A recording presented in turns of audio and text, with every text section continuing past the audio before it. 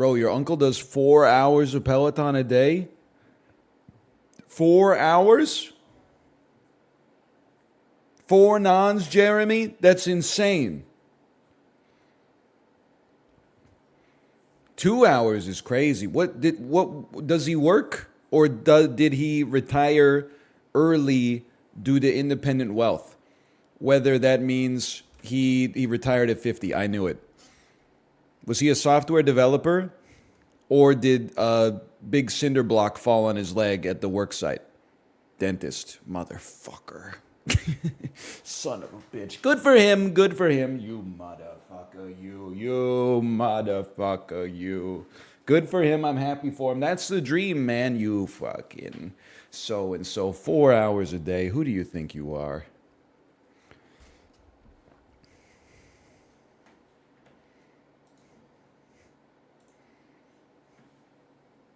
Bandel.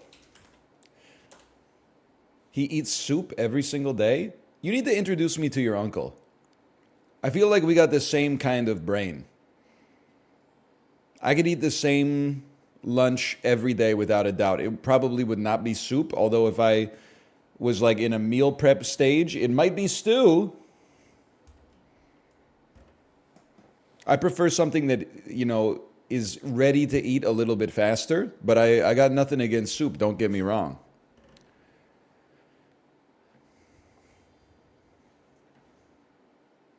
Soup is easy. Yeah, I mean, I know how to cook soup, You got to remember who you're talking to here.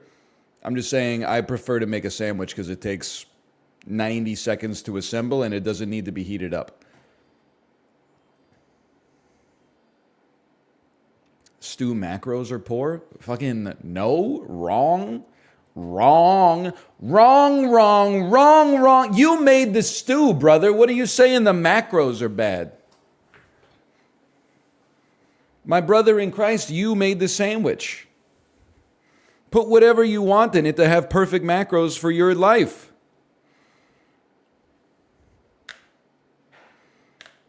Doesn't make any damn sense. Too much salt? Salt isn't one of the macros, dummy.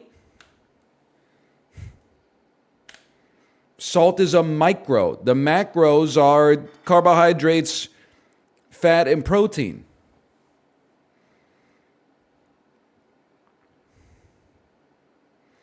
What the fuck you mean baked beans aren't number one? What about alcohol? Well, listen, if you track your calories, but you still drink enough to log it in MyFitnessPal, methinks the lady doth protest too much. That's all I'm saying. Maybe there's one thing you could easily cut out that would help you fit in a couple more chocolate-covered acai berries. That's all I'm saying.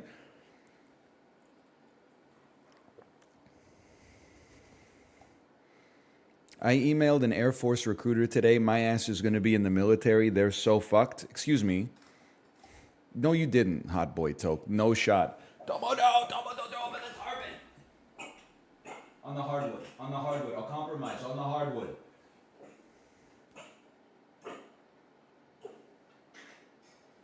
All right. He's usually got one more in him. We'll just wait this one out.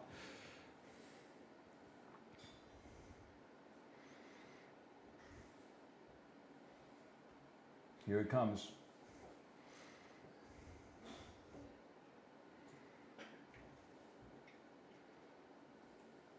You okay, buddy?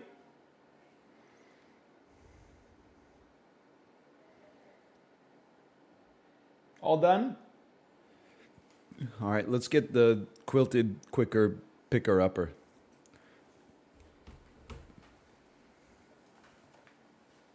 Hi, buddy. You okay? Don't step in it. What are you doing?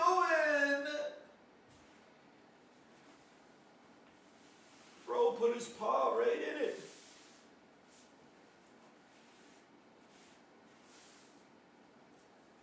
Hi, Tomo. Let me see you for a second, okay?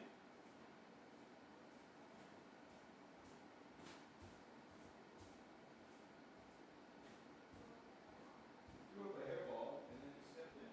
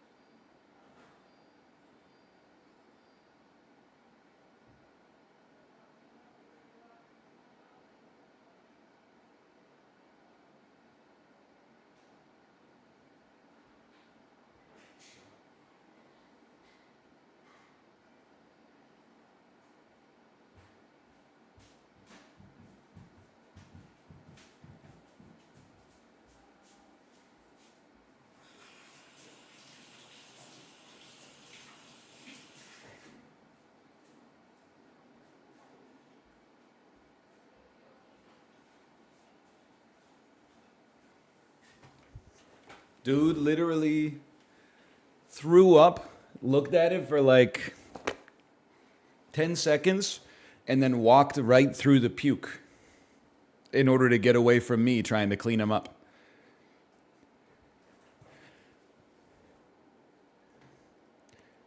The hell is he doing, man? 2009, 1.4 billion views. This is Party Rock Anthem. This is Lollipop.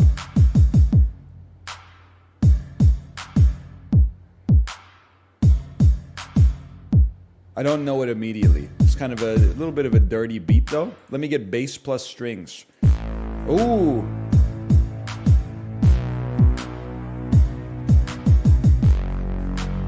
This must be a Lady Gaga song. No. This is Katy Perry. This is Firework. This is the chord change from Firework by Katy Perry. Katy Perry? No matching song found? Excuse me? There's no Katy Perry songs in Bandle? Did she do something to the Bandle owner? How is Katy Perry not in Bandle? She's one of the... It's Katy. She's not in there, bro. She's not in there. She's not in there, bro. Katy. That's crazy.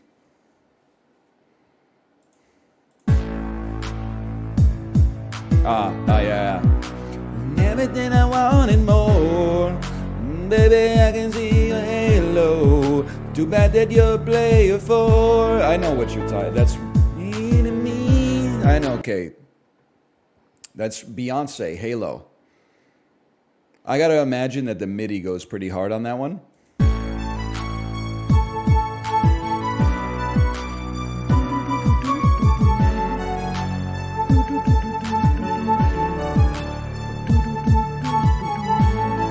Hey, Librarian, thanks for the gifted subscriptions. Thank you.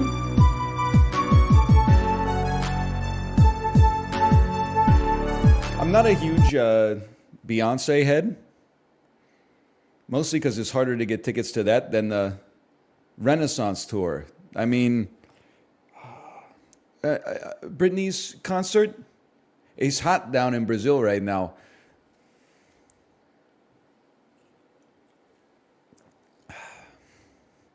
That being said, I do have to say, girl can sing, man. She can sing. I don't know if anybody's ever noticed that. She's got a heck of a voice. There was a little Beyonce on the Cody Rigsby ride today, right? Peloton heads. Countdown. It's an okay song. I'm not against it.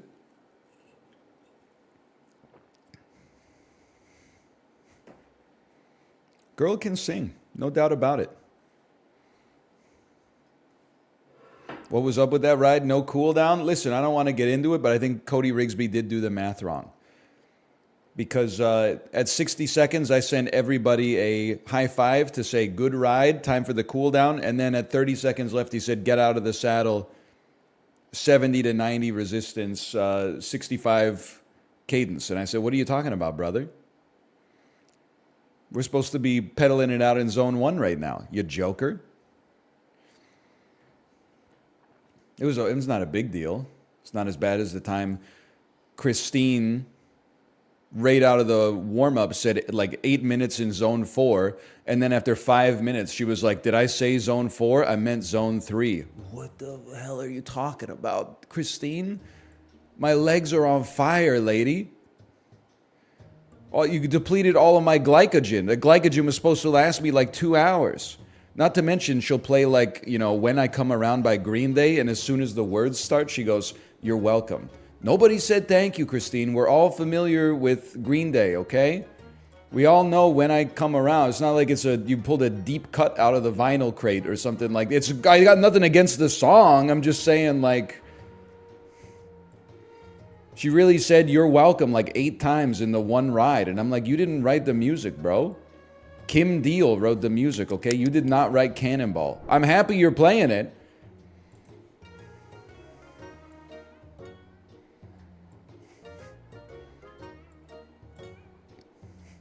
Your playlist saved me.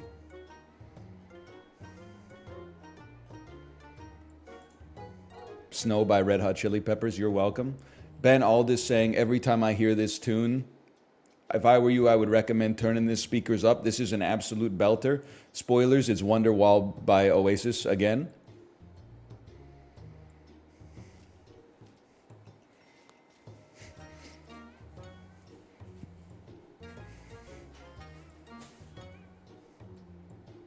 England.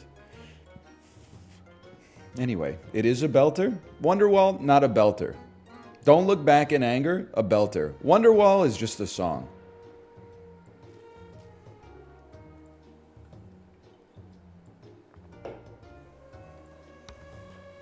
Not a belter. I do need to know though, because I feel like there's a generational divide on Wonderwall. I feel like Gen X loves Wonderwall. It's one of those songs like Semisonic's Closing Time that's in like the unassailable pantheon of good songs. I feel like millennials overheard it, and then also every pseudo-sensitive guy wearing a puka shell necklace learned to play it on guitar. It would always bust it out like at 1 a.m. at the house party. He'd be like, guess what? You've never heard of this one. That's, I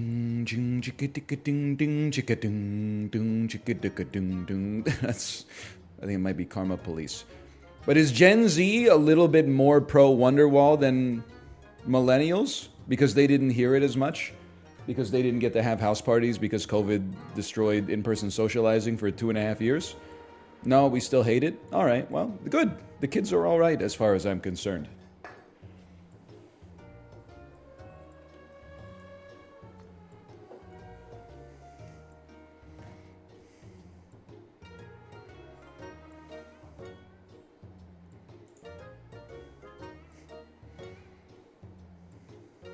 Good morning, NL.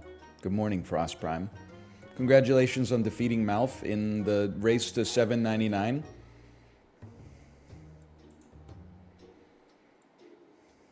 Is he really going to visit you in the United States of America as a result of that? How do you feel about the idea that that is a punishment?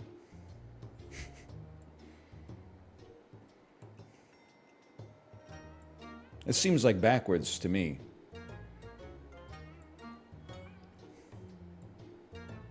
Hey, does Doppel work?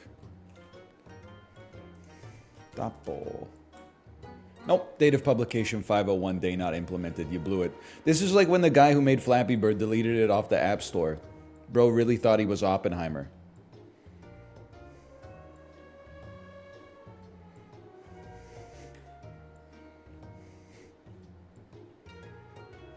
He was tormented? It is, I know he was tormented, but it is kind of funny looking back that you're like, why was bro waffling so hard over Flappy Bird?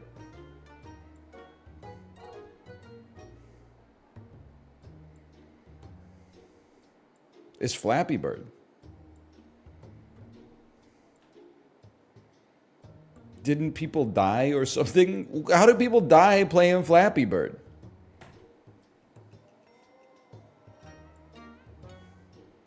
His family didn't respect where the money came from and disowned him. They really said, so I get that you're making 50 G's a day, little bro, but unfortunately it came from Flappy Bird. Get out of my house. That's crazy.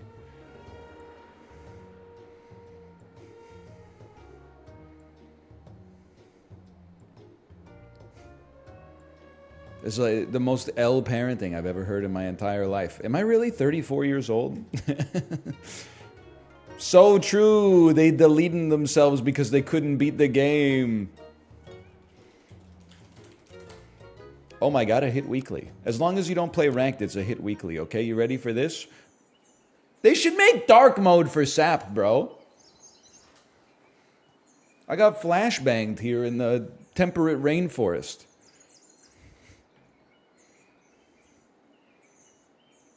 You're gonna give me a ferret?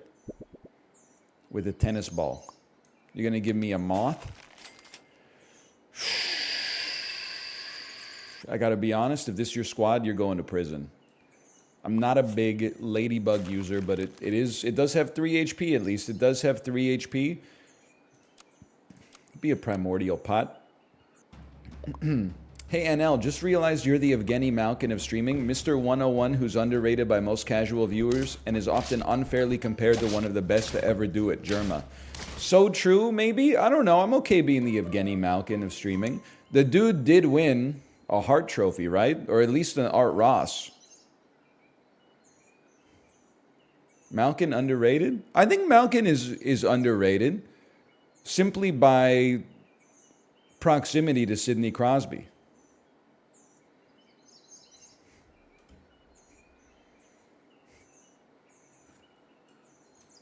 But Malkin's a damn stud, man. Ain't no doubt about it. Mayhaps. Maybe we don't need you. He's number 2 to Crosby, but that doesn't make him underrated. Well, I just mean underrated, you know, by sports fans, by hockey fans. Real ones know the power of Yevgeny Malkin. But I think if you're like of a certain age, like if you're like 21, you're probably like, Malkin's washed. He might be a little bit washed, but for like 4 or 5 years, he was a damn stud. And then for like 15 years, bro was very, very reliably productive. Anyway, he's basically my spirit animal, so please don't insult him. Maybe we'll try a jellyfish this time. I know it's a little bit crazy to try a jellyfish, but let's give it a try. Camel is of the utmost importance this week.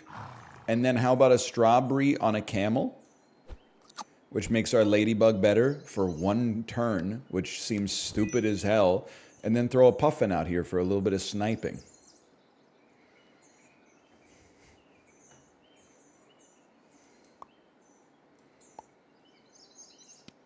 Could be worse.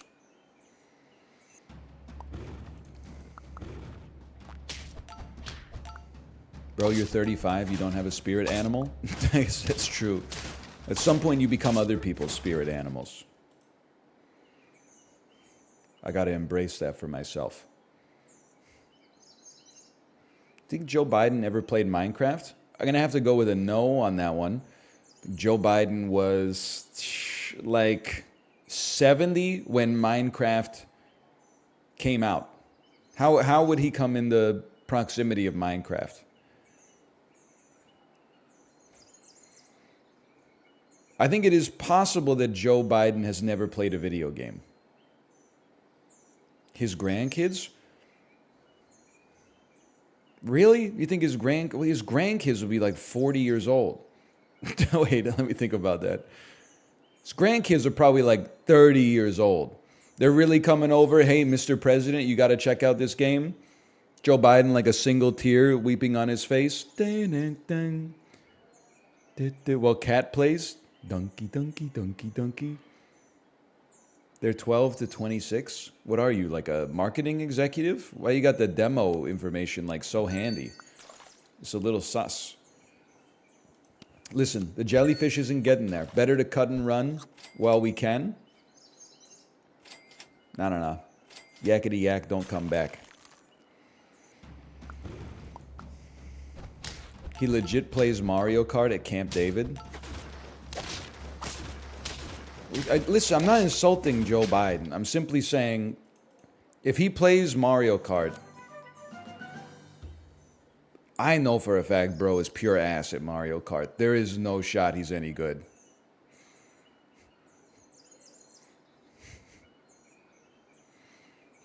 He was born like the same year that the Slinky was invented, okay? He's got the damn bumpers on. He's playing 50cc with auto steering. That's fine. He doesn't have to be a gamer. He just has to be the president. I'm just saying, like why are we talking about gamer Joe Biden? Here's the thing, is because we don't have proper representation. We need a real gamer president. No more of this, like, you know, half measure kind of nonsense. We finally need someone who represents our interests in the White House. Level 2 camel. If you give me a leech, I'm going to blank your dick, okay? I'm going to blank your dick. All you need to do is give me a freaking leech. It's worth it. That's why I said blank, was to leave some, like, you know, something to the imagination.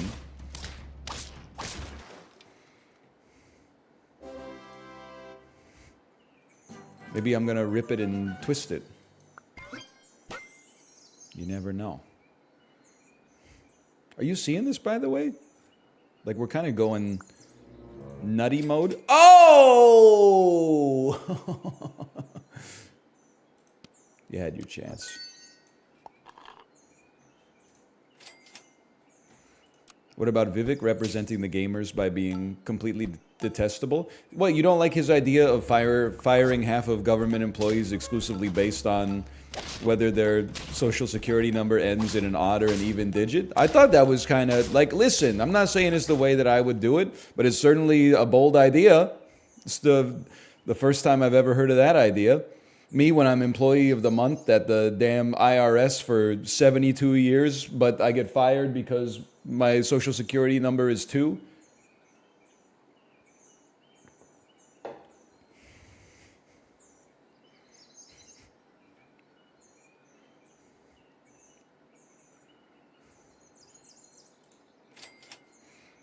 Me, if I have an even social security number and even gets pulled, this is ridiculous. This is unconstitutional. It will not stand.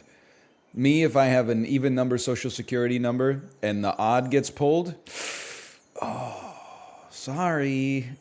That's like, I wish it was me. I wish it was me, honestly. I wish it was me. We're really going to miss you around here.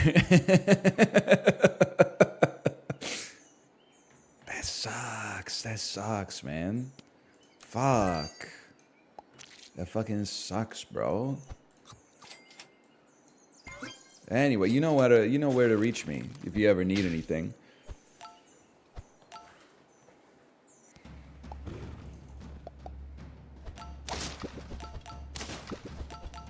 The hell is this? They took a blobfish. There's not even any pills this weekly, and it's gonna work. It's not gonna work. It's not gonna fucking... It's gonna kind of work.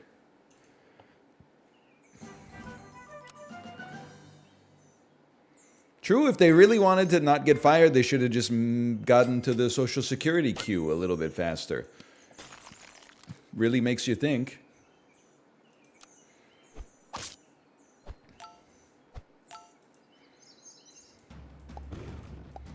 I did see... Oh, that's bad. They got their camel a little earlier than me. I did see that Librarian did the 50 nug challenge. You're really like, well, you're catching up, which I respect. The 50 nug challenge, it is a challenge, folks. It is.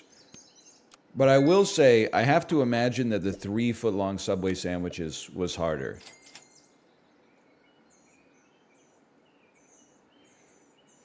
Let me think about this. Yes, 100%. Because, like, I think I did 52 nuggets or something like that. And then, like, later that day, I think Kate and I, like, went to her parents' house or something like that. Or we went to Corey's place. Like, it's not like I was screwed up for the rest of the day. Like, I was totally fine. I had, like, a little bit of a gut bubble forming for sure. It's one of those things, I wouldn't say it's like... It's not like a YouTube difficult eating challenge. It's more like it just is not good for you and doesn't feel great. 3-foot-long subs, that strikes me as a challenge, just in terms of sheer volume.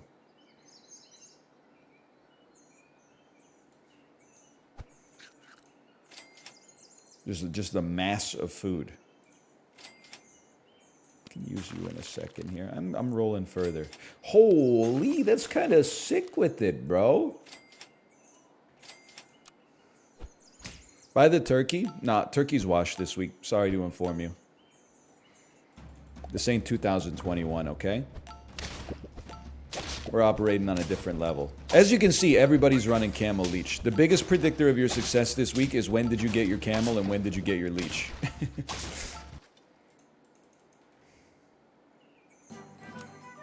Oh, 48 oysters it's got to be 2x difficult versus 50 nuggets. Like an oyster is got more of everything than a nugget. It's grosser.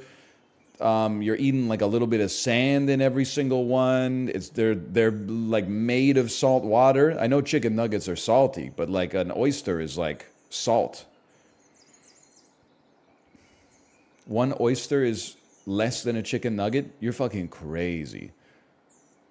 One oyster is harder to eat than a chicken nugget for sure. A chicken nugget, like half of the digestion was done for you when it was produced. An oyster just came out of the damn ocean.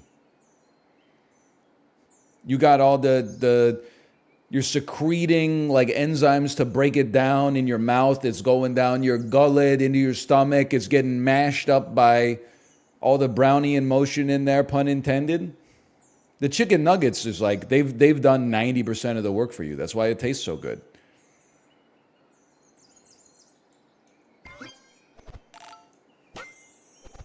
I love that for me.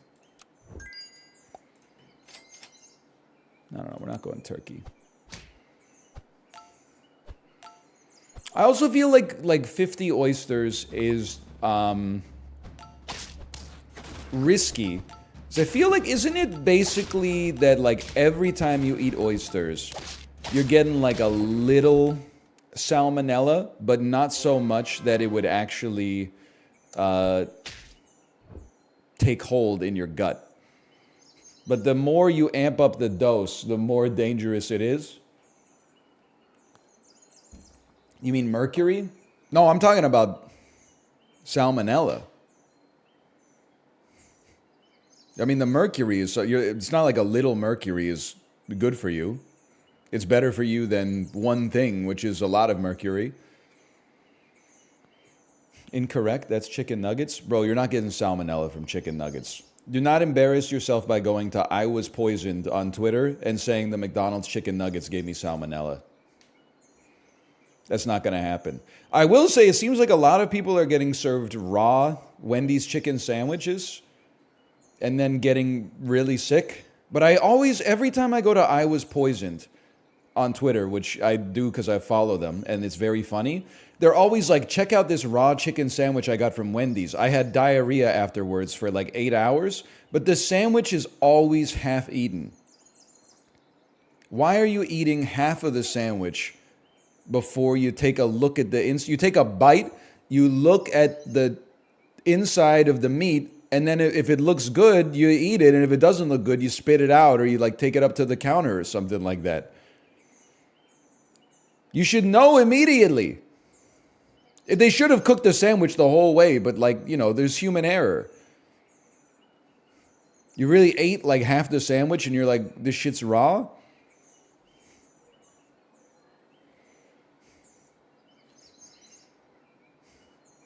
I spin tings. Thanks for the gifted subscriptions, by the way. Thank you.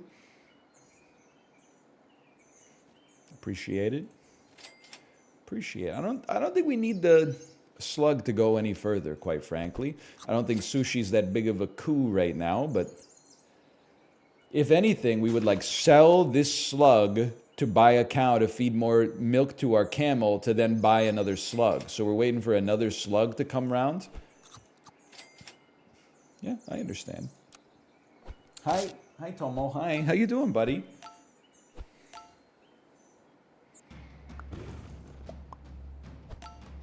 Would have been nice to have some death touch here. Holy cow.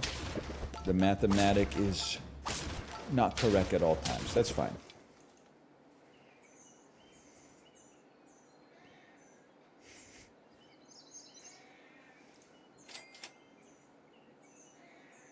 Hi, buddy. We kind of need this. We also kind of need a Spinosaurus. Yeah, he's a genius.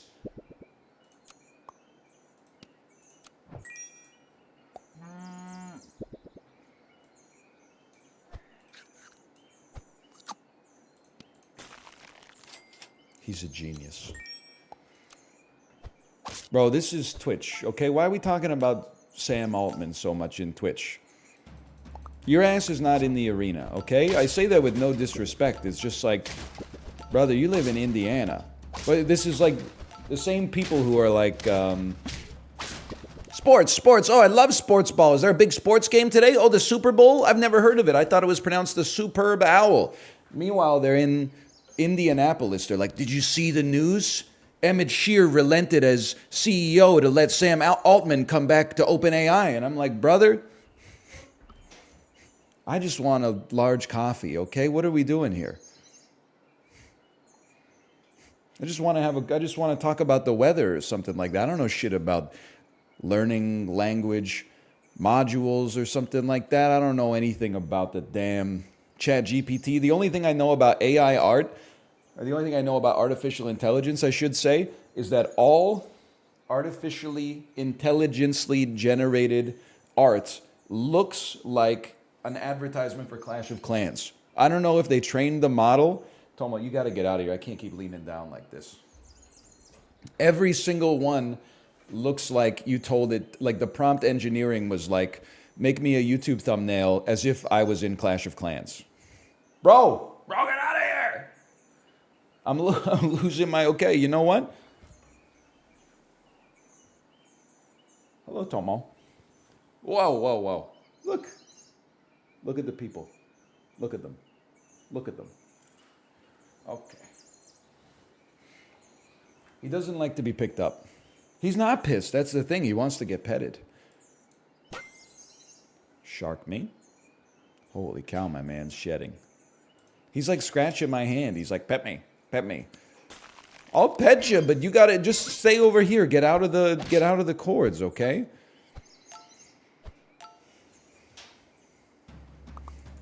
Come on, I want you to pet me. Oh, son of a bitch.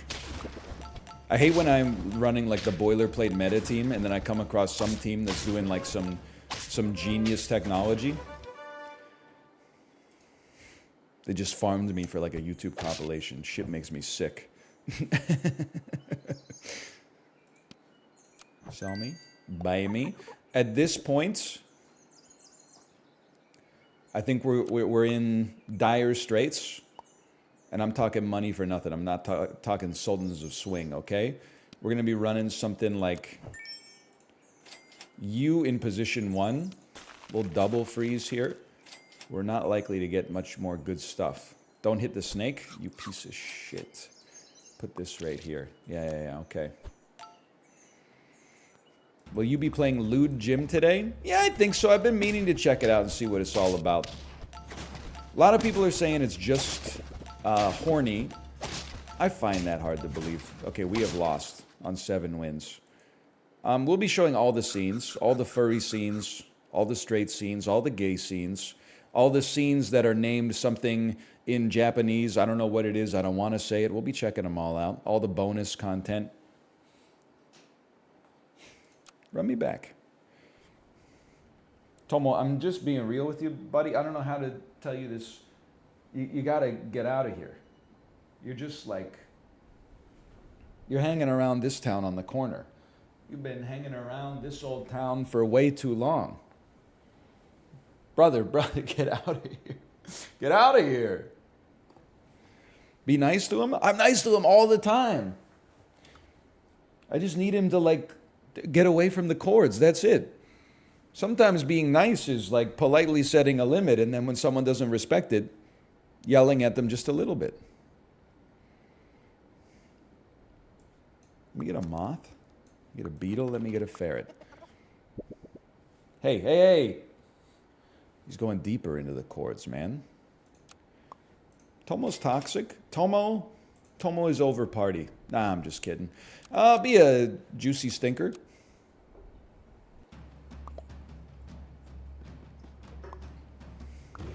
Cats do love electricity, man. It's kind of crazy.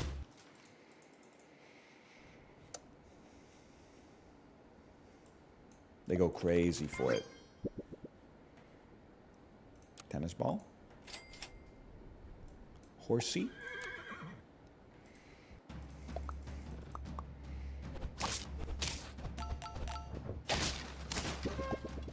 I don't have anything else to say, really. How you guys doing? Ruka never visits like Tomo does. It's true, and I love that for him. He visits me once my work is over. I go upstairs and Tomo's chilling, or sorry, Ruka's just chilling like on a chair or something. And I'm like, what's up, buddy? And he's like, not much, what's up with you? We eat lunch together and then, go about our day.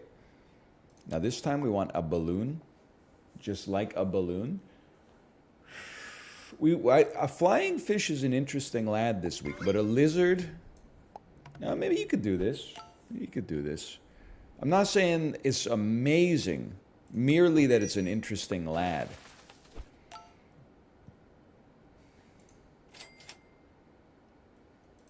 Not really a big horse guy. I love this, though. Okay. Maybe not a big moth guy. Isn't it ironic, don't you think?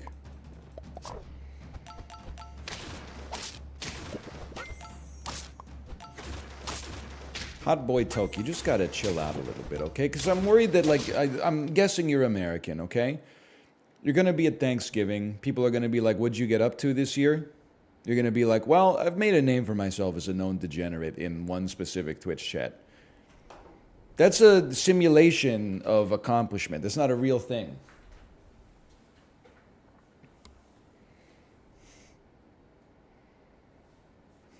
You could do so much better. Couldn't you be like a pseudonymous Twitter shit poster or something like that? They seem to do okay.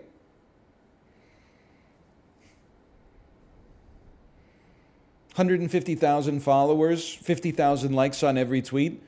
Profile picture is Jake Gyllenhaal holding a cell phone. You know what I'm talking about. A second flying fish. Interesting. Interesting. No?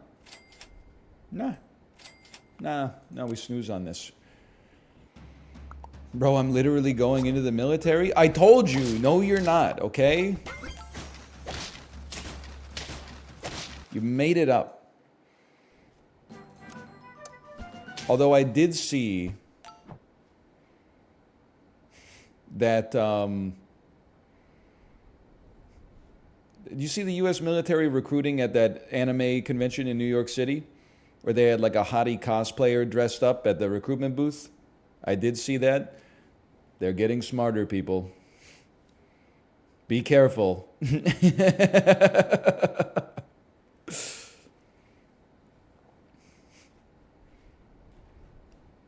Young men these days are not as interested in Dodge Chargers as they used to be.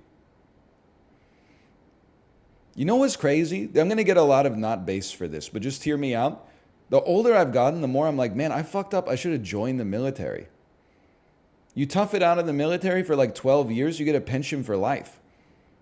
No wonder so many people join the military. As a teenager, I was like, I'm never going to join the military. That seems like it sucks. Now that I'm 35, I'm like, bro, if I joined the military, I would have already been out right now, and I would have been sucking on the taxpayer teat for the rest of my life. You have the cushiest job of all time, and you're saying you should have joined the military? Yeah, I wouldn't have been one of the guys I was a little portly. They wouldn't have put me on the ground. I would have been in a chair somewhere. I would have been like the guy in charge of ordering the MREs or something like that. Plus, I could be doing this while also getting that sweet pension check, man. Then I'd probably be one of those like FPS streamers who's like, we don't need to go there, but you know what I mean. I said he was at 215, bro, 215. I called him out. There's a chain of command here.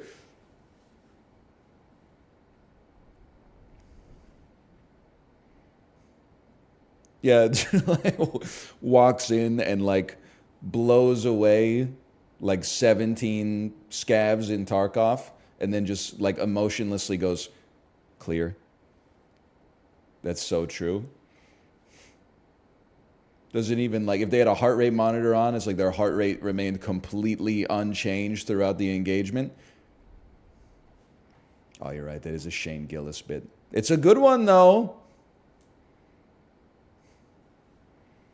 Okay. You always have to take a leech. And if you drink Coke Zero, you always have to take a leak. I don't make the rules.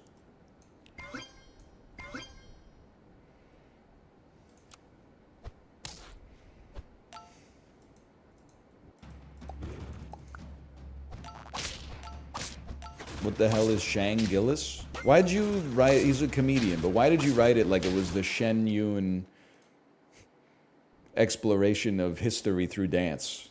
Shang Gillis. Oh, man.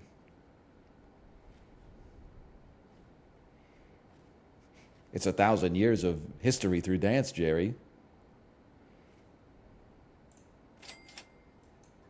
Yeah, we know it's propaganda, okay? This ain't my first year on the internet.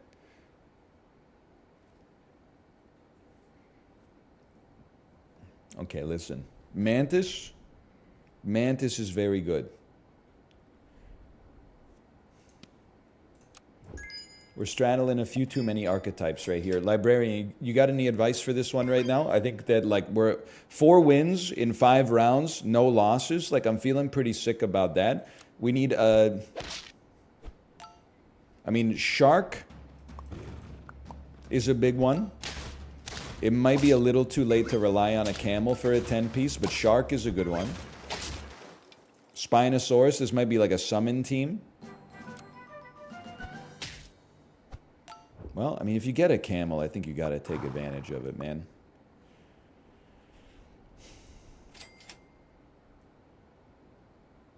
I don't really want to buy Salt Shaker, honestly.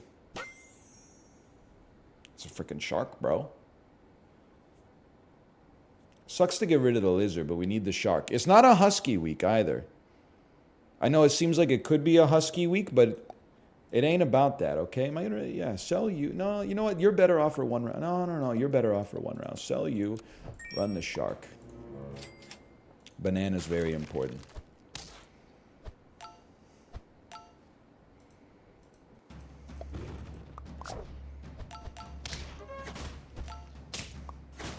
What did they do to the Beetle? Me when I see the new Beatles song. It's the laziest joke of all time. What did they do to the Beetle? Me when I get involved in the Paul McCartney's actually dead conspiracy theory. Okay.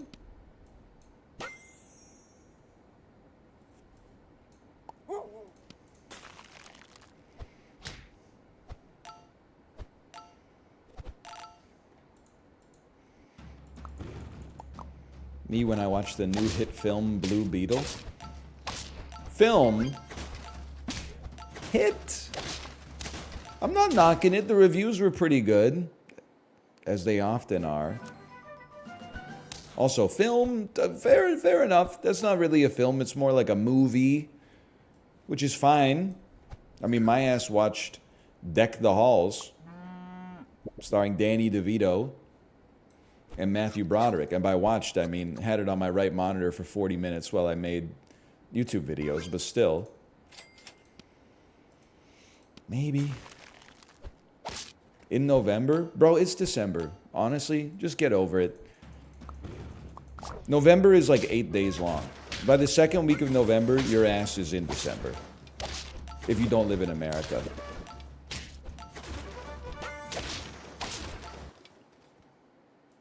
We haven't even had Thanksgiving. Yes, the fuck we have, by the way. This is a big one. Coconut gun. Oh, we're going, man. We are going. Yeah, you should have had it in October like a normal country. Exactly. I don't know if I would describe us as a normal country. You could be less normal.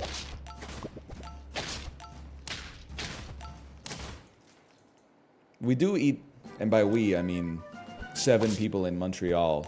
We do eat spaghetti on top of our pizza, though.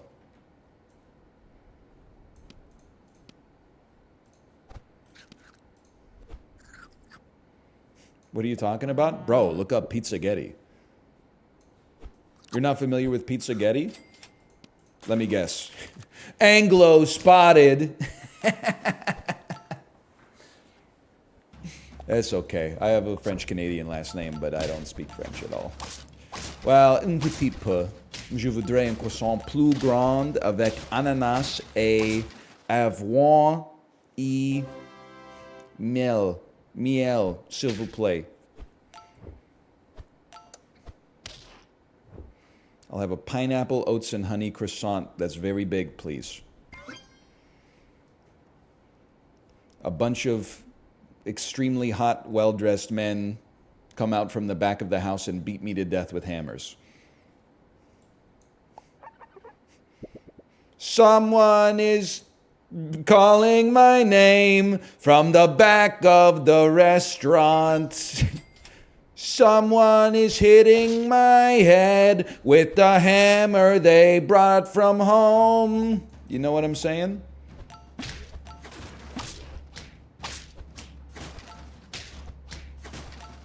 Leech Camel, man. No, it's a song by the Killers. Oh!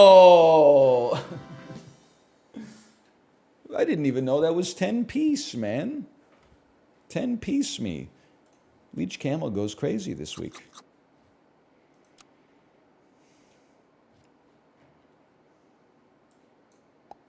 Good order on this one. Yeah, really good order on this one. How many times have I played this game? 1,000? Yeah, it seems about right. Actually, it's probably an understatement. Desperate Housewives! The Killers may be the most Christian rock band of all time. Fate used to be believable, okay? First off, they're Mormon, which is not Christian, I think.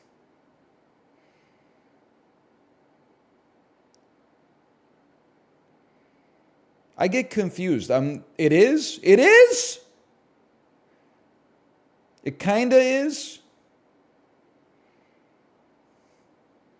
What's Catholicism? Christianity is like the kingdom, right? And then Catholicism and Protestantism and Mormonism are the phylums. Where are the Anabaptists?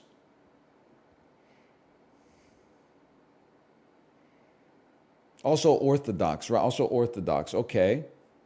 Anabaptists are Protestants. Okay, what about the Amish? The Amish is like is that a class now of Anabaptists?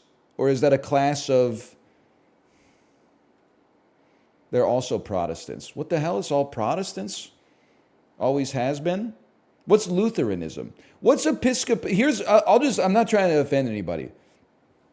The way that I look at religion within Christianity as someone who knows almost nothing about it, maybe there will be some humor here. We can all laugh at ourselves.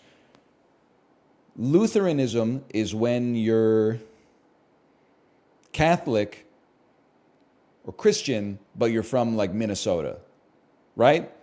And then Episcopalian is like when you're Christian, but you're kind of like, you do you. It's kind of like it's like a pasta primavera. It's like if you want to put vegetables into it, that's fine. If you want to use fish in the pasta, that's okay. That's pretty true. What is Episcopalian? Hang on. The Episcopalian girl I went to school with would never cut her hair and could only wear floor-length skirts. When did you go to school? Was it like 1907? That's Pentecostal. I'm learning about new ones every single day, man. What's going on? I thought there were like 5 sects. And now I'm realizing there's like 500. Who won the Council of Nicaea? Was that like an Iron Man versus Captain America type John? Who won? Did Iron Man think that the Father, the Son, and the Holy Ghost were 3 distinct entities? And Captain America was like, no, they're all just symbolic representations of the Lord? I don't know about any of this shit, man. That's pre-Protestantism? Holy cow. I don't know anything about this shit, man.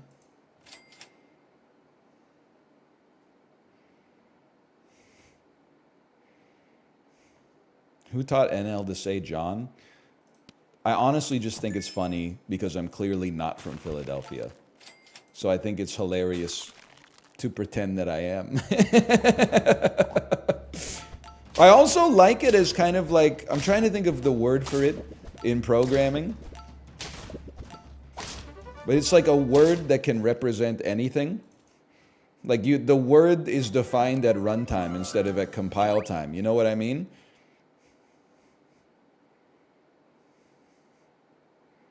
It's like you can insert John into any method. Sometimes it'll behave as a noun, sometimes it'll behave as an adjective, sometimes it'll behave as a command or a threat.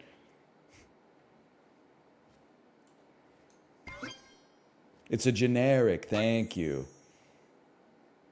By the way, Philadelphia users, they said it was generic, not me, okay? We've made the programmers angry. We've made the Christians angry. Who's next? I was going to say Ohio, but I think the first two categories probably covered most of the state anyway, so no. French Canada, that's true. I've made the French Canadians angry. No, I was supporting the Francophones.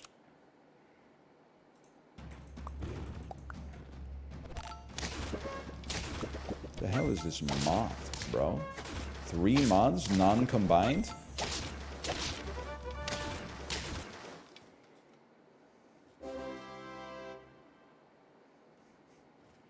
People from Philly are mad? I think Philadelphia viewers kind of vibe with NL. We have a lot of, I'm trying to think of the right word. Why is an apple frozen, bro? What are we doing here? Both of our cities are famous for taking sports a little bit too seriously. Now, Philadelphia much more so. I know that because anytime I bring this up, people are like, that's not exactly how it went down. But like, didn't you throw batteries at Santa Claus? People are like, the people, that was a small subset of people and they brought the batteries from home. It wasn't like they were given the batteries at the stadium. Only one guy ate the horse poop, okay? Stop with it. They were not eating horse poop. He was eating horse poop. I know what it's like. People still give me shit over the Vancouver riots. I lived in South Korea at the time. I hadn't even been to Vancouver at the time when that shit happened. People are like, at least my city didn't riot. I'm like, bro, do you know how much the demographics of Vancouver have changed since 2011? There's like 8 people living here now who lived here when that shit happened. The rest of them have moved to Abbotsford because shit's too fucking expensive. It's like it's a ship of Theseus, bro. It's like the city's the same, but none of the interior parts are equivalent. Okay, give me some of this.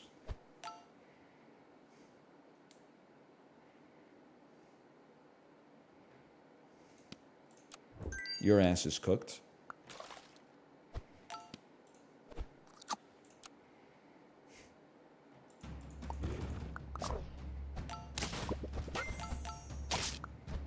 What's your favorite Pokemon, though? Good question. It varies. I don't know. So whichever one's in front of me right now. You made your one Abbotsford viewer mad? I don't have nothing against Abbotsford. You can catch me at Man Farms, okay? Getting the pumpkin from the pumpkin patch.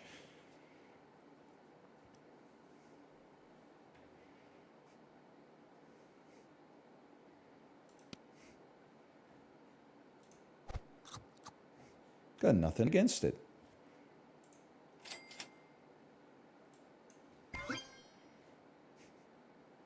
It's not in America. It is very close to the United States. It is not in America. In America, they have Fred Meyer. In Abbotsford, they have Save On Foods. There's a world of difference. Our countries are very distinct. Bet you thought you were doing something slick there, Kodiak 1. Bet you thought you were doing something slick.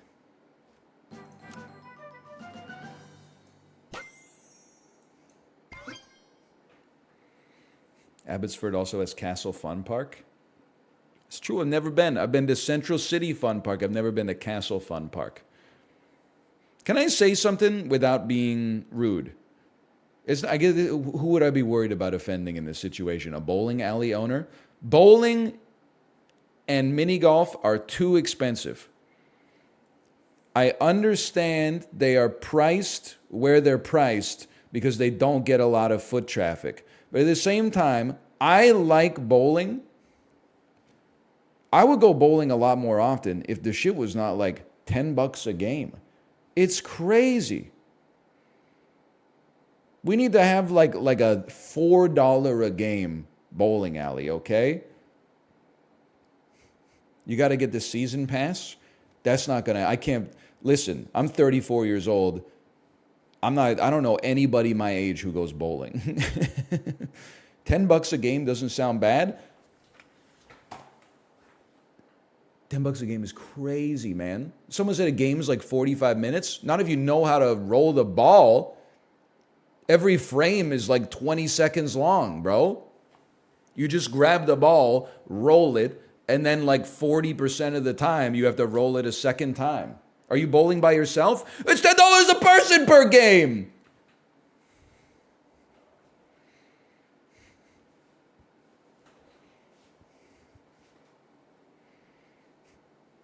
You got to rent by the hour? I'm not having like a 8-year-old's birthday party, bro. I'm just trying to clang some pins together.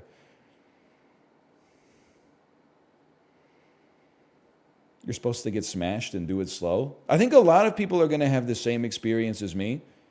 I have never had an alcoholic beverage at a bowling alley because I think I have been to a bowling alley probably 97.8% of my lifetime spent at a bowling alley was before I could legally drink.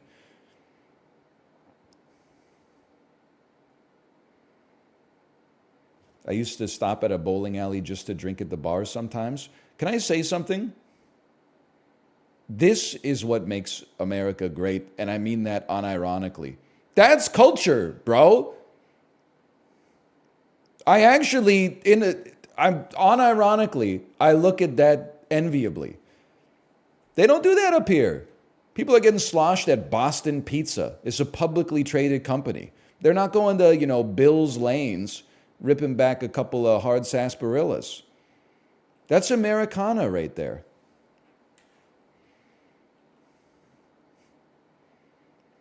Sound of the pins smacking. Oh, man. I got to go bowling. Kind of true, I went to Boston Pizza for beer like a month ago. That's Canadian culture. It saddens me a little bit, but it's what we got, man. Canadian culture is saying Boston pizza sucks ass, but the pierogi pizza goes kind of hard.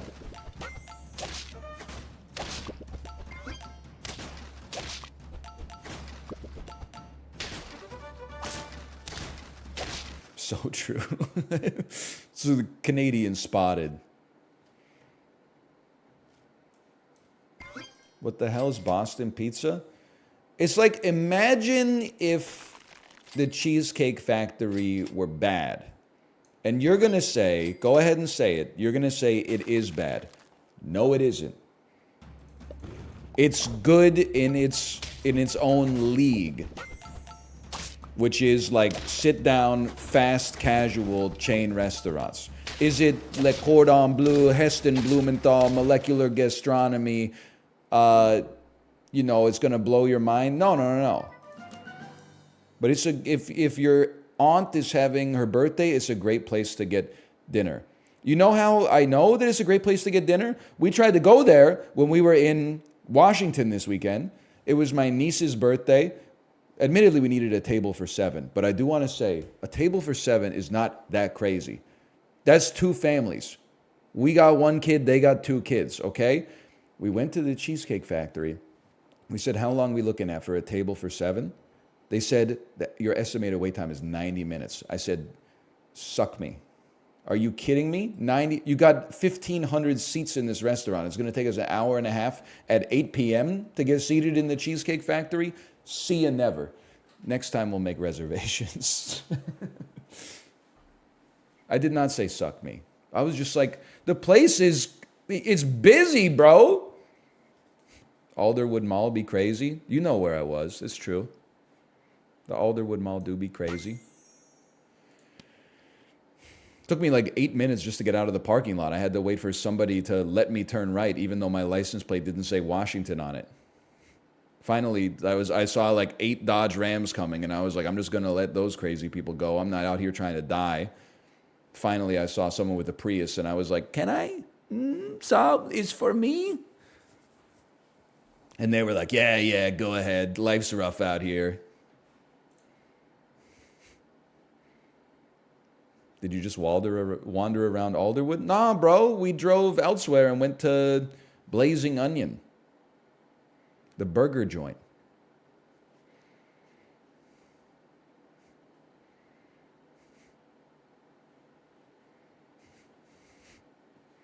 Was it good? It was pretty good. Didn't blow me away. It was okay.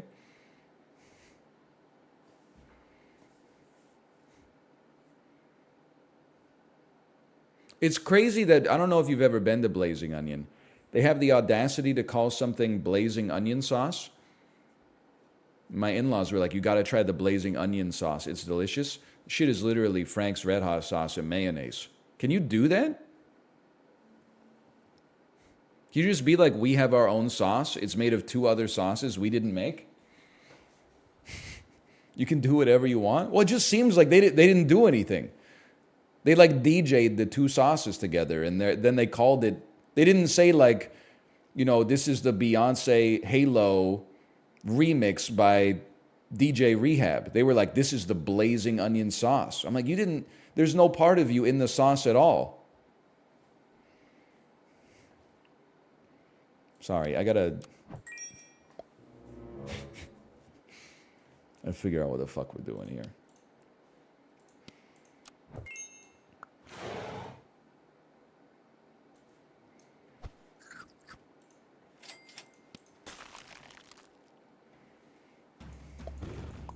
I'm not saying DJs are all frauds, okay?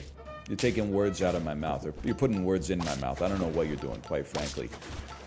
All I'm saying is that if a DJ took a song that they didn't make and they were like, check it out, we changed the name so it's my song, I would be like, no, you didn't.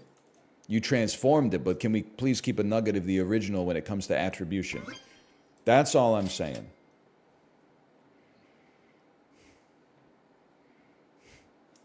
A sample is a different thing, but they did not sample the Frank's Red Hot, okay? The Frank's Red Hot was the dominant element. It was a cover of Frank's Red Hot at best.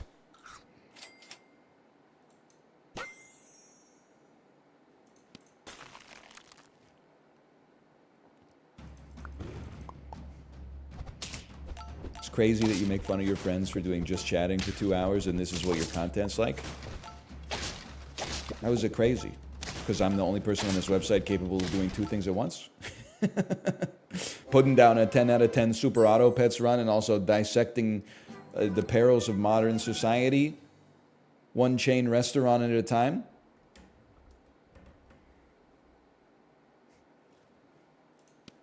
Makes me sick. Kick his ass out? I think they were joking. I'm giving you an out. Go ahead, say it. I was joking. I didn't mean anything by it. All right, apology accepted. Don't let it happen again.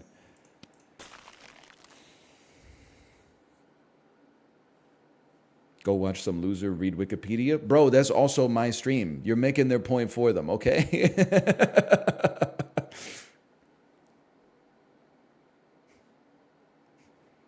Careful. It's like you're defending me, but your defense is like more offensive than the offense was in the first place. We're putting it to the test this week. Can A non-leech camel team defeat leech camel. I don't know. I lost confidence in my expression halfway through. This one can't.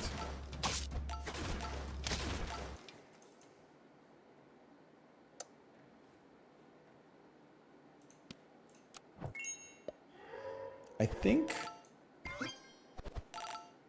we need... It's not that bad. I mean, we kind of needed a mantis like 4 turns ago, but... That stings. This is mantis shark. They got my exact team, but 10 times better. Makes me sick. Dude, in my class, a couple of classmates uttered the words, TikTok is a more reliable source than Wikipedia. That's pretty insane, to be honest.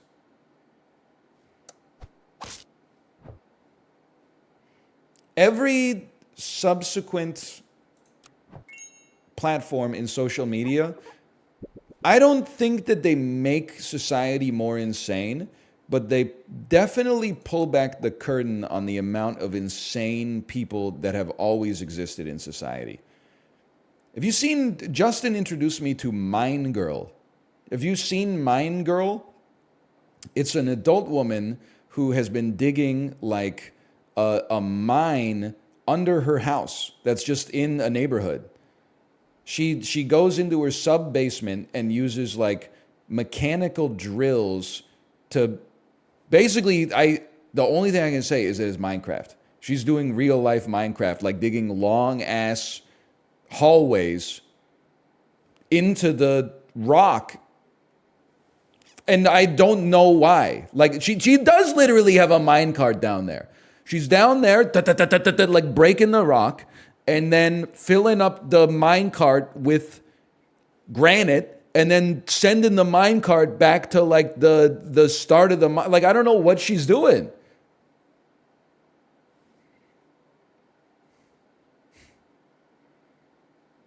She's just compelled to to make the mine.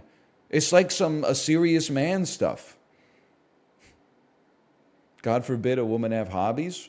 I didn't say it's not cool. It is cool as long as you ignore the possibility that like all of her neighbors' houses are going to collapse. Like she keeps getting asked questions about like, you know, aren't you worried about your neighbors' houses collapsing? And she's like, no, idiot. I use like rebar and 2x4s to reinforce the mine shaft. And I'm like, oh, if my house was over top of the mine, I'd be like, oh, thank God. She also knows what she's doing, like to some extent. Like she's obviously engineering minded. Like she's not just down there with like an IKEA cordless drill plowing through the earth. Like she's got some real know-how. I don't think she should be doing it. Have you seen Eel Pool Guy? I have seen Eel Pool Guy. Guy who lifts up like a grate in front of his house, and then there's just a shallow pool with like hundreds of eels in there, and he goes down and throws them food. These people have always existed. There's more of them now because of the fact that there's just more people in the world. But when YouTube came out, you know, you'd see some people doing some crazy stuff on YouTube. You'd be like, holy, I didn't know that this kind of community existed. And it just keeps going. They ratchet it up like every 10 years.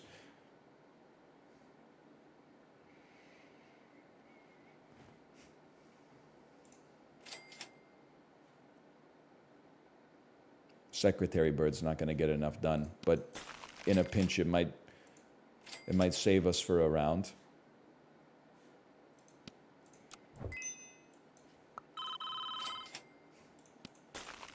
Money calling. Hang on, I got to take this.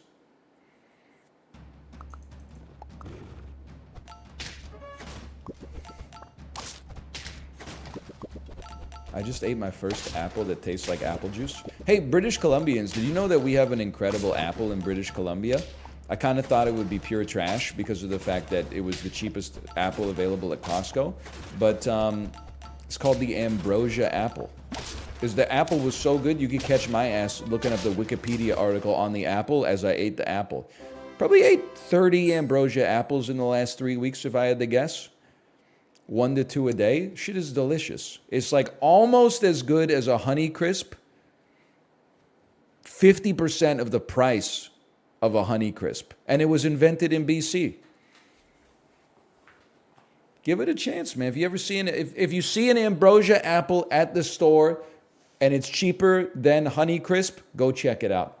If it's the same price, you should probably just get the Honey Crisp. But I'm telling you, don't sleep on the ambrosia.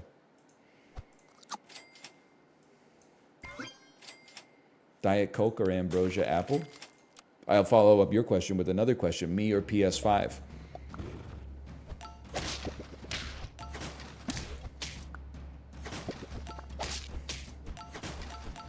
Always makes me laugh whenever I see a post that's like me or the PS5.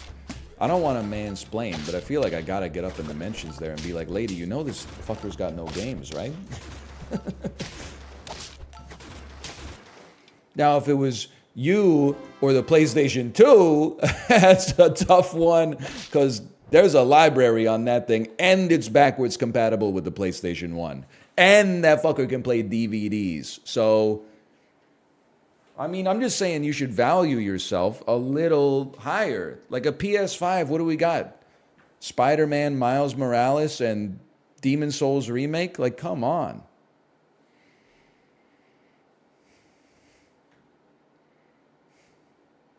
Gran Turismo? Gran Turismo.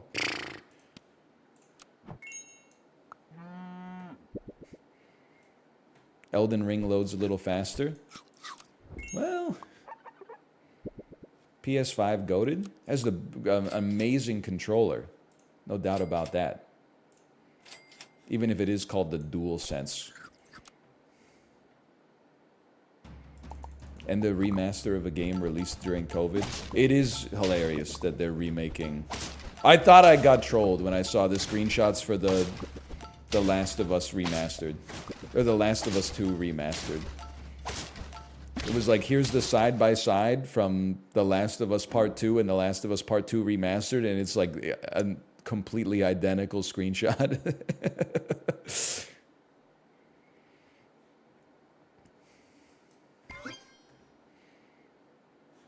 Shameless.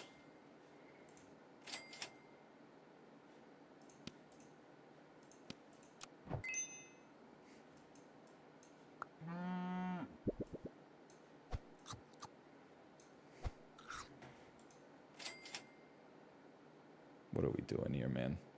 Friendly toy repeats its ability? This might be a rare... Puma's a lion, huh?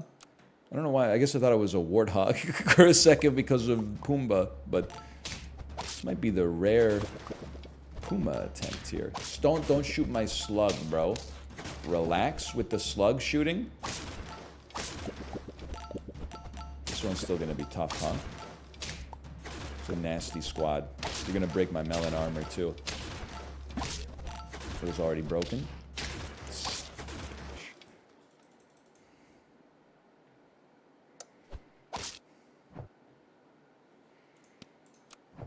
This is what it's all about right here. It's winnable. It would be nice to get a melon armor on the orca. That's not going to happen. I'm not buying coconut armor. We'll try the Spinosaurus instead. We're fucked. This is the strongest team I've seen this week. Let's take my 9, though.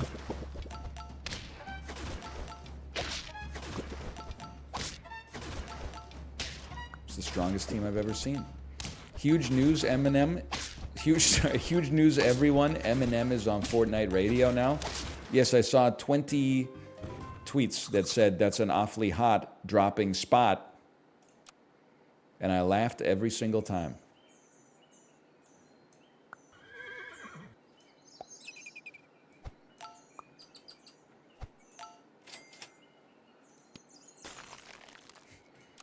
My toilet, I can't? What does this mean?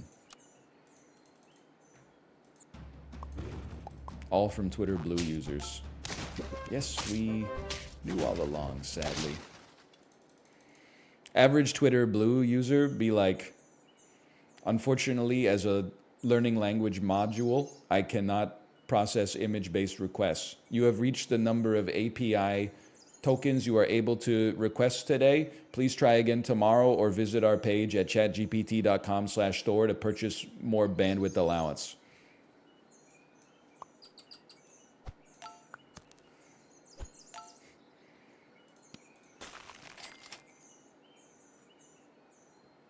You know, I think we'll try this.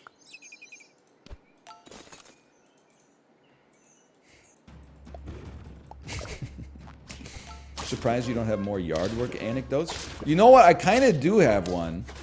So I have fully settled into suburban life. Except for last weekend, the previous 3 weekends, I raked the leaves every Saturday. Sunday through Friday, trees shake, the leaves fall off. I let them pile up. Then on Saturday morning, I rake the leaves, put them into the organics bin, and I look at my outdoor area and I say, it looks nice. And what has made it even better is that my neighbor right next to me had been on vacation. So I've been watching their leaves pile up for like a month. I wake up, I look out the window, couple of scattered leaves on mine, enough to be autumnal, but not like, it doesn't feel like it's gonna screw up the concrete or something like that. I look at theirs and it's just piled up like Tony Hawk's Pro Skater. Like you're gonna crash into that to get a secret hidden videotape or something. And I've been like, I'm a god. I'm a genius. So every Saturday, I was raking leaves for like 90 minutes, right? They came home yesterday, and then like an hour after they came home, 3 dudes with diesel leaf blowers came, and in like 6 minutes blew all of their leaves into one big pile, put it into a garbage can, and then drove off, and their shit is looking pristine. I apologize. I was not familiar with your game. You had it all figured out. Now, I enjoyed being outside, getting a little exercise, and, as Cicero said, a man only needs 2 things, a library and a garden. Library, of course, is YouTube, skibbity toilet, and the garden is raking the leaves. That being said, I was like, damn, that would have saved me a lot of time.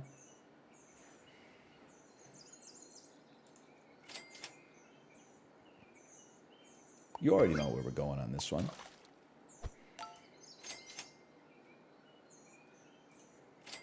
Yes, sir. I don't like these. These are not good units. This is a good unit. Yeah, raking leaves kind of...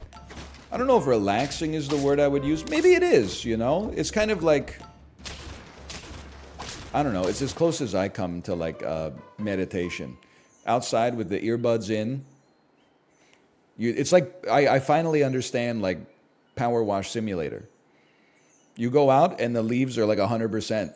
And then every time you rake the leaves, like every single rake takes it down like 0.25%. So after 400 rakes, you're like, oh, look at that.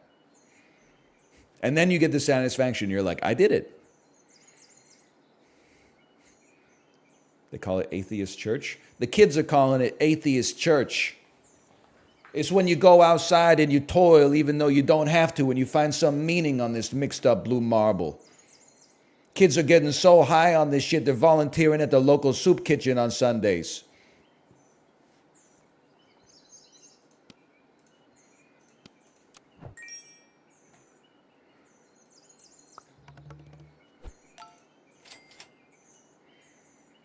Are your children toiling?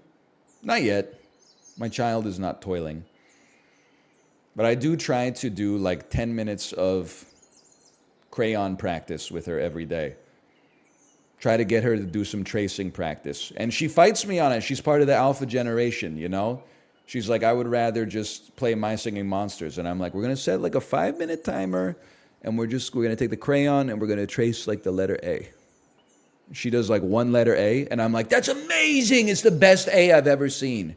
And then she does like 1 arm of the second A. And she's like, I don't want to do this anymore. And I'm like, I know, get used to it. I would rather be looking at my phone right now too than trying to force you to learn the alphabet, even though you're going to learn the alphabet anyway. But you got to fill your time with something, okay? How about something good for a change? How about something half decent for a change? How about a unit that gets the blood pumping?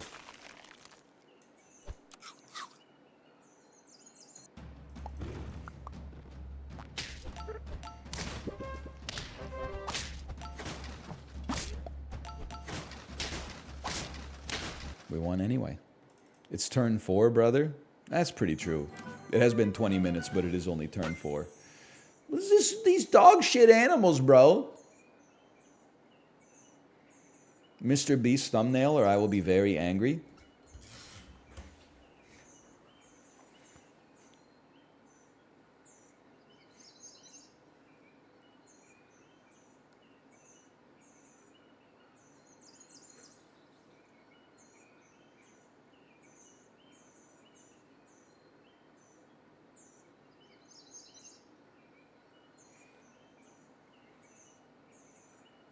Something like that.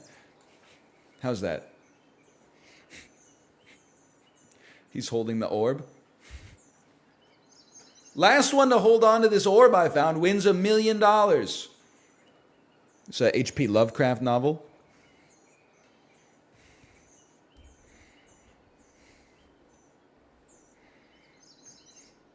But when he was, I don't watch Mr. Beast videos.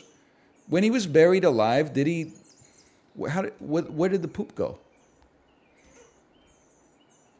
I saw the tweet that was like, where did the poop go? But it's a good question. Where did the poop go? The dude was in a coffin for 7 days. He said he didn't poop. I don't buy that, Mr. Beast. Your average viewer who's like 13 years old might buy it. I don't believe he didn't poop for 7 days. It doesn't make sense.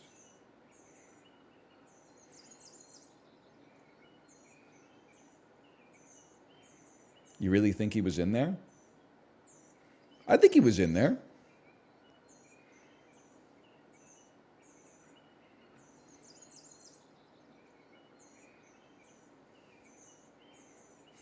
I mean, you don't have any evidence that he wasn't in there.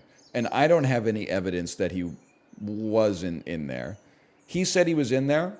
I'm going to believe him. 7 days? That seems doable to me.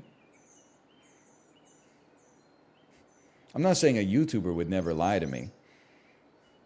I'm kind of saying, you know, Mr. Beast is already on top.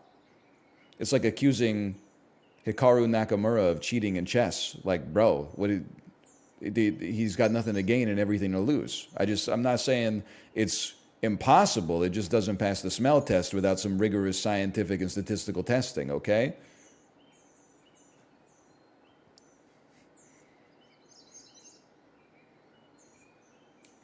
That has never stopped anyone. You don't have evidence, man. You don't have evidence. Listen, I'm not saying you got to hand it to Mr. Beast. I'm just saying we can't be like he didn't really do it without, you know, some. If you saw him down at the damn Wawa when he was supposed to be buried, that's one thing.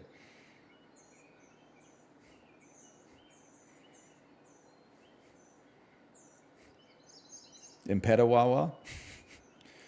We're assuming based on common sense. I would just spend the week in the coffin, but I would not be coy about it. I would tell you where the poop went. I would be like, I pooped 3 times, and like, I wore a diaper, and then when I pooped in the diaper, I took the diaper off and threw it in the corner. They'd be like, didn't that stink? I'd be like, yeah, but I was in the coffin for 7 days. Like, I got bigger problems. I'm in the damn coffin. Yeah, it smelled bad. It was like, it should be so lucky to smell bad, so I have something interesting to remark upon in my brain for 7 days of solitary confinement.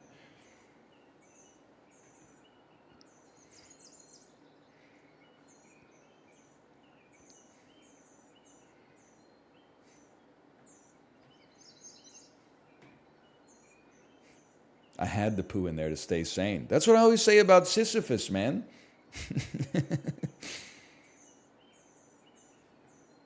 If they really wanted to punish him, they should take away the poop. Did I tell you my niece was roasting Mr. Beast? She was saying, like, she tells her friends at school that she has a famous YouTuber uncle. And then I'm like, oh, they're probably disappointed when they find out it's not Mr. Beast. And then she was like, I don't like Mr. Beast. I don't like his videos, and his chocolate bars cost like $10 frickin'. I was like, oh, shit. I had no idea. It runs deep, bro. She's spitting.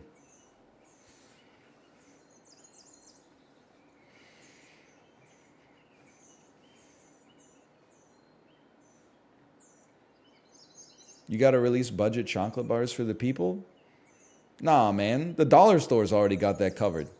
You ever go out for Halloween trick-or-treating and you like expect to get a Kit Kat and then they hand you like some kind of, it's a 1 nanometer thick chocolate bar wrapped in like paper that has like a clip art picture of a lion on it or something like that? That's the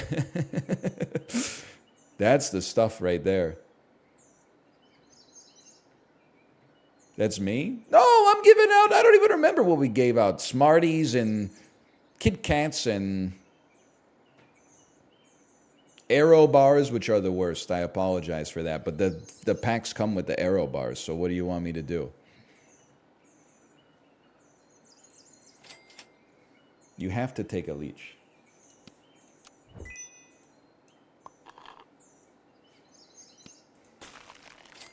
Arrows go so hard. POV, you are from the United Kingdom. Tell me I'm wrong. Tell me I'm wrong. That's true, I am. You didn't even have to tell me. I already knew. If you are an Arrow enjoyer, 100% you're British. People from England always be like, oh, have you ever had Rolo?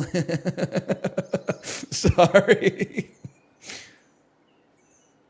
I mean, I don't need to apologize. It's just a statement, but like, you know. Oh, have you ever had Jersey milk? Jersey, bro, please. I know we're talking about Snickers and Wunderbar, Butterfinger, Crunchy, Mars bars. You ever have a Jersey milk? Well, what's inside of it? Nothing, bro. It's just chocolate. What the hell? You ever have an arrowroot digestive biscuit? Come on. What the fuck you mean baked beans isn't number one? Oh, man. It gets me every time. It does, doesn't it? 333. Me. Smith will suffice. Me. Oh! Hello, Drew. Hello, Mimi. Did you know Thanos was only 26 when he assembled all 6 Infinity Gems? Shit's gonna make me cry. Bro should have been at the club. We win these.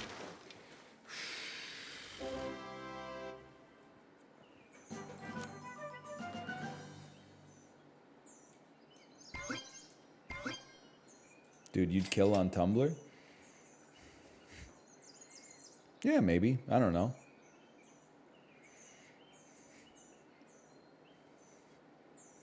What's your least liked chocolate bar that you do like? Okay, what's the least liked chocolate bar that you do like? I don't eat a lot of chocolate bars. I prefer the salty snacks. But I would say that the gimme is Bounty. I'm a coconut enjoyer. And Bounty is a heavily coconutted chocolate bar.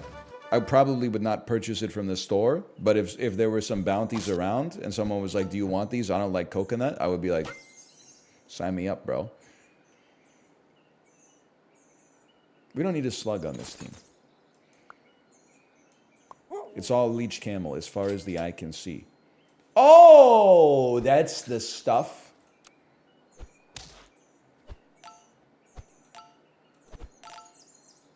I don't think that answers the question. Well, I don't know. I don't eat that much chocolate, so I don't have strong chocolate opinions, I think. I'm not sure if that's the answer you want, but it's the answer that exists in reality. Someone did say eat more. And that's true. Do they have Eat More in the United States? Eat More is like a quote unquote diet chocolate bar that is basically made of like dried fruit, nuts, and chocolate. And it is kind of like eating like a sawdust board, but it's kind of fucking good. It should not taste good, but it is kind of tasty. Want to eat more chocolate bar? It's a chocolate bar made by Hershey. Consists of dark toffee, peanuts, and chocolate. It was created in Canada on July 1st, 1987. This shit was created on Canada Day. Doesn't get more patriotic than that. Wikipedia article doesn't even have a picture. Listen. How was this shit? Oh, it was acquired on Canada Day. It was invented in like 1906. An early 1930s this is the most Canadian sentence I've ever read. An early 1930s contest to name the chocolate bar, the winning name was Eat More. Take me back, man. Life was just simpler back then. Was won by Angus B. MacDonald of New Waterford, Cape Breton Island, Nova Scotia. His prize was an Art Deco style clock fashioned to look like a measuring tape. Holy, there's a lot to unpack there. His prize was an Art Deco clock fashioned to look like a measuring tape. It is chewy and comes in a yellow wrapper. It is also rectangular and flat and stretches when eaten. That is true. A caramel version was also launched in 1995, which replaced the dark toffee of the original with caramel of a similar consistency. It was the same size and shape as the original Eat More, but it came in a copper-colored wrapper. It has since been discontinued. There's not a whole lot of information on the Eat More chocolate bar. I would say Eat More is to chocolate bars as Munchos are to potato chips. It's like they're definitely a potato chip, the same way Eat More is definitely a chocolate bar, but it's like unlike any other entrant in the category. I love Munchos too, man. I don't know what it's all about. Like I don't know what happened at the Munchos factory, if there was like an accident and that's how they turned out the way they turned out, but I do like them.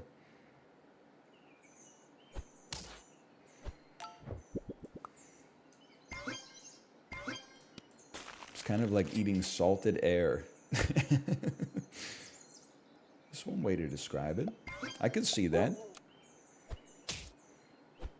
Stop talking about Munchos like they exist. Bro, it's like the ultimate gas station food. I haven't had a Muncho in a long time. Do Americans have Crispers, by the way? Or is that a... Because Canada is weird in one way only.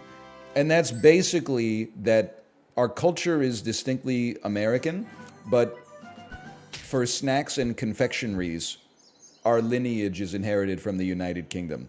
So sometimes I'll be talking to Americans and I'll be like, bro, you ever have a Mars bar? And they're like, I've never heard of it. And I'm like, are you insane? It's the second most popular chocolate bar in the world. And then you find out that it's like only in Canada and England or something. We have Mars here? All right, never mind. I must have been thinking of something else. You don't have Crispers, apparently. And that's blowing my mind. Because Crispers are freaking tasty, bro. I like the way we got this set up, honestly. What is a Crisper?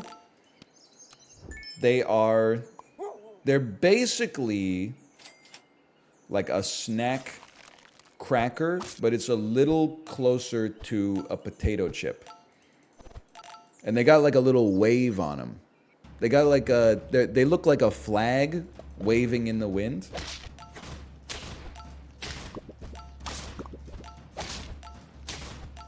Like Lay's. It's a different sort of wave than a Lay's, but... Wait, we're going back to the Mars comment here. Apparently the US doesn't have the same kind of Mars bars. Your Mars bars are what our Milky Ways are. Our Mars bars are chocolate, and then inside is like extruded It's called nougat. I don't know if anybody knows what it's made of. Some kind of like synthetic marzipan or something.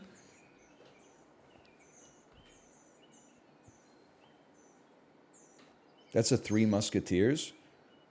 That shit's crazy, man.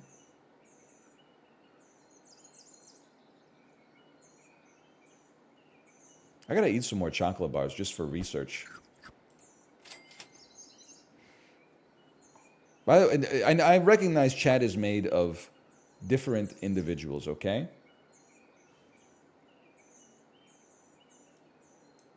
I do want to say, anytime I talk about bananas, people are like, I don't eat them, there's too much sugar.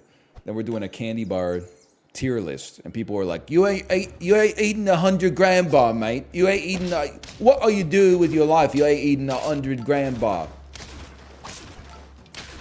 That's what I mean when I say the barrier to entry for like healthy food. People are, same thing with sparkling water. 2 LaCroix a day, that's a little excessive. Meanwhile, hey, it's the divisional, it's game 5 of the divisionals in MLB. Let's have 9 Coors Lights. Motherfuckers Googling, can I have 2 Coke Zeros with lunch?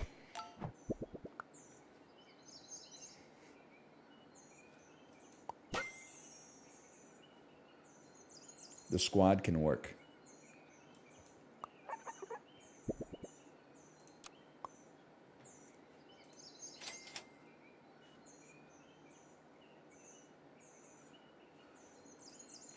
Something good. Something good. Didn't hit the mongoose. That's good enough. I think it's too late for a shark to fit. Oh no, his straw men are British now.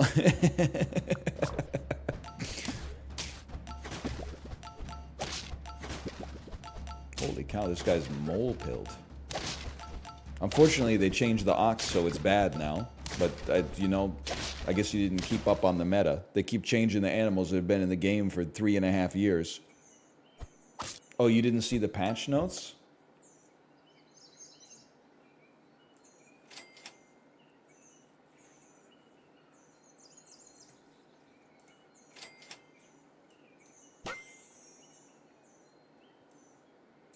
Delightful.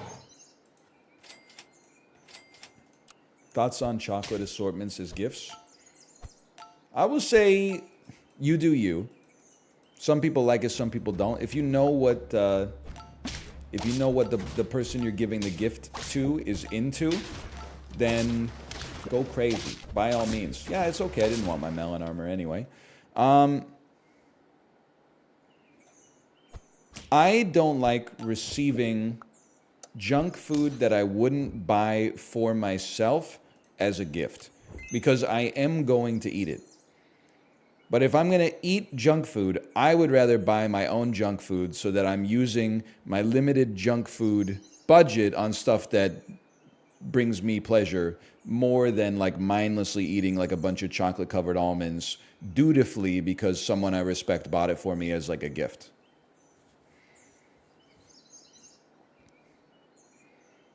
So for me personally, I would rather not receive chocolate as a gift. Because I don't like chocolate as much as most people. Now, honestly, what's crazy is if you rolled up and you're like, here's your Christmas gift, it's 2 big bags of Lay's dill pickle chips, I would be like, thank you so much. You know me very well.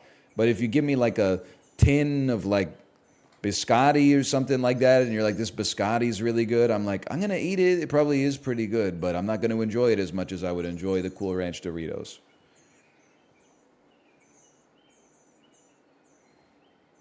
But some people like it. I am reaching that age where, like, whenever I go to someone's house and they have one of those, like, Royal Danish blue tins with the sugar cookies in it, I'm like, fuck yes. Fuck yes, bro. And as far as I'm concerned, that's fair game. You don't even have to ask. If they've got that displayed on the coffee table, it's good to go. Now, what's the best? Yeah, you open it up and it's just a bunch of fucking thimbles and you're like, ah, shit. Best shape, in my opinion, is the pretzel shape with the dusted sugar, but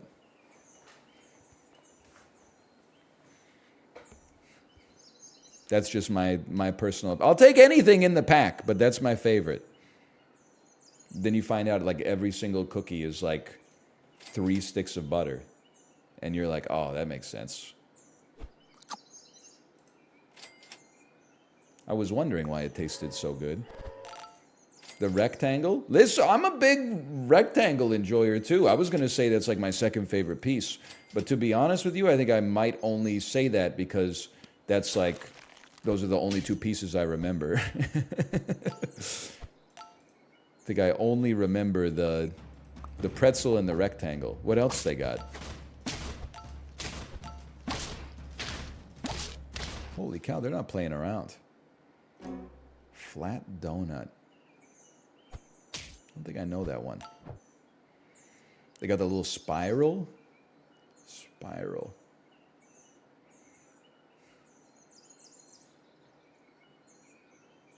How about you don't kill me?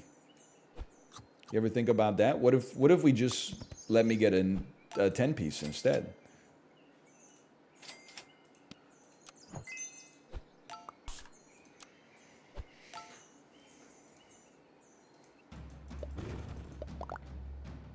Well, fuck, these teams are so good. We were goated earlier, man. What happened? Wait a minute, we're still goated.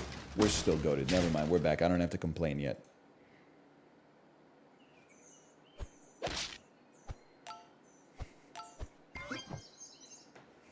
Thoughts on cinnamon sugar? I'm for it. Absolutely for it.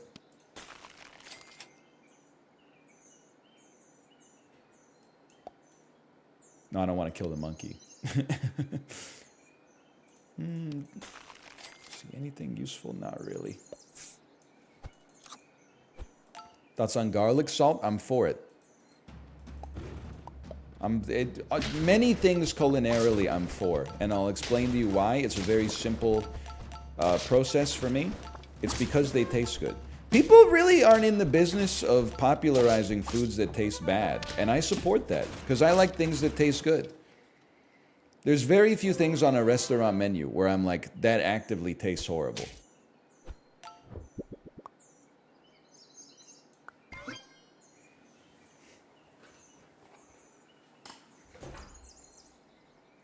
Depends on the cuisine. Gingerbread houses. Now you got me. Now you got me something controversial. Because I don't really like a gingerbread house. Making a gingerbread house is fun. Eating candy while you make the gingerbread house is fun. But then storing a gingerbread house in your house for like 2 or 3 extra weeks until Christmas is just sort of weird. Because like you're like, am I really gonna break my house to eat some stale gingerbread and like mints? I don't think so. And then I think like we were making maybe there's some PTSD here. We were making gingerbread houses in school like every year. I feel like we used a hot glue gun to glue some of this stuff when icing didn't suffice. Tomo, get out of the courts. And I feel like anytime I look at a gingerbread house, I'm kind of like tasting hot glue. Like our teacher was probably like, don't eat the gingerbread house, you use glue on it. But we were all like, bro, that's a mint. You really think I'm just not gonna eat a mint just because it's glued with plastic?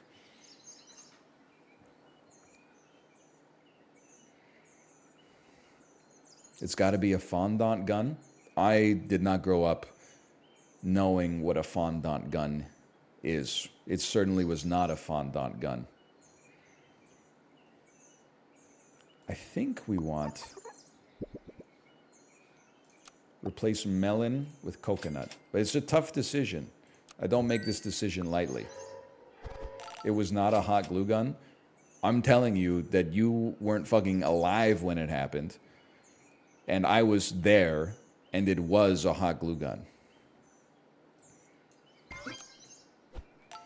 Because we put the fucking translucent sticks into the back of it. The same ones we used when we needed to glue something hotly.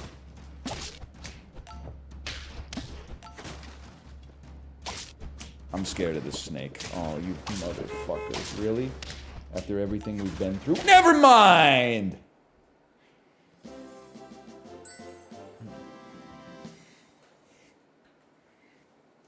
The 10-piece. What time is it anyway? Holy cow, it's going to be a long stream today. We've only been live for an hour and a half.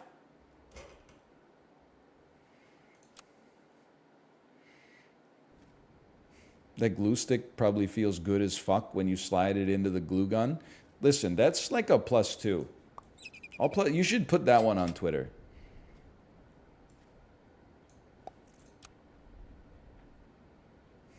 It is like a Chibli joke. How about a silly husband?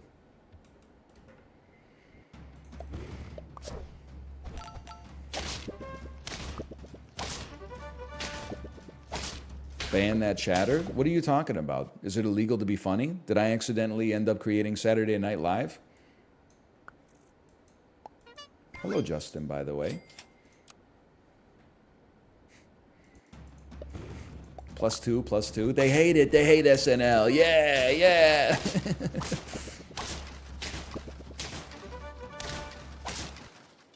This is a bad start.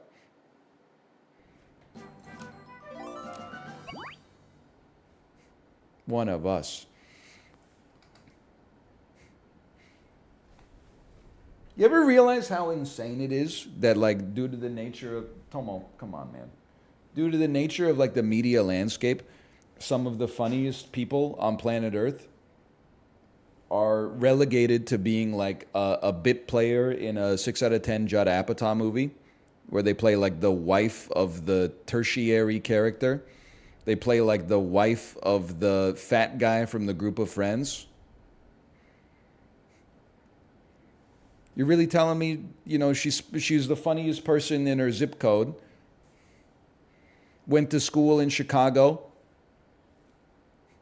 interned at the Second City for 11 years, is a podcast superstar, and her most famous film role of all time is like dental assistant in Funny People?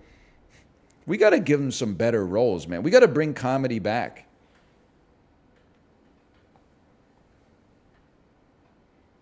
Here, go, Tomo, you got to get out of here. I'm sorry. Tomo, can you go sit next to Santa Claus, please? Can you go sit next to Santa?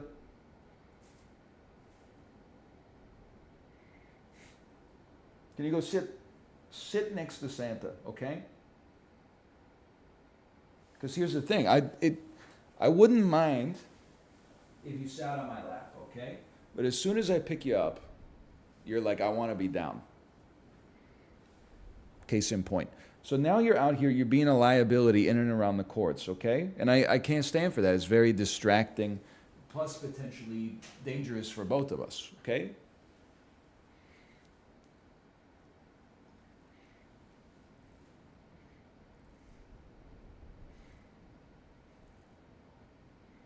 You see yourself? I think he's having an episode right now.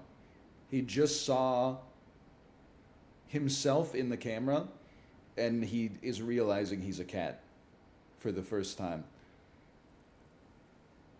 Look at it. Look at it!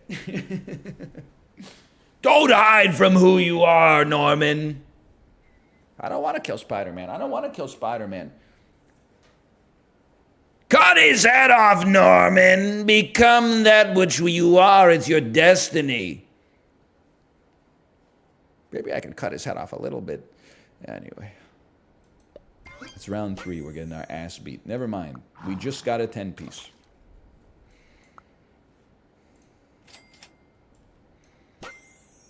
Sure. Still pretty good. A lot of Spider-Man 1 references. Favorite part of Spider-Man 1? I would have to say when the Green Goblin captures Spider-Man by shooting gas in his face and whispering, "Sleep." Still can't believe they fired Toby as Spider-Man. Toby, Michael Scott voice. Toby, nobody here at the office likes you, and you're divorced, so nobody at home likes you either. You think that's how they broke the news?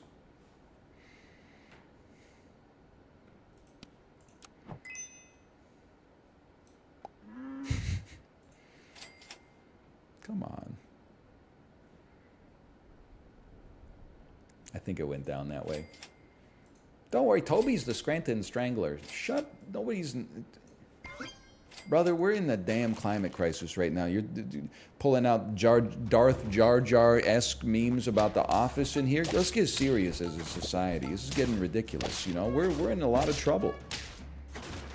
He might be, though? Yeah, sure, and maybe Mr. Beast didn't get in the coffin, okay? Like, it does seem a little silly that he pretended not to poop for 7 days. I know I'm the biggest proponent of, like, if someone says something that fake, it must be real because they couldn't expect us to believe that lie. But, like, I don't believe that the man did not poop for 7 days. And even if he didn't, that's true. What did he do with the piss? There's no way he didn't piss for 7 days.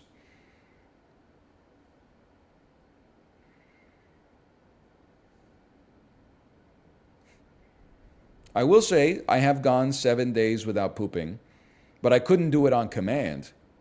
What happened? I moved to South Korea for a year, and like the day of travel, like the 30 hours of travel, you're all messed up, you know? You're having breakfast at 2 a.m. and then right after that it's like midnight snack. You go over the international date line and they're like, here's a second breakfast, and you're like, I've only been up for 4 hours, but it's been 27 hours since I left. Like and then like there's anxiety and you're in an unfamiliar environment. I wasn't constipated. I didn't feel like I had to poop. After like 3 or 4 days, I was like, this is crazy. I haven't pooped yet.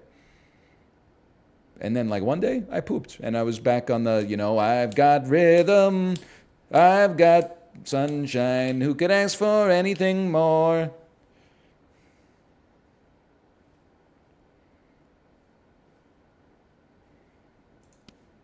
Stop distracting me at work.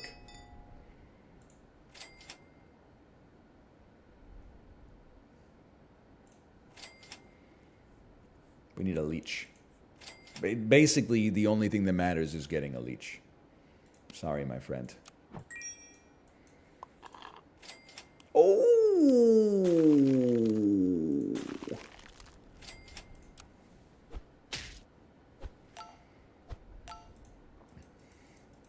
Go one stream without mentioning poop challenge, difficulty impossible.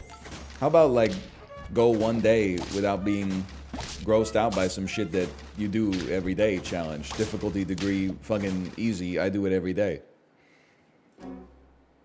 Ooh, poop and piss. So disgusting. Hang on, I gotta go to the bathroom really quick. Anytime anybody tells me they're going to the bathroom, I don't think that they're like going into another dimension and it's like, oh, whatever happens in there is none of my business. They're spreading both cheeks and letting the logs drop in the toilet, brother. At a minimum, they're leaking yellow fluid from the tip of their dick into the toilet. And what's funny about it is they're probably trying to like hit the quiet spot on the toilet. You know, just to the left, at the back of the toilet, but a little bit left of center, where when the piss hits, instead of like reflecting back, it sort of like bends around the bowl, so it turns into like a drizzle instead of a sprinkle. I aim dead center. I just know you never wear khakis. That's all I'm going to say about that.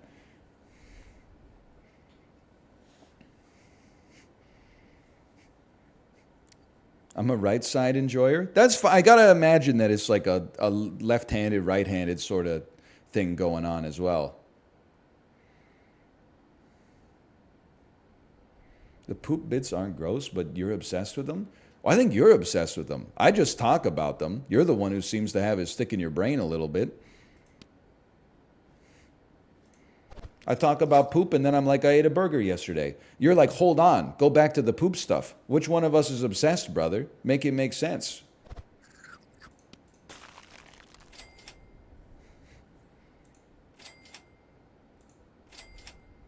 Nice try, though.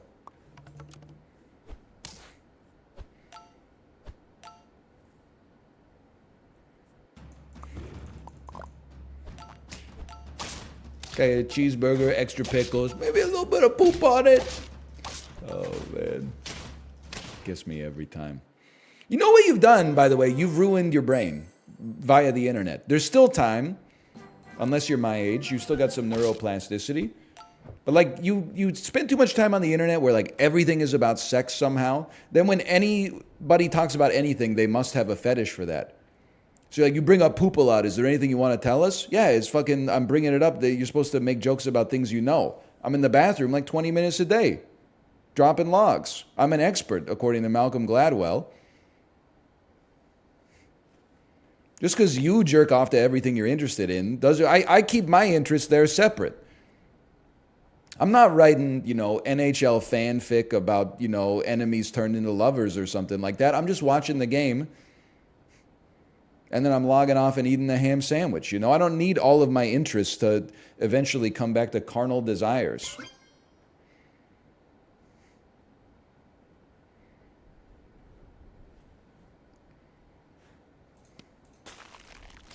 You're the scrambled one, brother. I think we're going to do the exact same thing. Put a little bit of poop on the sandwich. Ham, 2 slices of cheese, yellow mustard, a little bit of poop.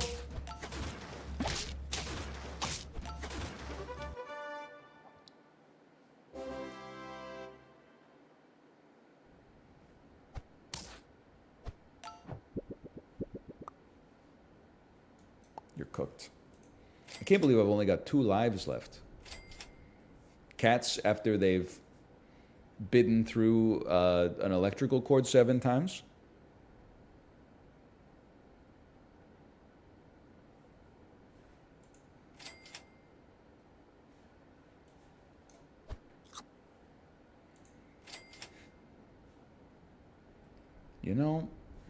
We might as well.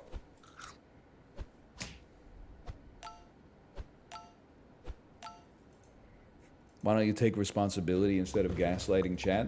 I'm not responsible for your thoughts. Fucking Crunchyroll and your parents are responsible for your thoughts. I'm responsible for what I say. I'll take responsibility for that. I'll take ownership. I'll apologize when necessary. The way that you receive the pass, brother, I'm Patrick Mahomes out here.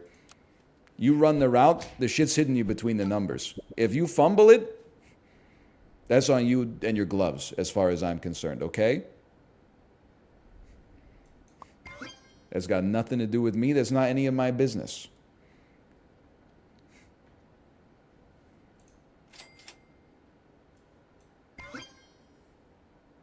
Camel's cooked anyway.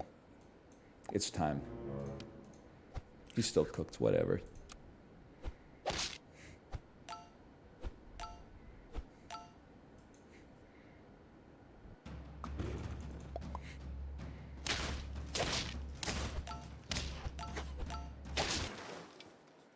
Blame Android 18 for my cooked ass.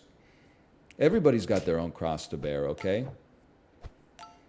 I've got the cross to bear that for some reason I have like PTSD from when Toad went into the de-evolution chamber in the Super Mario Brothers movie. And I still am teasing it apart bit by bit because it's still in there because when I rewatch the Matrix movies and in the Matrix 2, Agent Smith starts turning regular agents into Agent Smith by inserting his karate chop into their chest, and then they go, and then they turn into Agent Smith. Like that still gives me the heebie-jeebies, and it's the Toad stuff was like 1992 or something like that. Yeah, I know it bothers me. You know what bothers me the most is that they put Toad in the de-evolution chamber, and he's like, no, don't put me in the de-evolution chamber. But then when the de-evolution chamber's done, he's so cooked that he's got like the Goomba smile.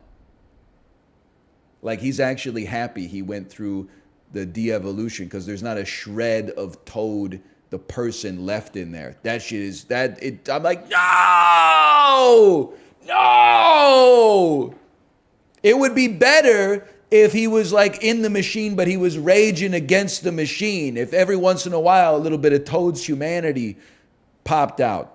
But instead, he's like so fucking lobotomized that he's like, I love being a Goomba. I love being a Goomba. He's doing the dance in the elevator. That's true. He did still play the harmonica. He's still in there somewhere. I forgot about that. They do give him the harmonica, and they're like, Toad is home. There's some spark of Toad left in there. But Agent Smith fucking overwrites him, man. I'm not, it takes a lot to get me to, sympathize with the agents because those are bad dudes, man.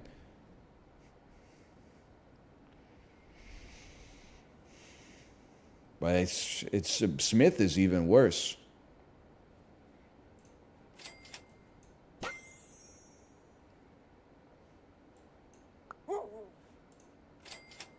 Banana. This is fine. This is fine. Sure.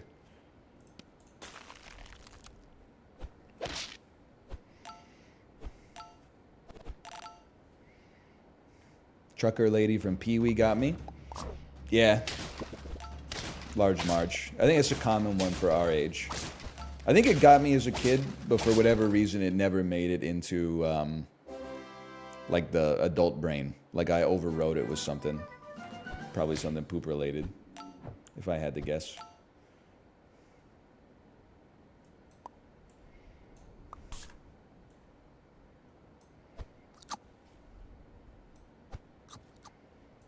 Or the Judge Doom melting the dude in Who Framed Roger Rabbit. Nowadays, the things that horrify kids in movies are like, oh, her fucking mom took away her iPad or something. Upvotes to the left. Upvotes to the left.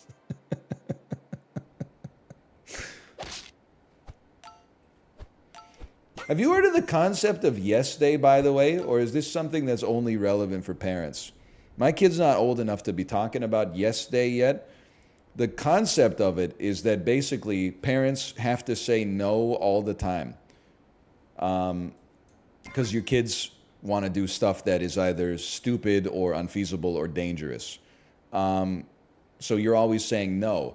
But for one day, you're like, hey, we're going to say yes to everything. They did turn it into a movie on Netflix starring Jennifer Garner. But it's kind of become like a real thing as well, in the sense that people have seen it and then been like, we should do that. I will never be doing Yes Day. It just seems like, because I couldn't do it in a way that would be authentic to the spirit of the bit. Because like, my kid might be like, can I have ice cream for lunch? And I'd be like, okay, it's Yes Day. You can have ice cream for lunch. But then she might be like, can I chop the vegetables for dinner? And I would be like, the fuck are you talking about? You're 3 years old. You think I'm going to give you a cleaver? Absolutely not.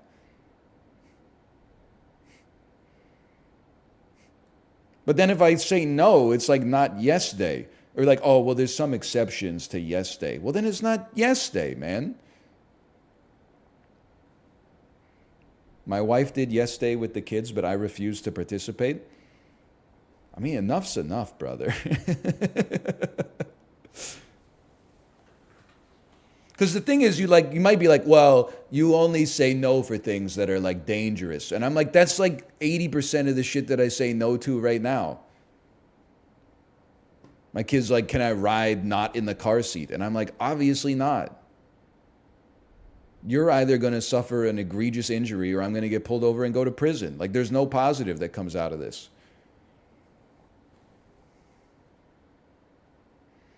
Dude, that's such a good Squeaks or Ludwig idea. Yes Day for chat. I'm not even going to dangle the carrot like it's going to happen with me. But you might be able to convince Squeaks to do it. I think you should bug Squeaks, okay? You should bug Squeaks and tell him, like, psyop. Don't tell him that it's from another community. Let's add him and see if he's here. He might be invisible. Celebrities like to lay low in this chat. I know you're out there. I fucking see you. Don't let him know that it's from this chat. Clips disabled. Mods, clips disabled. Just start every like 15 minutes, just pepper in, hey, Squeaks, can we have a yes day? So you guys have to work together because if too many people say it all at once, he's going to catch on. He's a smart guy. Because honestly, Squeaks needs a little bit of blowback for ruining everybody's Twitch chat. People come out here. The January 6th is mentioned in like every single chat, every single minute. People come in my chat, call me like Pookie and stuff like that now. It's just driving me crazy. He deserves a little bit of blowback, okay? OMG, he does, which he didn't invent, but that's where I discovered it from.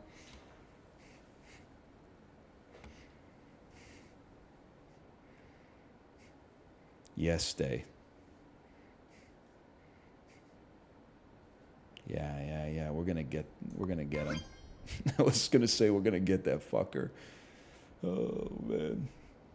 I know you already got a melon. Yes. What happens? Let me look at this for a second.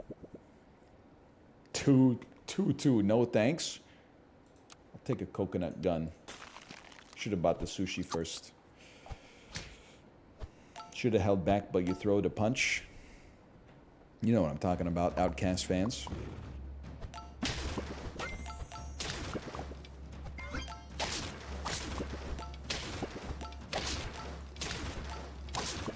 How many subs for an NL yesterday? It will not happen. I say no for a good reason, because the stuff that you tell me to do, usually I don't want to do.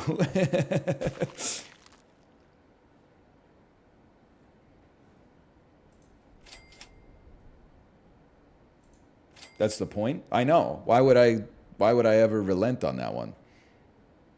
I don't want to do shit that I don't want to do.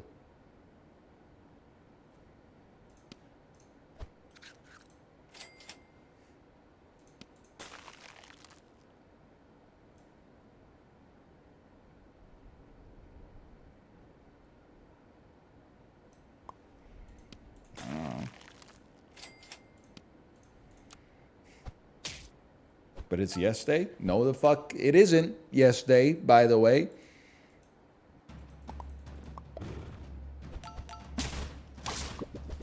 It is not in this house. So you will not catch me doing a yes day.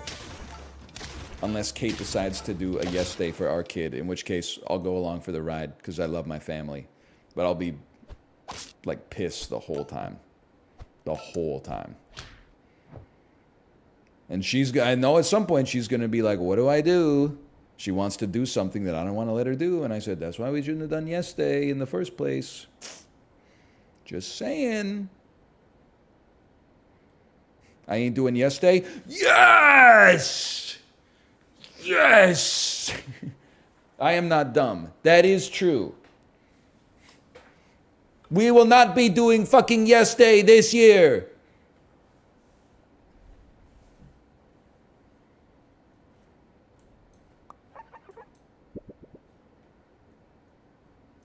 Anybody want a peanut?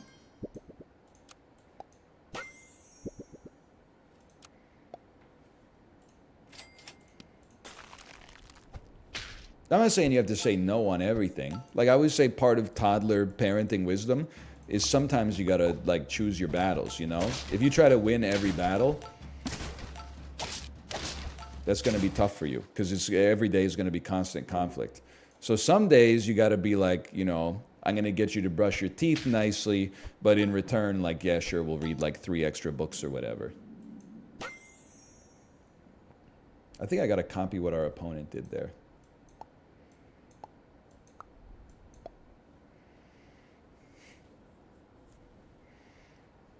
But we will not be doing yes day. I'll tell you that for free.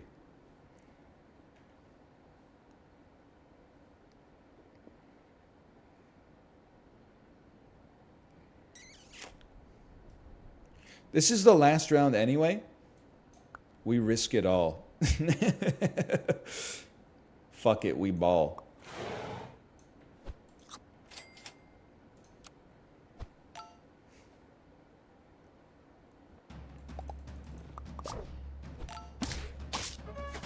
We're gonna win.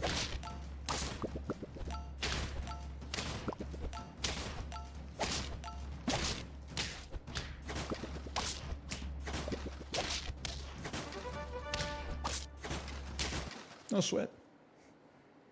No sweat, brother. Easiest 10 piece of my life. It was over before it even began.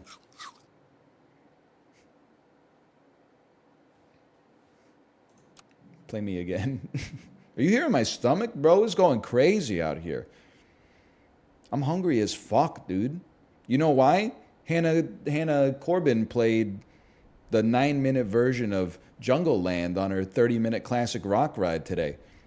My ass, I know it's a Louis C.K. from Conan bit, but my ass was out of the saddle going, ooh. That's a hell of a song, man.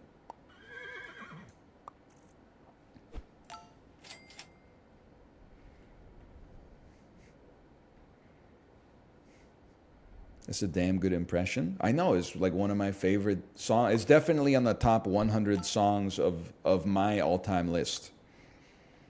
You'll be like, that's not cool. I don't like Bruce Springsteen. Okay, all 100 of your songs are from 1997 till 2023. So shut the fuck up, okay? Yeah, I love music. All 9 of my favorite albums were released in the last 6 years. It's like my favorite. Shut the fuck up, okay? An innocent chestnut. It's crazy how like all the best albums of all time came out from when I was 16 until 24. We're blessed to be born in this generation, man. Sorry, I forgot about Remain in Light. Remain in Light is definitely up there.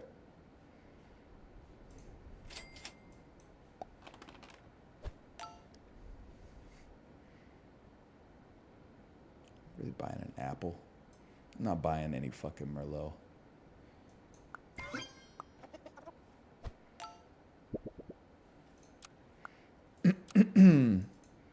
It's wild how all the best cartoons came out when I was 8 to 13. This, but ironically, it always, listen, I'm gonna be, these are sacred cows, okay? But people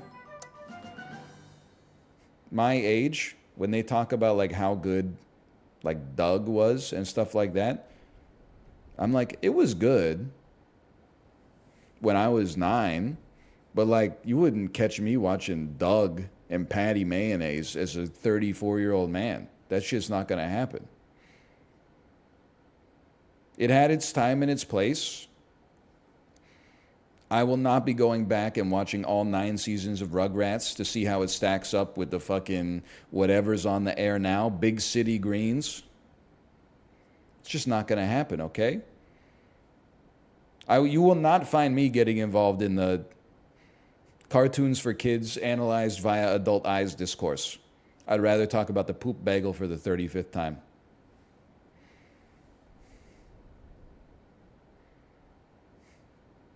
Big City Greens is pretty good. Based. I watched a little Big City Greens with my nieces. I was like, this show's all right. Do you have another game for me today? I'm out of ideas. Chivley, do I look like I have another game for you, man? Whole industry's fucking washed. Got nothing, bro. Nothing. Remember when gaming was fun? I'm out here playing Super Auto Pets, talking about poop bagels and Tommy Pickles. Do not let Chad trick you into playing Astria and the 6-sided oracles, okay? Do not let... I saw a couple people type it out. No. It's a good game that you will not like or like streaming, okay? Don't tell them it's easy. It's not easy. They're lying to you. They don't have your best interest at heart. Now we're cooking.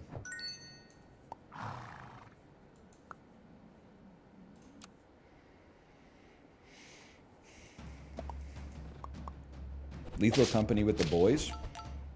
Yeah, but here's, I mean, Chibli, you know how it is, right? You know the meme of like the lineup, and it's like, you know, fun thing has like a big lineup, and then like thing that's not as fun has like nobody in the line, and people are like, this says a lot about modern society.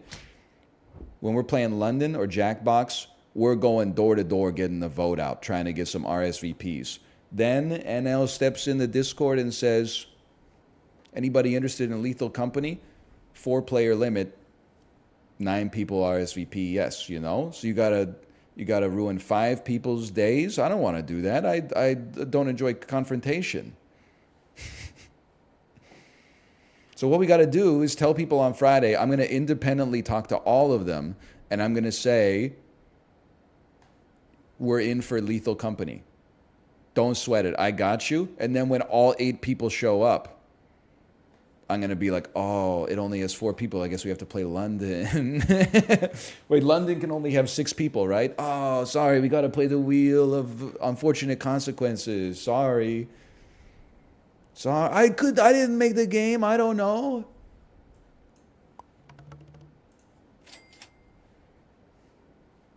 There's an 8-player lobby mod. Roblox devs going crazy, man.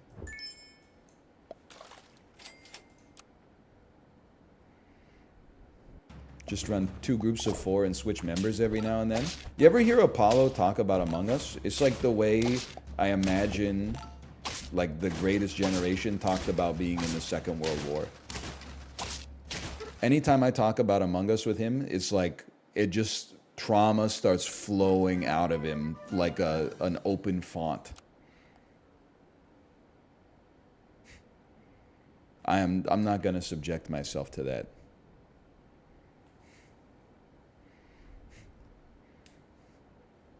Can you go fuck mode real quick? What does this mean, go fuck mode? If that's a setting, I don't think I got the switch for it, brother.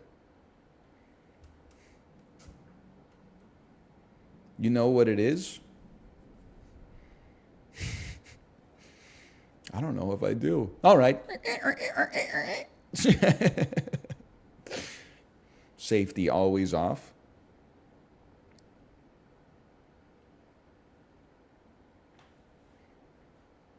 We will be going fuck this year. Alexander Ovechkin after losing the Stanley Cup every year after 2015. You know what? It has the same energy as Gaben introducing the sex update. And I'm loving every minute of it, Jerry. Jerry, I'm loving every minute of it. Yes, we are. Who do you think, if they had to put Trump in Seinfeld, we're really scraping the bottom of the barrel. Who do you think that it would make the most sense for him to replace in Seinfeld? Who do you think has he certainly does not have Jerry energy, although he kind of does have Jerry energy.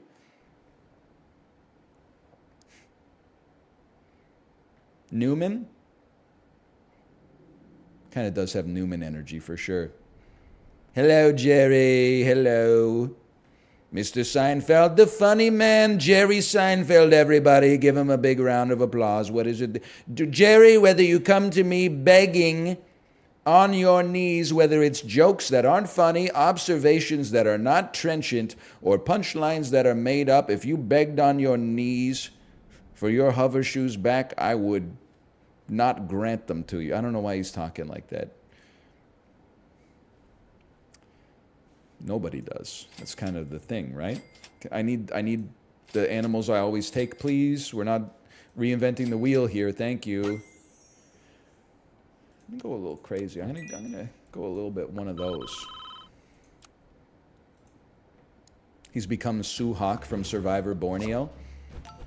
Real ones remember where they were when she told Richard Hatch that she just say something like, if you were dying of thirst on the side of the road, I wouldn't piss in your mouth or something crazy. People, there were some hurt feelings on that show. I mean, it was for $1 million.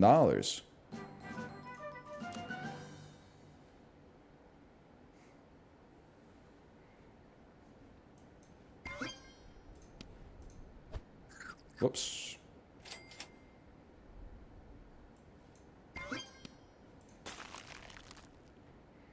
She said she wouldn't piss on him to put out a fire. Ah, that sounds more right. I would, Chad, if you were on fire, I would piss on you to put out the fire. But I would ask first. Because some people would probably rather be dead. Some people probably set the fire themselves. But I'm willing to bite the bullet on that one to save a life.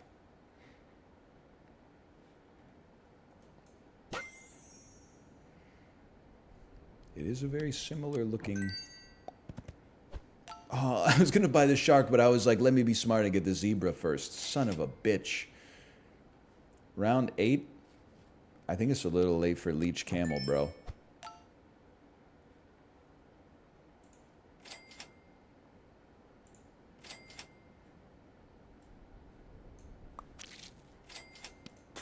I don't know.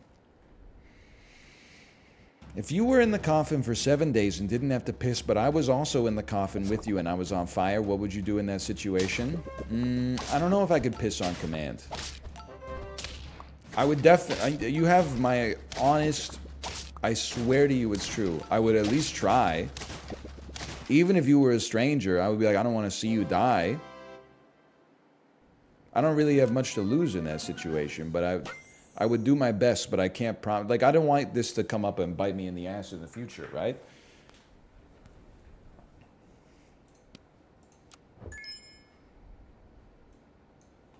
I'm just telling you, this doesn't have the vibe of a 10-piece for me. I wish that it did. I think I'm straddling too many different archetypes.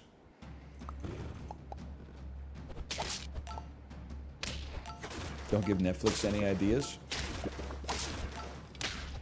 I don't think Netflix would return my calls anyway. Hello, Netflix, new content division. Hey, I got a great idea for a TV show. Is it about hot people from northern England all placed together on a tropical island, but they're not allowed to touch each other? No. Hold, please. This is fast forward 9 hours. Several hours later. Click. I'm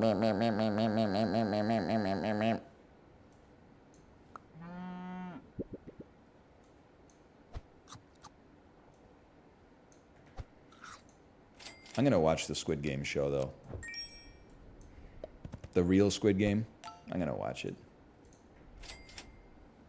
Is it detestable? Yeah. Spits on the themes of the original show.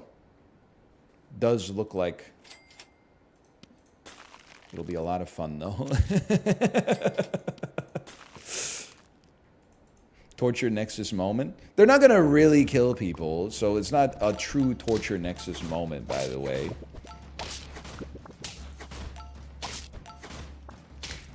But also, I don't know if anyone else is you know, a big enough person to admit to this. At no point did I watch Squid Game and go, this owns... Like, I was like, whoa, this show's really good. But I wasn't like, oh, it's based, they're killing people. But at no point was I like, this is a trenchant critique of the hyper-capitalist society that we live in. That was only like, after like episode 6, I saw someone post something like that on Twitter. And I was like, they're right. But I'm not going to let that ruin the show for me.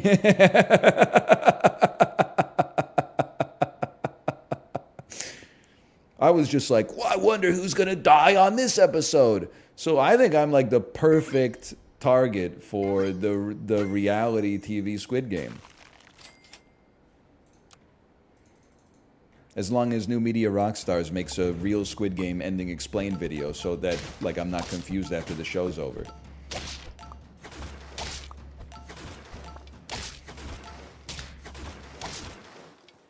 What about the entire episode where they leave the game and it's just about how they're all poor and sad and basically forced to participate? I didn't see it like that. I saw it like they had the choice to leave or stay. And then they were like, that game was a lot of fun. Let's go back to win $1 million. It was aspirational. It's like Michael Jordan returning to the NBA. He didn't have to, probably. He got to.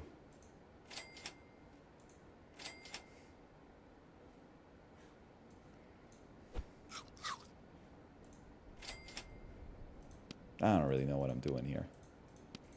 I'll tell you, we will not be getting a 10-piece on this one. Would you rather do Squid Game or Who Wants to Be a Millionaire? Yeah, honestly, I like my chances in Squid Game a little better, for sure. I'm going to have to go with Squid Game on that one. We're cooked, brother.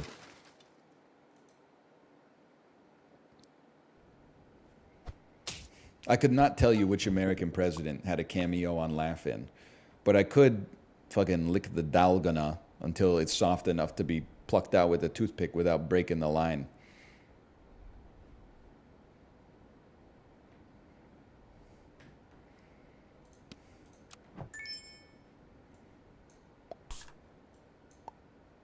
This makes sense.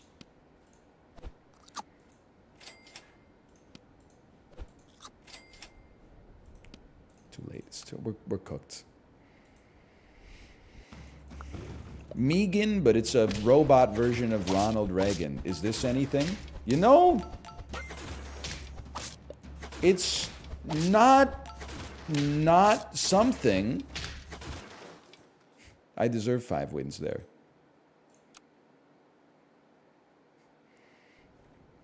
Oh no, guys!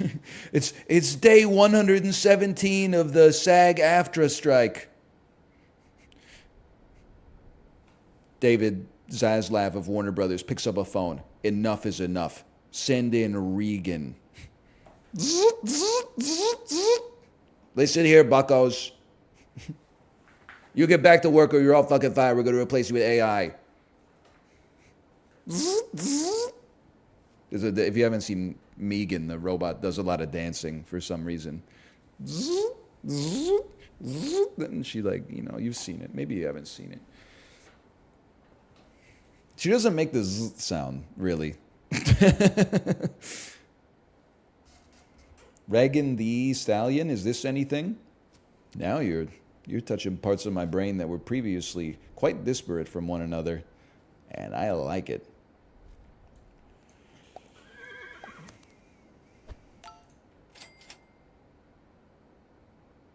How about 2 of these?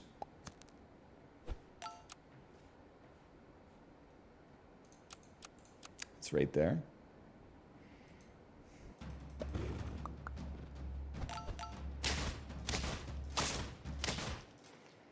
Kind of hurts because I lost to somebody that took balloon on turn 1.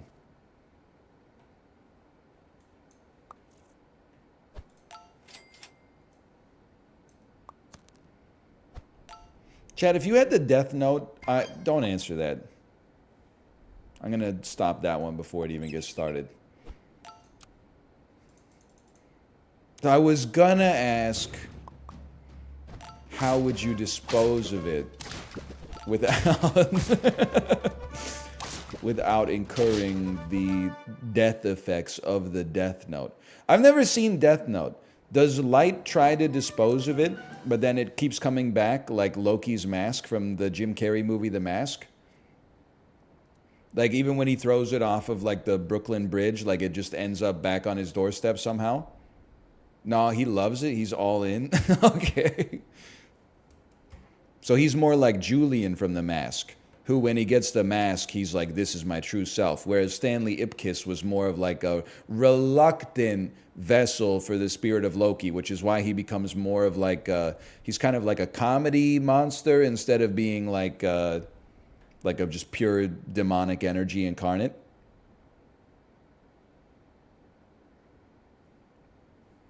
Cameron Diaz. That's pretty true. You know, that's pretty true. It's kind of like the Santa Claus 3. You know what? I haven't seen that one. Maybe I should.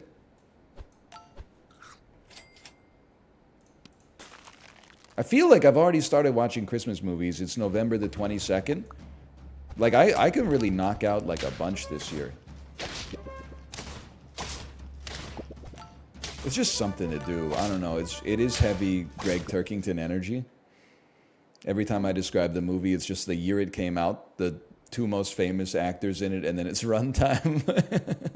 But unironically.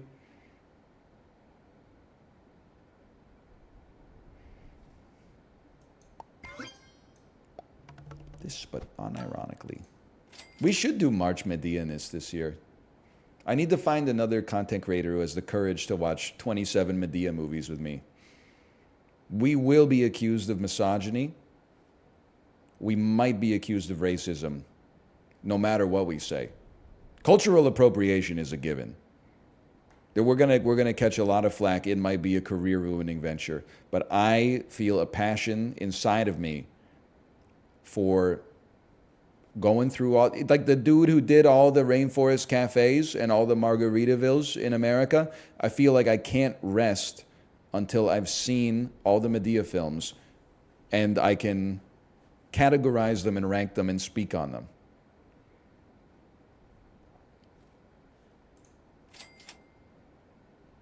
Nah. Sure.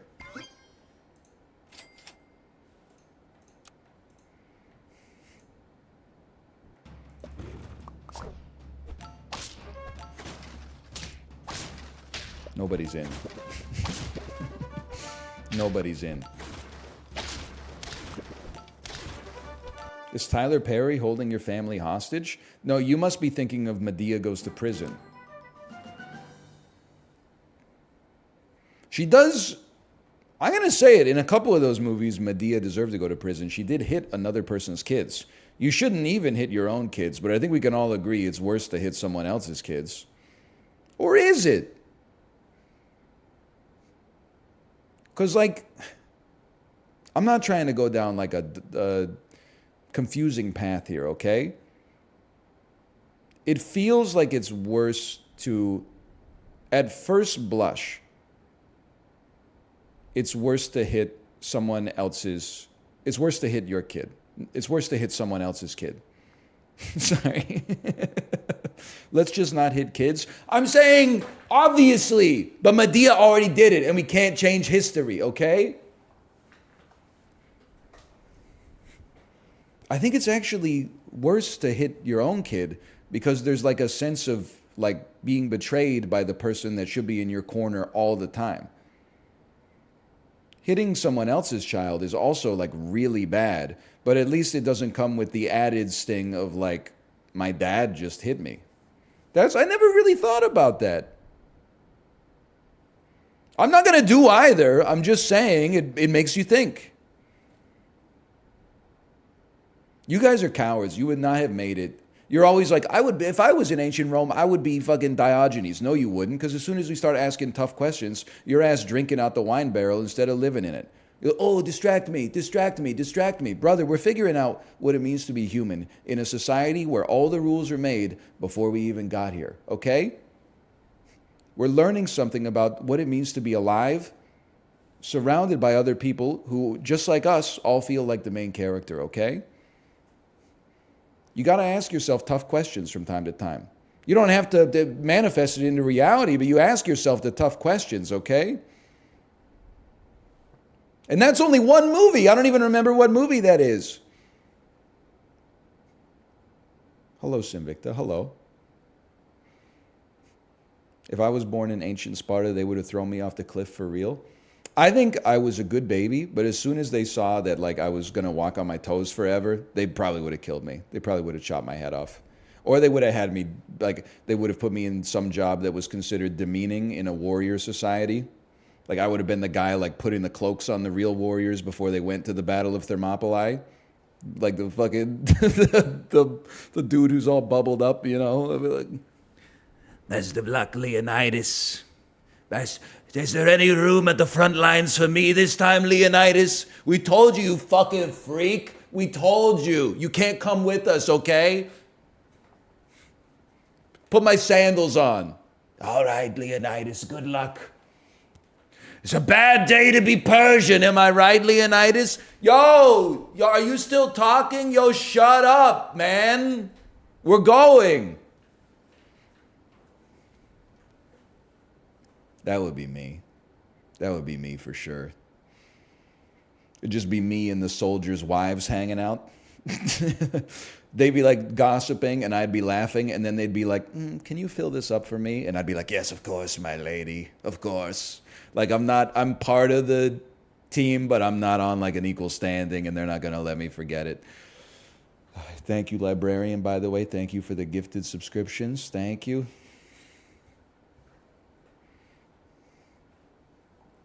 Appreciate it. It's round 5. Okay. About a little camel. Now, you know what would go crazy is like a leech. Or just more camels. I'm that guy, but for NL, it is kind of crazy that you're going through like the 50 nugget challenge and like not even really like recording it. Like that was for content. You're just out here posting a picture of like 5 10-piece nugget boxes. Like, look what I did. And I'm like, why, man? I mean, more power to you if you got something out of it. It's just for, you're right, it's the love of the game. Callus up that esophagus. Who would care to watch it? I mean, that's what I've been saying for years, but here we are somehow. I'm just a clipper. Don't go down. Don't go down on yourself. Don't get so down on yourself. Not just a clipper. You're an editor too, with a prodigious work rate. It's always like mind-blowing that the shit that I like say today makes it into like a video that goes up on YouTube like tonight. I can't even do that. Like by the time I eat lunch, I'm already behind. Let's give a round of applause to the librarian, by the way.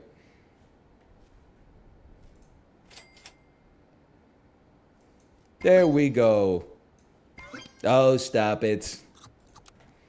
Keep it going! Keep it going! Can I tell you something, by the way? If I ever find myself in like a quote-unquote real public speaking position, I'm going to make you one promise right now. You will not catch me asking how you are in the audience today and then following it up by saying, I can't hear you. It's not going to happen. We must break the cycle, okay? I understand you want to do it to people because people did it to you when you were growing up. Hurt people, hurt people. We got to be strong for the next generation. We as a generation can eliminate I can't hear you.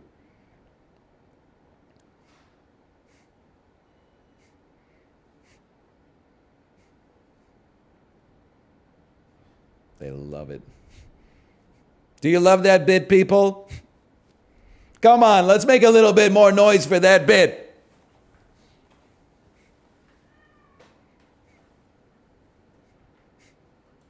Developers. Why I keep buying the lettuce, man? Keep buying the lettuce. I don't even eat the lettuce. You know, I think it's time to dump that lizard for now. Level 3 moth is good enough to hold. Tepid crowd noises. Santa Barbara Real Estate Association, how we doing tonight? Did you like that hypnotist? I told you you'd have to show up early. You're gonna love that hypnotist.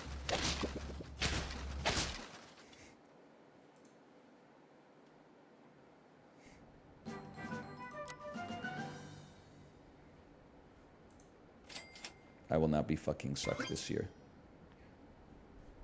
We know how to win these. You need a mantis. Or a shark. Or both.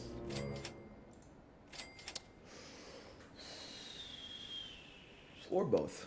Definitely early enough.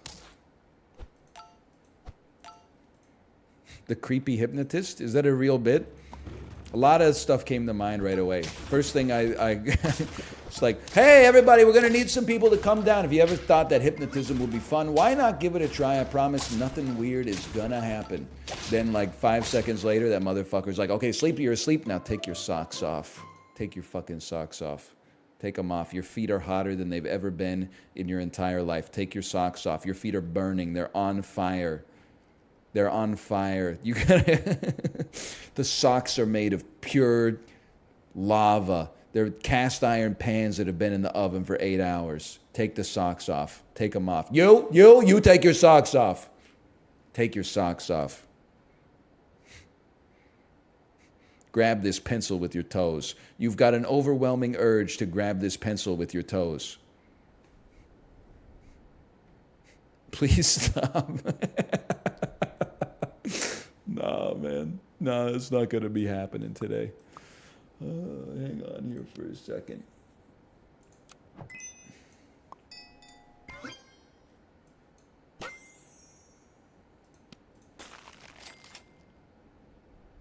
I understand. It's unfortunate. We can't put a banana out here. It's a waste of a banana. We roll for better stuff in the future. Ooh. Oh. Oh.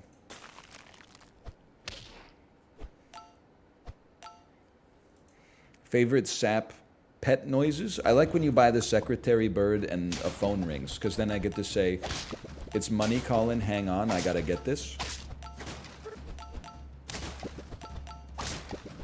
We definitely lose this one, huh? That stings. Hello, Mertzy. Greetings from the stadium.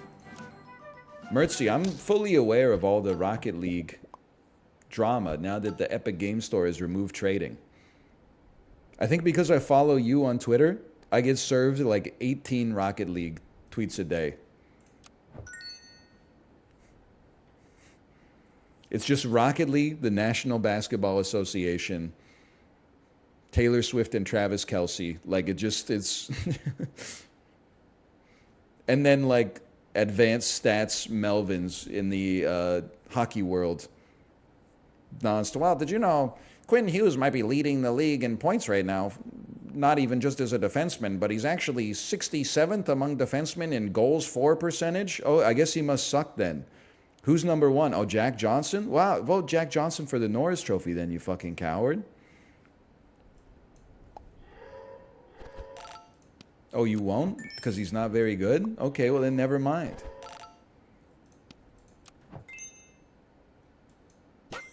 No disrespect to Jack Johnson, okay?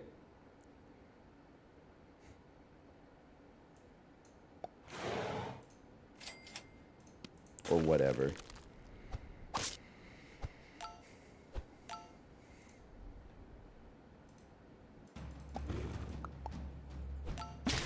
This is bad. The team's got too good.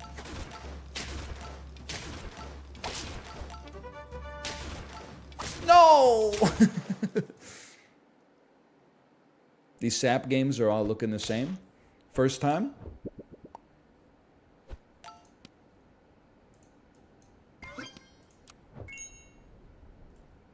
Great Miles Davis album, no?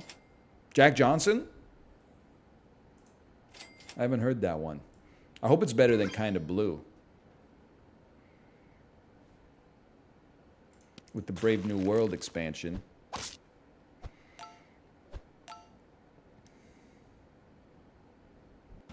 When are you making your return to Rocket League? I think that desire to be half decent at a competitive game fruitlessly kind of died when I had my child. The Throat Stoat, what a name.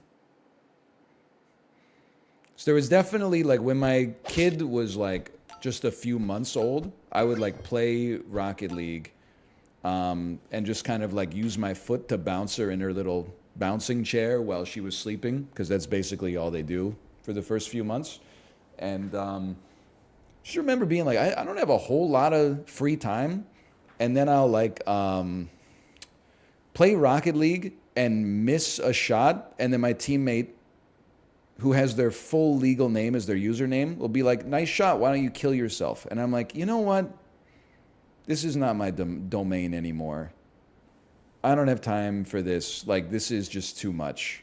I don't need to be abused like this in my downtime.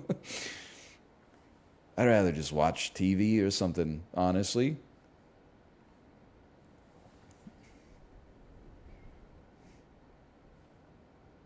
We don't want the banana anymore. It's too late.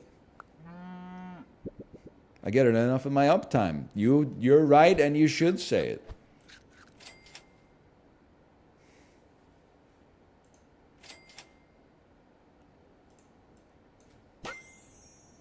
Well, it is what it is. It's true. It's a young man's game.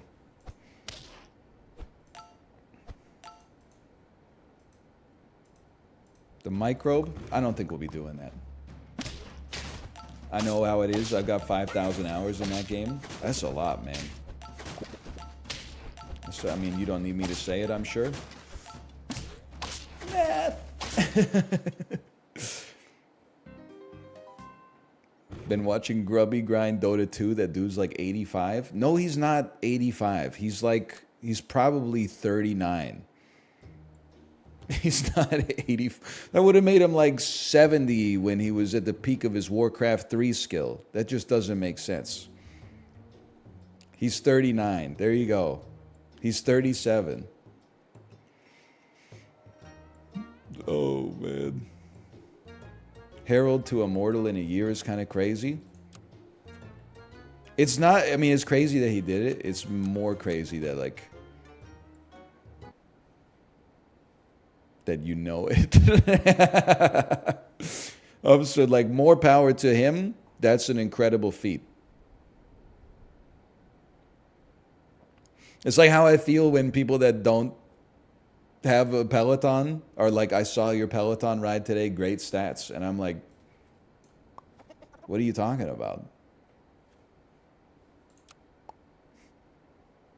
Librarian. I think we want this.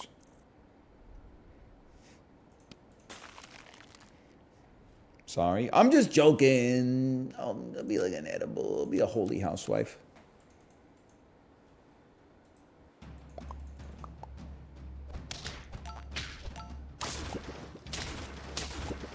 Did not go as well as I thought it would.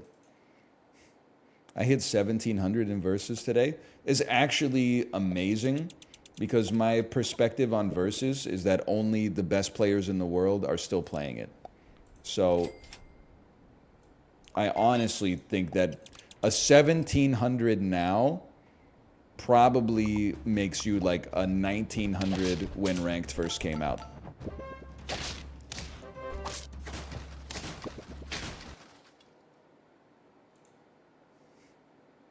I hit 1850. Can you just let him be happy about 1,700, okay? Like, there's no need. They will not divide us, okay?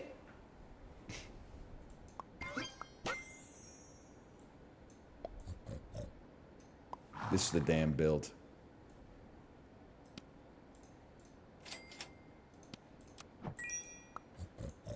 One leech, and I'm putting the system on trial.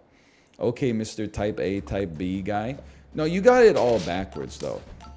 I invented the Type A, Type B stuff. That was mostly just a mental model for how to look at my audience. But now you guys have added your own to it. And now you're having genuine internet arguments between like Type A and Type B viewers. You got to get a hobby that takes you off your computer. You've taken it too far. Yeah, I'm basically calling you both losers. Okay.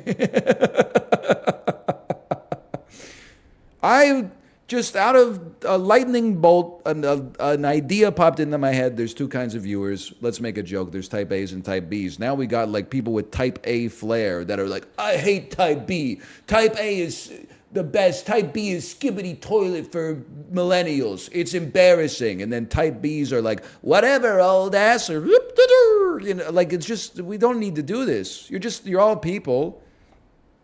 You're all the same to me. It's just a bunch of dollar signs out there in the abyss. Why fight amongst yourselves? It reflects poorly on us. What do you mean this is your identity? I invented it like 8 days ago.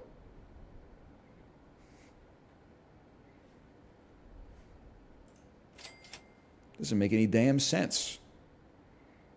Unfortunately, you're right. Type A viewers will never see this. I'm mostly backing up the Type A viewers here, but they're never going to see this because it's a Type B stream. Type B viewers are like, what did he say fuck me for? Oh, well, it's funny either way.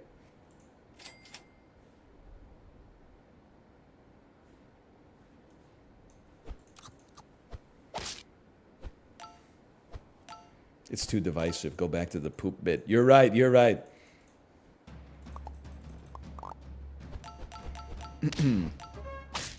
My buddy had a fake ID from Vancouver, but it had a misprint, so it was spelled Vancouver.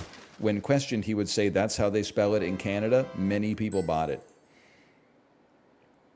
I believe that story wholesale. I believe every single piece of text that you put there. I'm not. This is not an anti-American bit, but it does always drive me crazy. Like when we were at Blazing Onion, my wife ordered a beer. She got ID'd. We hit her with the damn passport. We said, "Check this out, John Ashcroft, fucking Donald Rumsfeld ass, nosy, by the way." And she looked at the passport for like at least a full minute and was like, "Where's the birth date on this?" And I was like, "It's under the text that says birth date." But like, I don't know, because I don't spend that much time looking at my own passport because I don't work at the airport.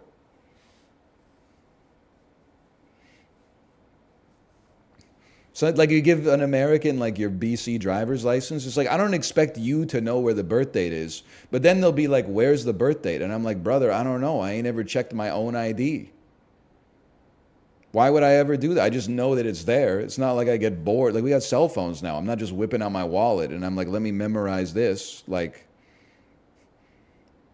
the only thing I see on my ID is like the back of it when I hold it up. And they're like, "Okay, sir." I don't know where I'm going with that joke.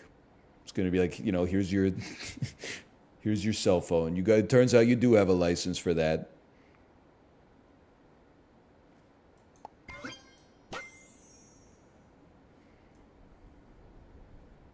I love the sound it makes when I slap back a beer.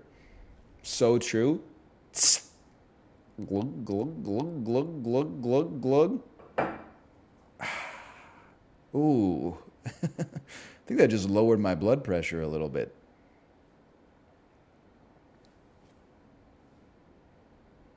Michael Winslow ass.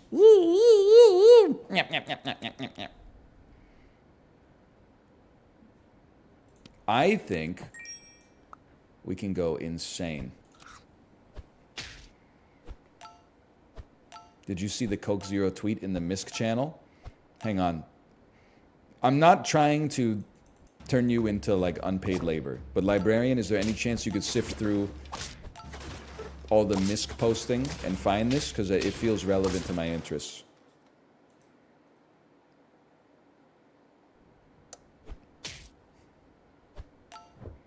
It's the most recent post. Okay. Thank you. Librarian, you're dismissed. Coke Zero chat. Coke fan 001. What's everyone up to? Jeff Hell drinking Coke Zero. Diane Coke drinking Coke Zero. Bub 4233 just passed a kidney stone. That's funny.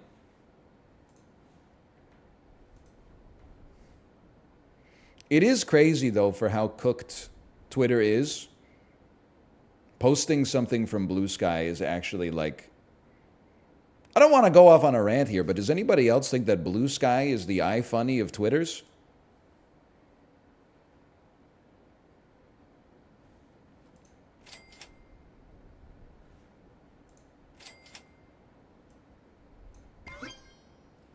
Now we're cooking. Oh.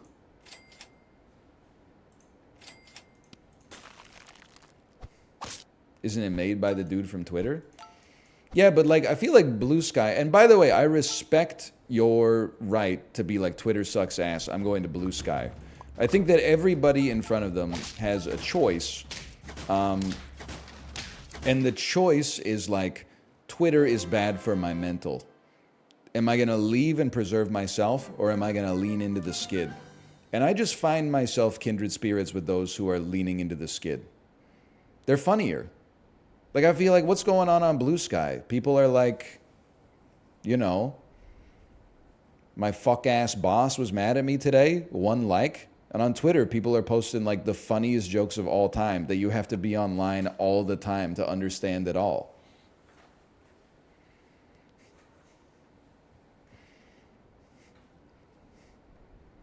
I'm leaning into the damn skid.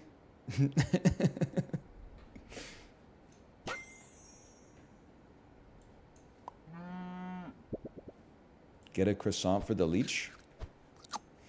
Me when I'm a leech? Buy a croissant. Buy a croissant, throw it on the floor. What? Who said that?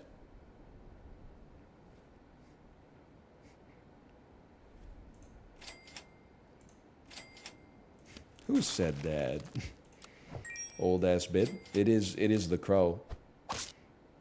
Hey, drop a fry. Drop a fry. Drop a fry. Can you fuckers stop feeding the birds, by the way?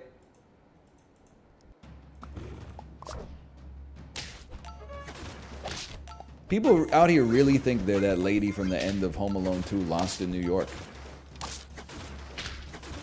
I'm not gonna say some shit like there's too many birds.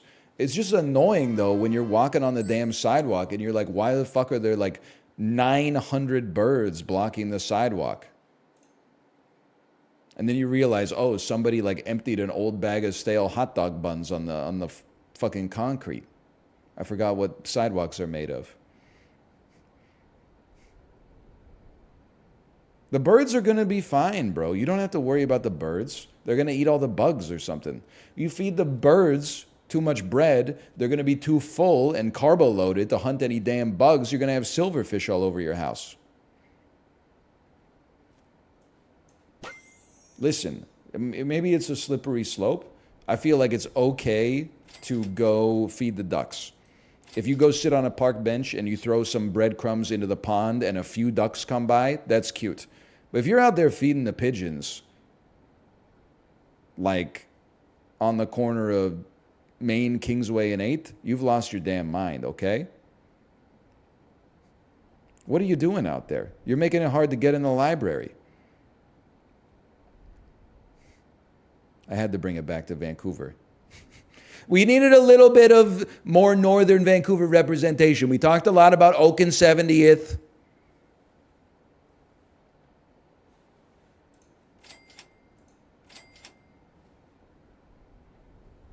Bread is bad for birds anyway. You know what, brother? You should join Blue Sky now.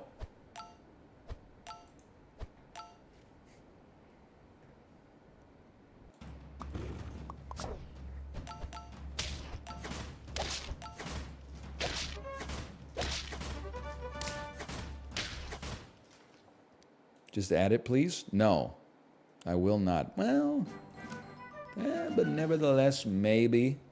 Maybe one day. What are we doing here? We're cooking. That's what we're doing. Yes, we are.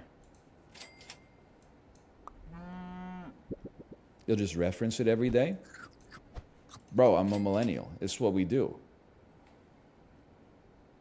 We were referencing Step Brothers every day. It didn't mean we had to buy the poster and put it up in our dorm room. We did, but we didn't have to.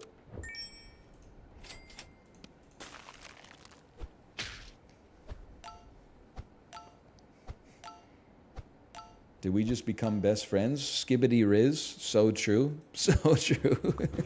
I can't believe I just read a Hot Boy Toke comment. Didn't look at the name before I read it. Classic mistake. VIP? Joel! It's Joel!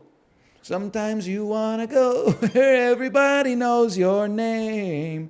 Skibbity Riz, and they're always glad you came. These are not good animals. This is a good animal. This is a good animal.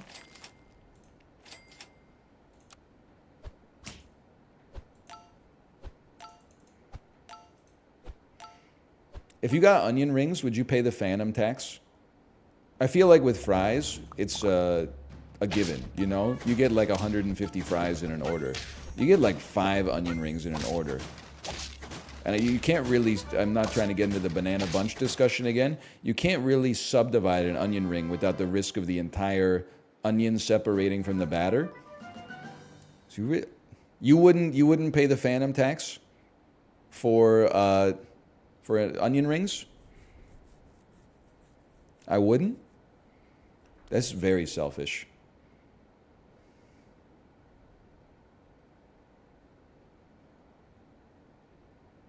Phantom tax needs an explanation for the boomers in chat? Nope. Here's the thing, your ass probably younger than mine. You didn't explain shit to me, I had to have the Urban Dictionary. Now all of a sudden you're like, I don't understand what the kids are talking about? Welcome to the fucking show. How long is it? The rest of your damn life, motherfucker. Get ready.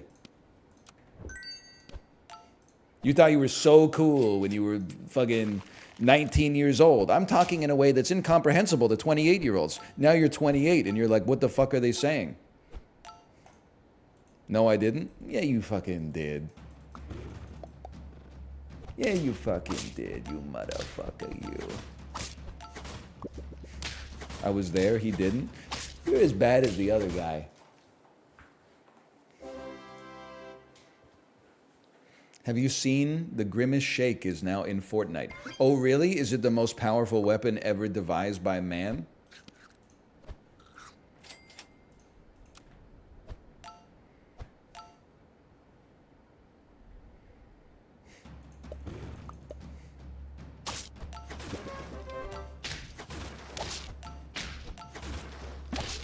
I just had like a perfect game.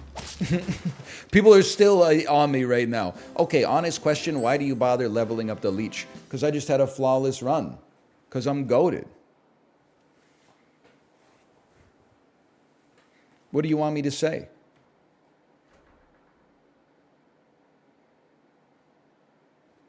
Large corporations be like, how do you do, fellow memesters?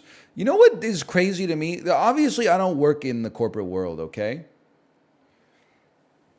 Chibli, maybe I want your opinion on this, and don't just say Lamau. Do you ever find it depressing that large companies like feel the need to try to make viral tweets? Like, why the fuck is YouTube out here tweeting memes? You're the biggest video platform on the planet. Like, it's the cringiest thing of all time. Then, like, YouTube will post like 4 video game covers and be like if your favorite game this year was Baldur's Gate 3, and retweet if your favorite game this year was Spider-Man 2. And I'm like, you're YouTube, bro. What are we doing here? It's like BC Hydro being like, hey, if you want to keep your Riz skibbity this holiday season, make sure to use your dishwasher during unpeak hours. No cap. Like, it's just, you made it. You're YouTube. Just be the structure of power. Don't be like, hey, we're like cool and relatable. Like, why are you fishing for virality? You're already viral, bro. You're like the most visited website on the planet. Why would they not do it? If I was YouTube, you would not catch me. My tweets would get even worse. Like, I don't know what they would be, but they would just be jokes that are only funny to me, which is already what they are like half the time. It's fucking working. Somebody watching this video, they're watching it on YouTube to begin with, probably. But then on top of that, they're like, oh shit, YouTube. I forgot that existed. I'm going to go buy premium. I don't buy it. I don't think it works. So listen, marketers, I'm going to level with you, okay? I'm not trying to blow up this whole online ecosystem for everybody. Get closer, okay? The ads don't work, right? I'm glad they're spending all the money on it. It pays the salaries of the employees at Twitch. It pays my salary. There's a marketing department at the company that's running the ads to begin with. They're having their salaries paid because it's like they're doing something. It doesn't work, right? It pays my salary. That's what I'm saying. Don't tell anybody else. It doesn't fucking work. I've been on the internet for like 20 years. I don't think, maybe I bought like one thing that I saw in an advertisement. And you're like, but yeah. But let me get, the next time you go shopping for a car, you're going to be like, oh, the Kia Forte is I've got a 75% positive opinion of a Kia Forte despite having never driven one because their advertisements use Anderson .Paak song. I don't think so. Maybe you, not me. Skill difference, okay? You think your sponsor streams don't work? Yeah, that's none of my business. That's their business. They keep coming back. I don't know if they're coming back because it worked or if they're coming back because just somebody above them just keeps going like, here's some money, go market the game. Bro, please relax. I'm just asking questions, okay?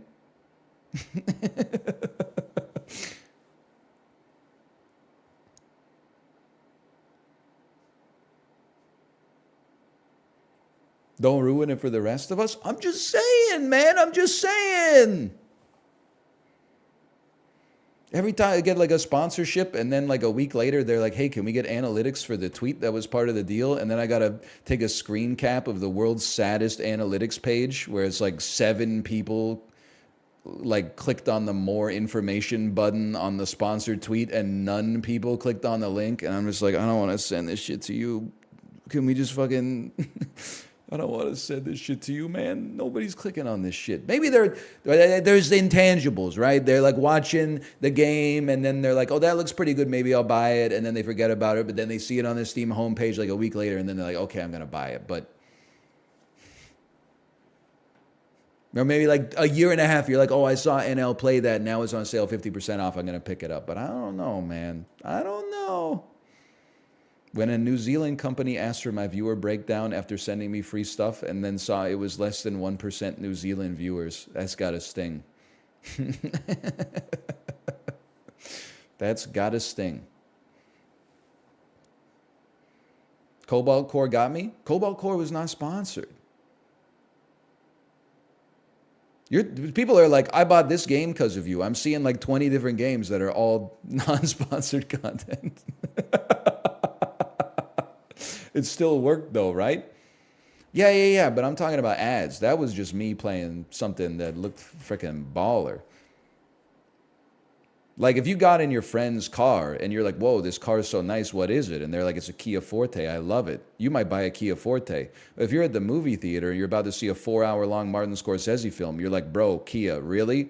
2-minute long Kia Forte ad? Like seriously, I'm trying to make sure my bladder doesn't explode during Killers of the Flower Moon.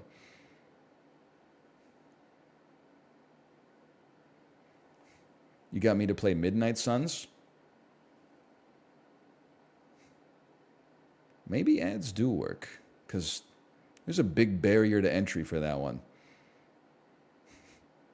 Maybe ads do work. Maybe we're all going to be okay. Yeah, maybe we're all going to be okay. You brought me back from a crisis of faith. I work for a big 4 for marketing projects. As much as it pains me, the ads globally work very well. I know it doesn't make sense, but they do make money. Yeah, but who's determining whether or not they make money? It's your ass, right?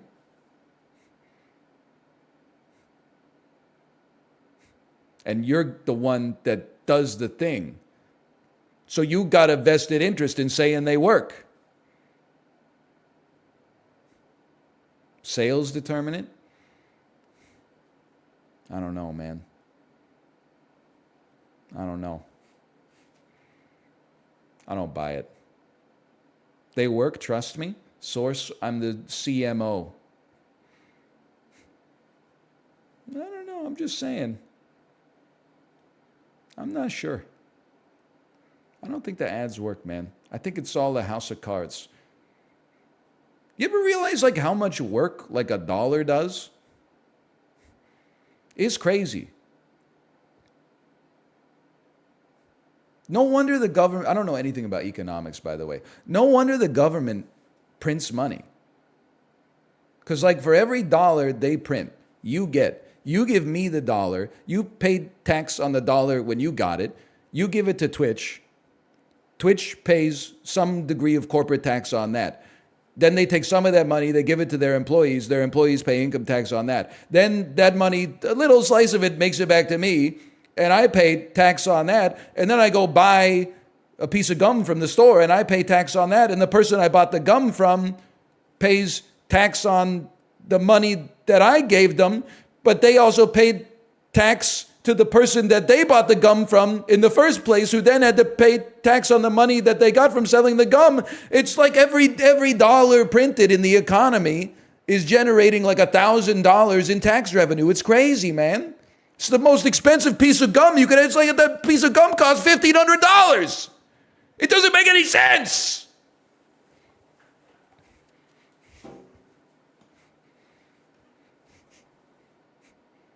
It's the phantom tax. That's the phantom tax. You wanted an explanation? There it is. I know this has the vibe of me pivoting, but I don't know what the fuck I'm gonna play. I'm just gonna play more Super Auto Pets. People be like, looking for something to play? How about a 90-hour long campaign of Baldur's Gate?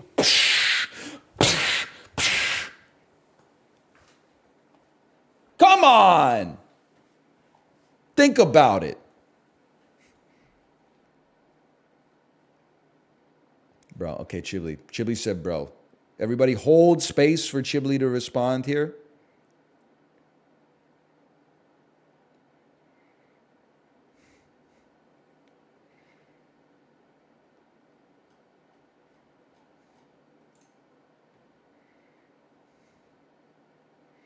Truck and Logistics Simulator out November 28th. Thanks for that.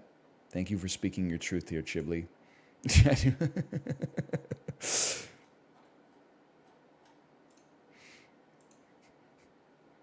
You don't want to see me play Baldur's Gate 3.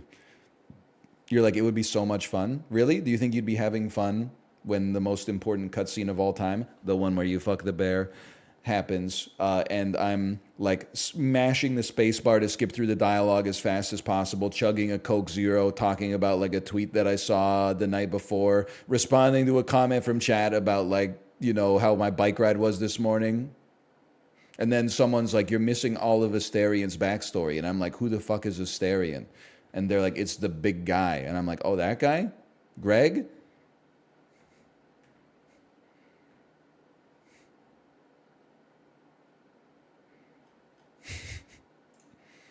I thought his name was Greg. Okay, well, slash marker me. SAP. That was some good SAP, man. I'm going to go pee and probably, Chibli, I'm sure you can relate to this. Not the peeing part, but hopefully. You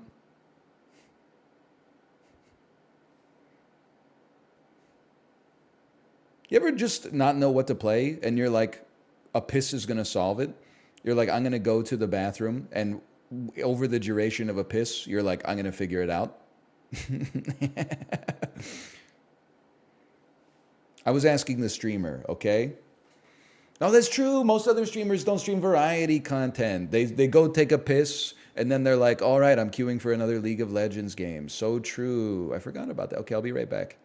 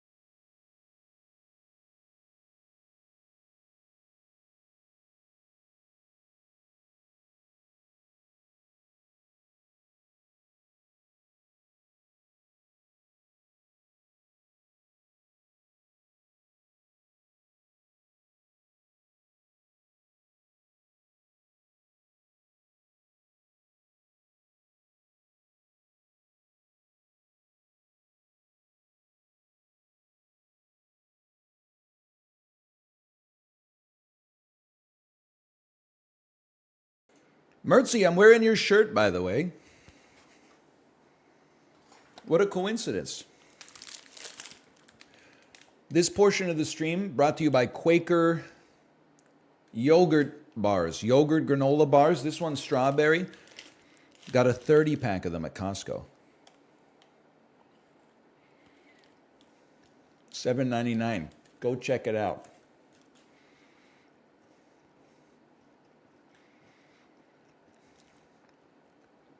You gonna play the Phantom Tax?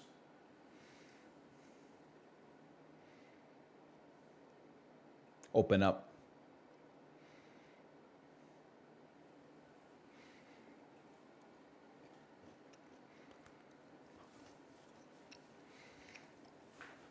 Dude, you're so right. Sporkle should make a Sportle where every day they give you like 5 random trivia questions.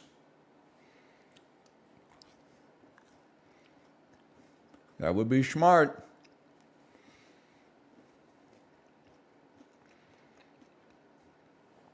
Does washing it down with Coke Zero affect the flavor profile? Let's check.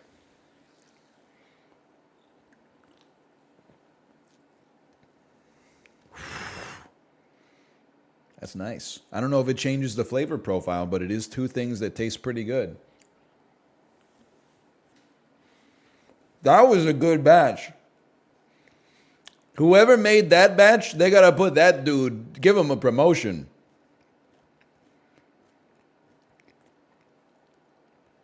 You ever have a Coke Zero? It's crazy. Guy who has never had a Coke Zero but is trying to make a stand-up bit about Coke Zero. You know what's crazy is how every Coke Zero tastes a little bit different. You'll open up one can and be like, that's pretty good. Then you open up the can right beside it and you're like, this tastes nothing like the first one.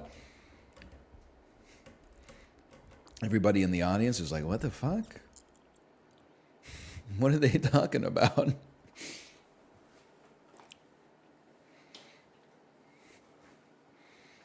Have you heard about Blue Dot Red Bulls? I have not. Blue Dot Red Bulls. Oh.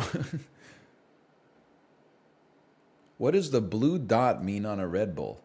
The dots have nothing to do with flavor. It just identifies which machine made the can. So if they have a problem, they know where it came from. Yeah, you believe that? You believe that? Let me guess, the blue ones taste better. 7-Eleven customers looking under Red Bull cans for blue dots. Oh, man. This country is fucking sick, bro. We're all sick. The pandemic broke us all.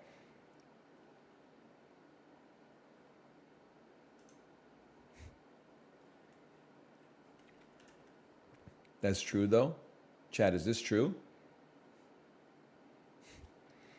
I was thinking about playing the dulls, but as soon as I opened the new tab, Chrome went, you're using an old version of Chrome.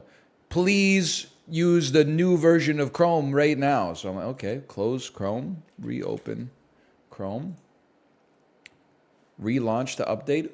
Brother, I just relaunched. Relaunch to update. Chrome is done updating. Okay, relaunch me.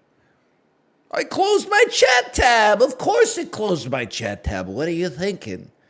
That's a tab, bro.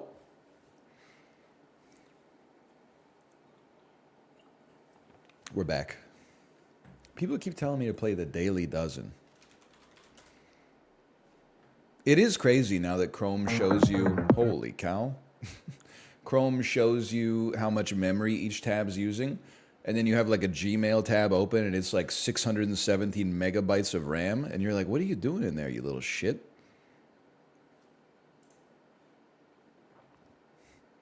600 used to be able to run like Diablo 2 and Windows Media Player at the same time for 64 megs of RAM. The page is just text. What are we, 600 megabytes of RAM?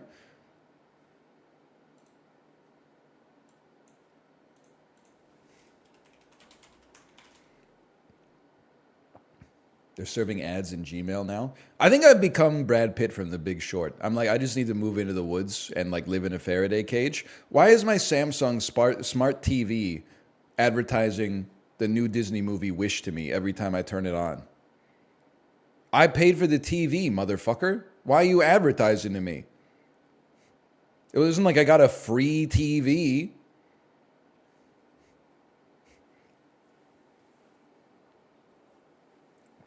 We're actually unironically so close to drink verification can. And I'm going to do it. If the Canucks are playing, I'll be like, oh, fuck, fine. Come on, come on, come on. It started 8 minutes ago. We're playing the Sharks. I might have missed 5 goals. McDonald's.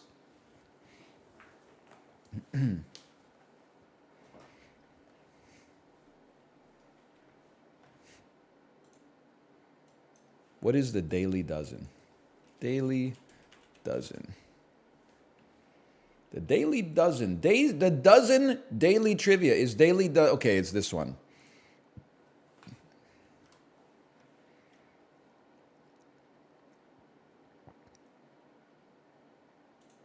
We're going to try it, okay?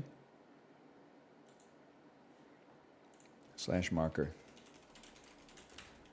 It's the Dulls, but different. 48,000 players of the Daily Dozen Trivia today, okay?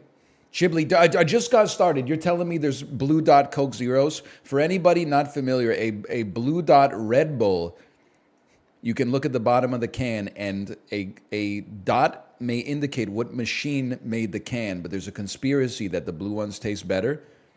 I'm looking at the bottom of my Coke. Don't do the one that's full.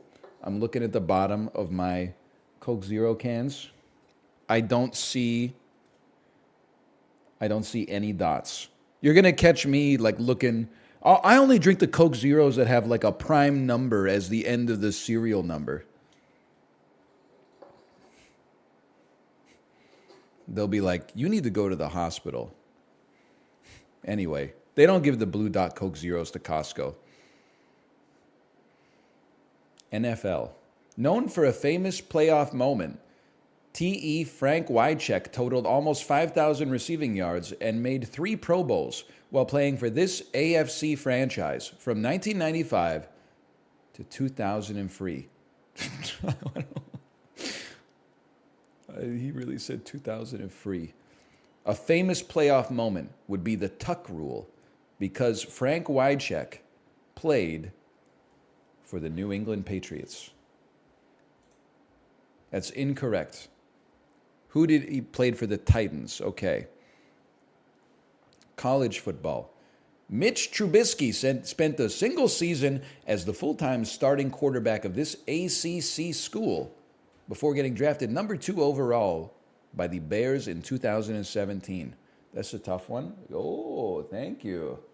Look at that, a croissant sandwich. Ooh, and $1 off. I know. Right? Hey, let's go. I thought you would like it with the $1 off. Yeah. So the ACC, that's the Atlantic College Conference. Schools that are on the Atlantic that are good enough at football to get someone drafted 2nd overall. Florida would be in the SEC. Georgia would be in the SEC. South Carolina would be in the SEC. University of North Carolina, UNC. Oh! It's not a good team, though. Well, none of the... Here's the way I worked on that one, and it was basically pure luck. None of the teams that are in the true Northeast are any good at football. Princeton, Harvard, fucking MIT. Yeah, MIT's like they're ranked number 8 in the rankings. So you knew it was going to be one of those states where the school's a little bit worse, but the football's a lot better. So I just moved from the south up to the north.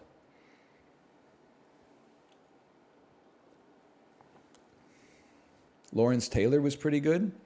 I don't listen to country music.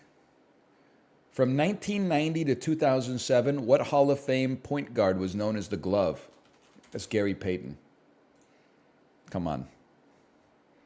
Egg-nosed ball. I had to defend myself on that one. It's not O.J. Simpson. He's known as the glove in the legal system, not in the National Basketball Association. Retail and shopping. This supermarket chain known as H-E-B primarily serves Texas. Celebrity mashup. This is Demi Lovato and Martin Sheen.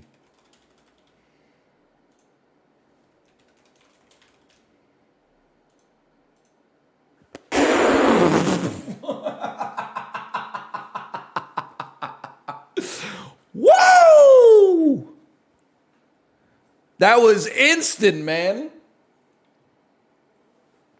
Holy.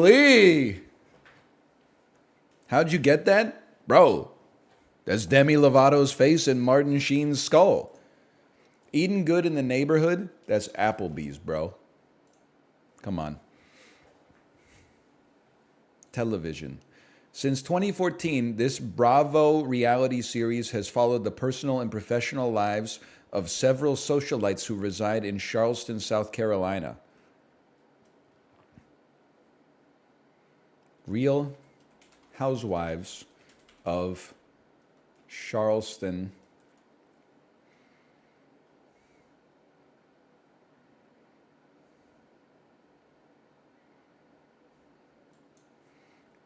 I have to, the only other one I can think of is Keeping Up with the Kardashians, but they have to live in Los Angeles, bro.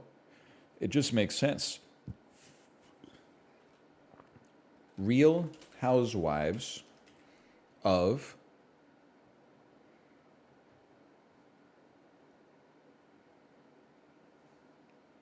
Potomac. What is that? What is that one?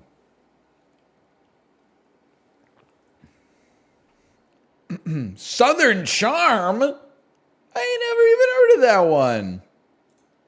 After losing his job and home, Owen Wilson overstays his welcome in the movie You, Me, and Dupree. I did use the Oxford comma, whether or not it deserves it. Music. Featuring Lil Jon and the East Side Boys, this rap duo, those would be the Yin Yang Twins. Do you want to retry them? No, I cheated and got the answer from chat. I didn't know we'd get another crack at it. That was pretty good, man. Average score 5.1. We got 7.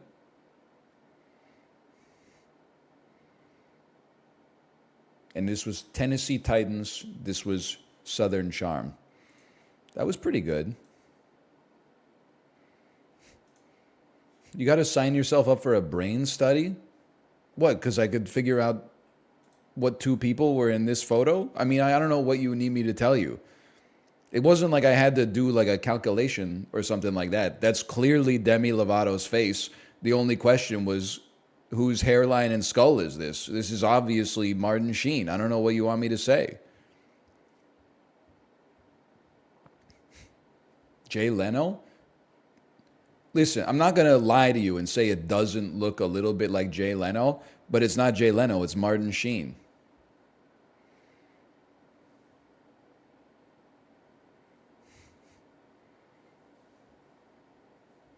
Jay's hairline's a little different. It's not John Voight. I know, listen, first off, it's Martin Sheen, as we know, but also, it's not John Voight. John Voight's tall as fuck, boy. Martin Sheen, I don't know. He's got short man energy. You could just tell, even though this is only from the shoulders up, I can tell you, this guy's about 5'7".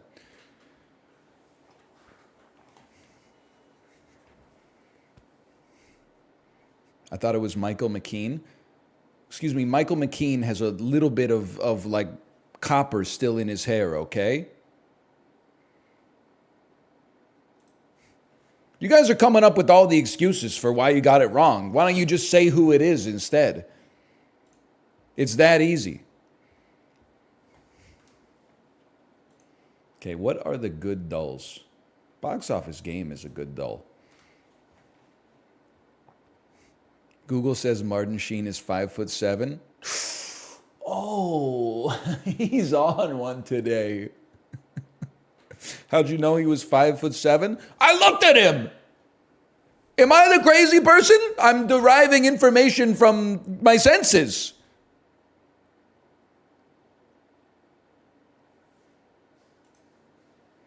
(2014) Walt Disney opened to $69 million, 2014. That's a gimme. Memorial Day weekend. Give me Captain America and the Winter Soldier. We're going to get this. It's not going to be an animated film. Unless it's a Pixar movie. Let's go take a peep at the genre. Fantasy, adventure, action, family, romance. It's Age of Ultron? Not really a romance. Can I get it? I don't want to. I want to. Oh, I want like a little hint. I don't want a big hint. Let's go 20th Century Fox. Weekend 2 lost 64%. That's got a sting. We're going to call this The Amazing Spider-Man 2. We're going to call this X-Men Days of Future Past. Oh! 20th Century Fox only has a couple of properties that are doing this kind of money in 2 weeks. What the hell is with this fall off, bro? What are we talking about? Days of Future Past is not, I mean, it's not the best movie ever made, but a 64% fall off week 1 to week 2. Come on now. Universal opened to 16 milli, starring Seth MacFarlane. This is Ted 2. The Teddening. Seth MacFarlane.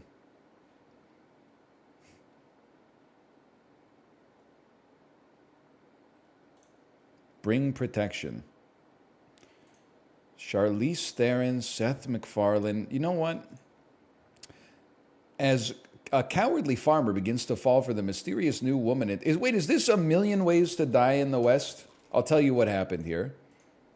I thought that this was a Netflix original.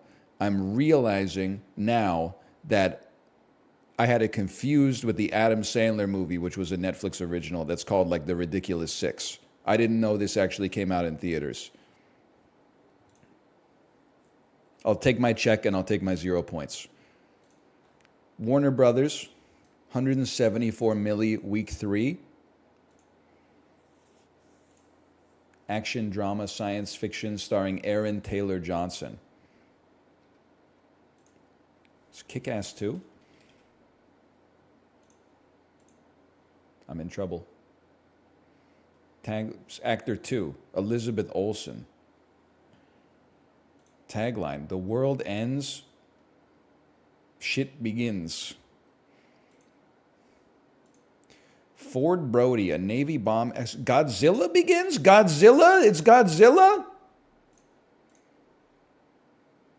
The world ends, Godzilla begins.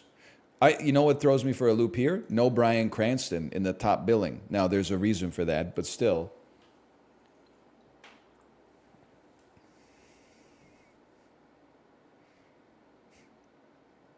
Godzilla plot starts with some dude named Ford Brody. Bro, he's a Navy bomb expert. He can go to Japan. He's not an analyst.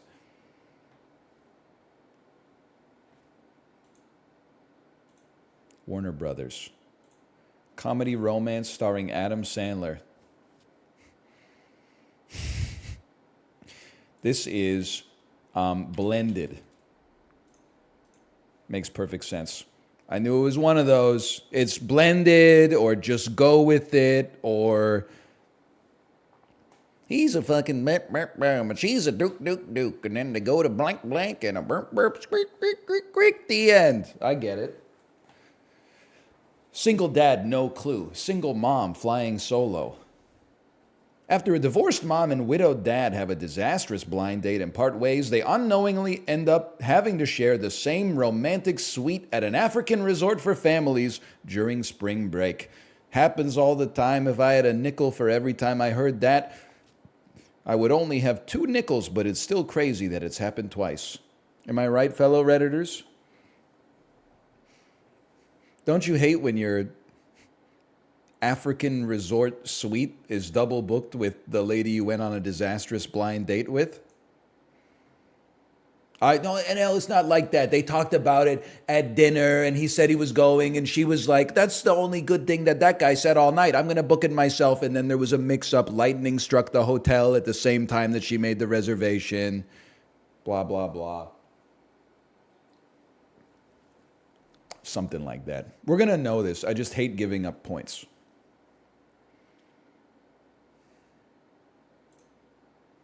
Oh, it's Maleficent 2. It's Maleficent 1. I would not have guessed Maleficent.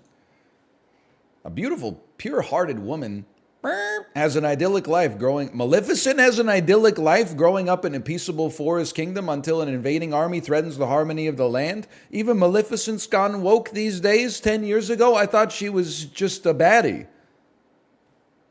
I thought, isn't she the witch from Snow White?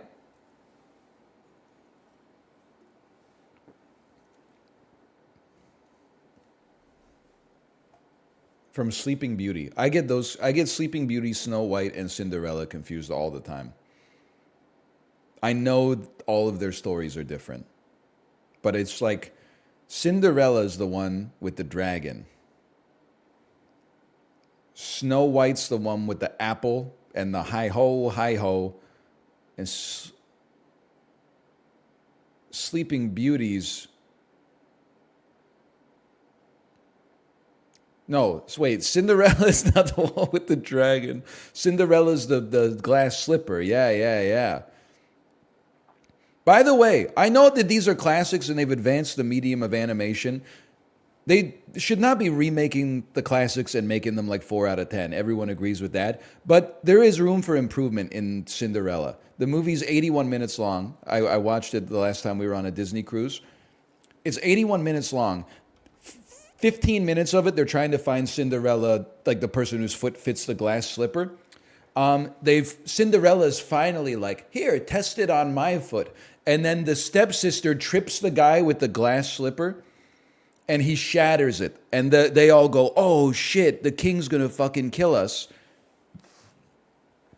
And they go, we don't have another slipper.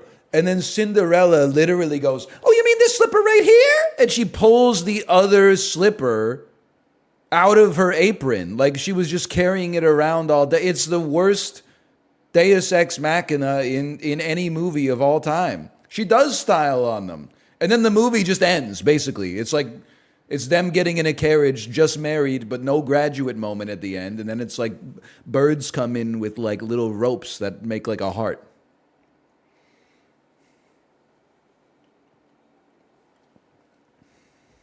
Chekhov's slipper, man. How does she still have it? Shouldn't it have reverted? Don't think about it so hard, Cinema Sins, okay? She came out in like 1940 nothing. It's a great moment. It's begging for like a 2014 YouTube-esque like edit. Oh, you mean this slipper right here? Oh!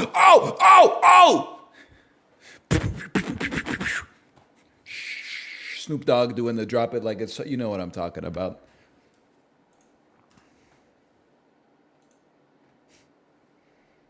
That is true. In the new Cinderella, they'd be like, well, then Josh Gad would be like, she just had it in her pocket the whole time? Well, that just happened.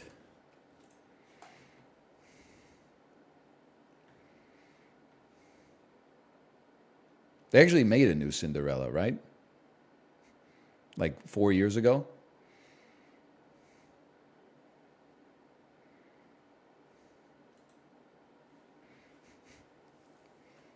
Many, in fact. You know what I meant.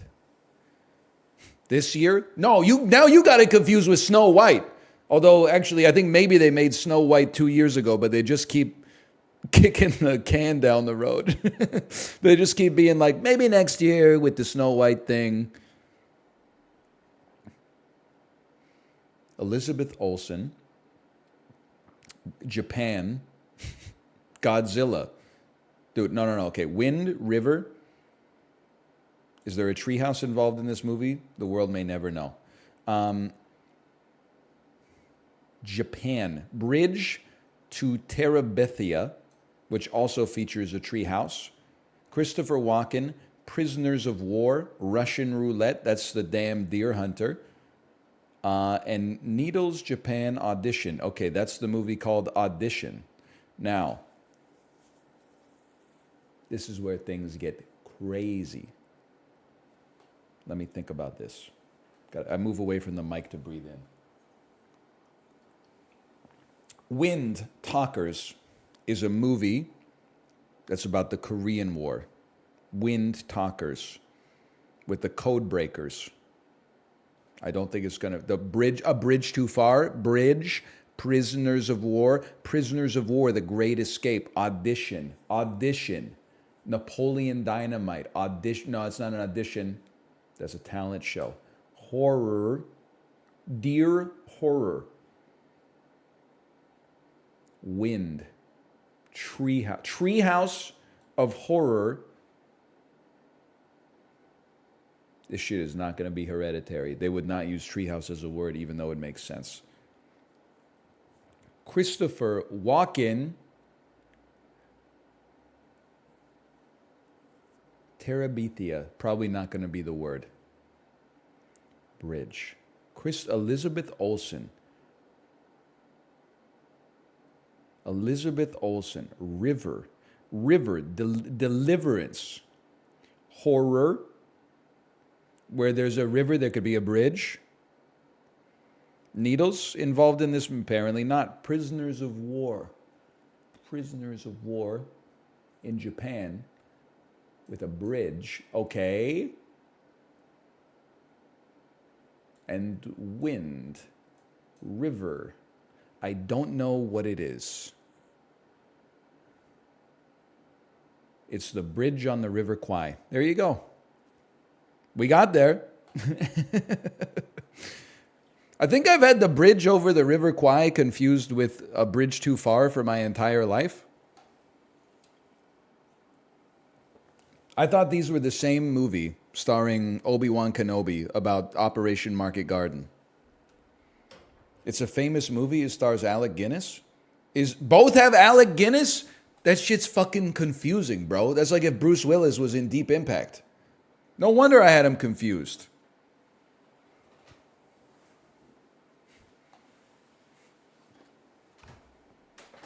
I was on top of my headphone cords. Now I'm on top of them again.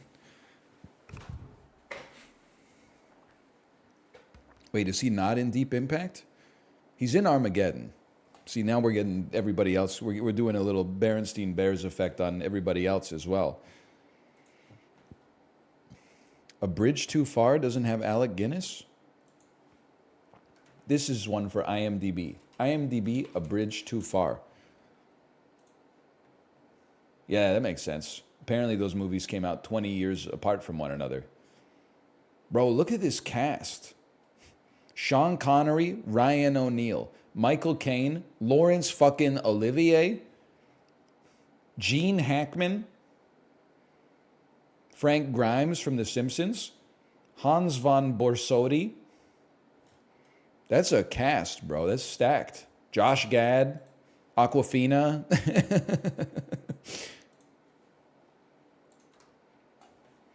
Fortune Feimster. It's got everybody, man. Okay, reversal.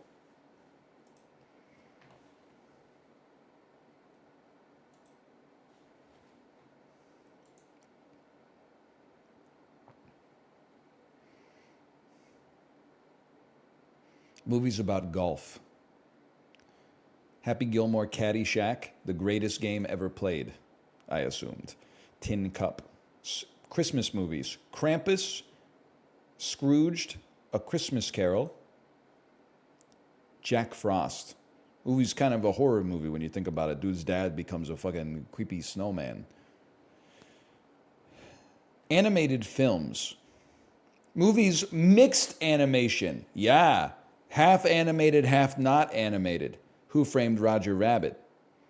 Looney Tunes Back in Action, James and the Giant Peach, Space Jam. Avatar, The Village, Gorillas in the Mist, and Ghostbusters.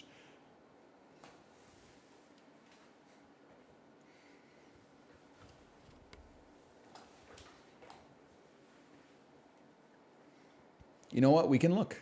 This is golf, Christmas, mixed animation. Sigourney Weaver! Of course, Sigourney. Now, M. Night Shyamalan, based on a true story. I'm going to go ahead and say none of these are based on a true story. They could not make a peach that giant. SNL alumni. Brendan Fraser. Bill Murray. It's Bill Murray, people. It's Bill Murray. We got there. It's nice to have a Cine 2 Nerdle where I don't just go into free association for 20 minutes, repeating the words over and over and then getting it wrong anyway.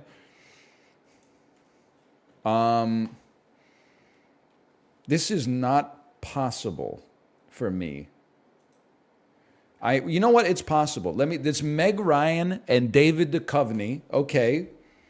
Why am I wearing this Steve Vass Jobs shirt, man? It's freaking me out. When I leaned into the camera and I saw myself, bro really thinks he invented the iPhone, huh? What am I wearing? I know it's not a turtleneck, but still. He's really dressed as Steve Jobs.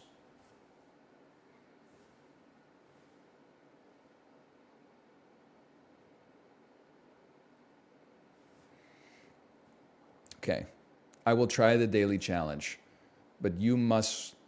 There's 3 actors in this movie.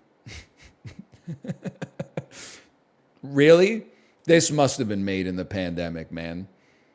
It's like some shit where they like never even met. Okay. This might not be as hard as it looks. I was wondering if there were like some celebrity cameos, but it's just going to be Taylor Swift, who has had a cameo in something else. Amsterdam is certainly an ensemble film. Cats, that makes perfect sense, right? And then The Giver and The Lorax. So we're really trying to get to David Duchovny, okay? David Duchovny, not that much of a film acting career. He was in Evolution with Oliver Jones and Juliette Moore. Now I'm thinking Juliette Moore might have been in Amsterdam, like everybody else on the planet was. He's also in the X-Files movie, Gillian Anderson. Meg Ryan's been in a lot of stuff. She can connect to Nicolas Cage via City of Angels. Tom Hanks, of course, if we could get a Tom Hanks in here somewhere. I'm trying to think of who else is in Cats. Like Helen Mirren, Josh Gad's in that fucker. I'll tell you that 100%. Probably this is the easiest connection, but I think we're going to connect via Amsterdam, and I'm going to take a look.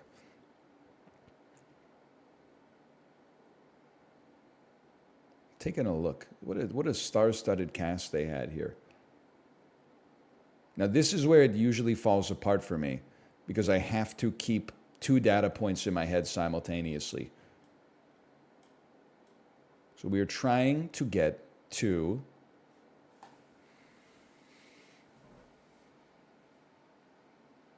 Julianne Moore, who's in Magnolia, with Tom Cruise, Philip Seymour Hoffman, Philip Baker Hall, John C. Reilly, everybody under the sun. Mike Myers takes you to Austin Powers and Goldmember, which has 900 celebrity cameos. Andrea Riseborough takes you to the episode of Black Mirror where she just can't stop killing people. Rami Malek. Zoe Saldana gives you the Marvel films. Anya Taylor-Joy, The Menu. Nicholas Hoult. John Leguizamo. Ralph Fiennes. Hong Chow. Robert De Niro. He's been in a few things. He's been in Meet the Parents. That's probably the biggest one. John David Washington. We Live in a Twilight World. Margot Robbie. Christian Bale. How do you ever consider casting a middle-aged person in the movie? Meg Ryan. Tom Hanks. Tom Hanks doesn't do ensemble pictures. Chris Rock gets you to Down to Earth, which gets you to Wanda Sykes. I think I'm going down a path I cannot follow on this one. Michael Shannon. Shape of Water. Richard Jenkins. Burn After Reading. Brad Pitt. Once Upon a Time in Hollywood. Margot Robbie. Taylor Swift, The Eras Tour. Taylor Swift! We got back where we started. What am I looking for? I got to get to David Duchovny? Julianne Moore is your connection, bro. Julianne Moore is your connection. And I'm going to try to freeball it. We're going to go Robert De Niro. We're going to take it back to The Score, circa 2001. We're going to follow that up with Ed Norton. Now remember, what are we trying to get to here? Tom Hanks. That's not sensible. We're trying to get to Julianne Moore. Oh, I have something. We will not be using the Comedy Central roast of Bruce Willis. It's tickling my brain right now. Julianne Moore.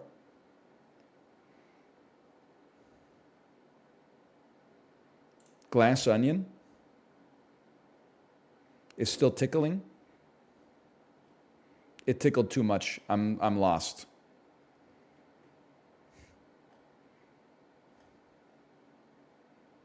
Spoilers.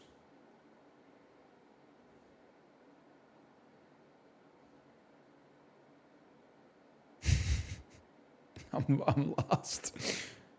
We're going to go Ethan Hawke.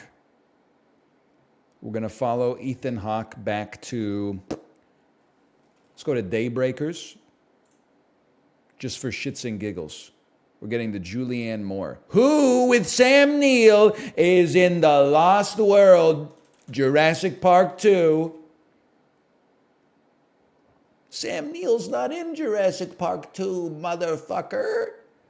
But he's in Jurassic Park 1 with Jeff Goldblum, who's in Jurassic Park 2 with Julianne Moore, who was in Evolution with David Duchovny, who's in What Happens Later. Time.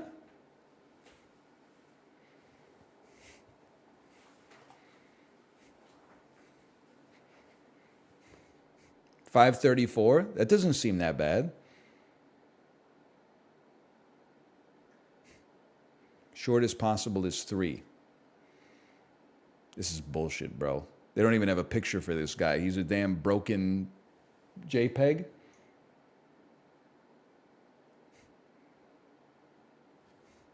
What the hell is Kudzu Christmas? Ron Clinton Smith? My father was a broken JPEG. I don't know. Someone in chat saying, Raphael Thomas is my favorite actor. You don't even know Raphael Thomas has an IMDb page because he appears on screen for 3 seconds, like rigging up a spotlight in the Eras Tour film. And then also, like, he gets spotted by a camera accidentally in Kudzu Christmas. So they legally had to make him a member of the Screen Actors Guild. That is not an actor. I'm sorry.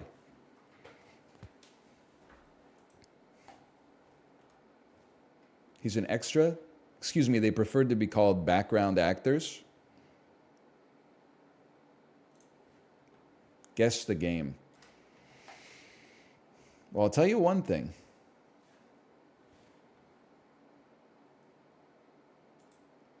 They're moving fast as fuck. There ain't no doubt about that. I don't know it yet. This looks like Grand Theft Auto 4.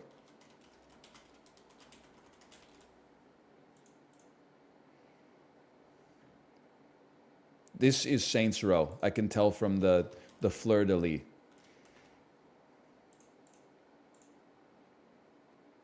Franchise Saints Row. Saints Row 2. Really? Okay. Saints Row the 3rd. We got there. Original release 2011. Holy, man. It's a long time ago. Guess the game by its cover.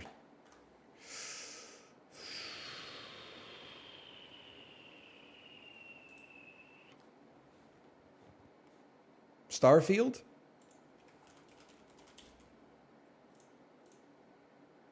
Yep. Alrighty. Maybe we'll play that tomorrow. Gamedal artwork. Okay, Gamedal art. Bro, this is like, bro, it's fucking Fortnite, bro. You can't tell me this isn't Fortnite. What?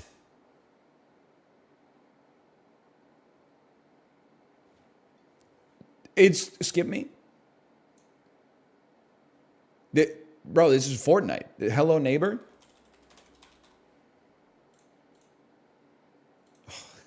Hello Neighbor 2. It's Skibbity Riz. It's giving Skibbity Riz. Correct. Saga. Of course. The Hello Neighbor saga.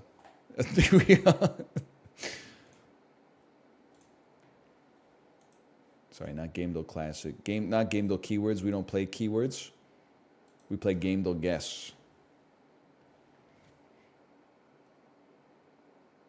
I'm not sweating putting the ads on screen because they don't work anyway.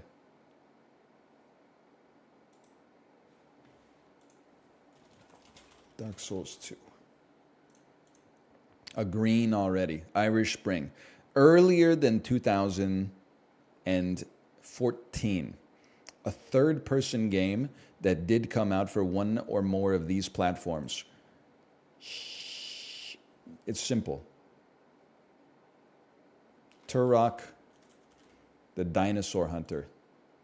Okay, turns out it's later than 1997, but it did come out on the PC. It's probably an adventure game. It's probably an adventure fantasy game. It's simple. It's Dragon Age Origins. Holy cow. It is an action fantasy game, and it's earlier than 2009. It's Knights of the Old Republic. It's earlier than 2003, and it's not made by BioWare. Okay. It's a retro-ass third-person EA action fantasy game.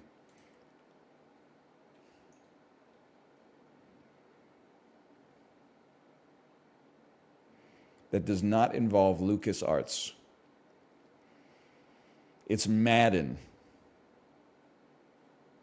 It probably also is a role-playing game. What did EA make back in the day, man? It's Baldur's Gate Dark Alliance.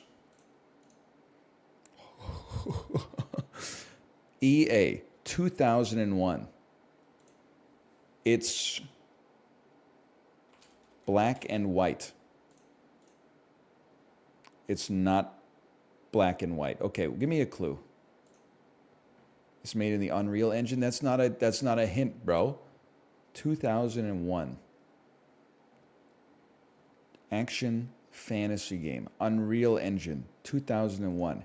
Electronic Arts. Third person. 2001. It's in like the 7th grade. I'm sorry. I ain't got it in me. I don't know what it is. We got so many greens too.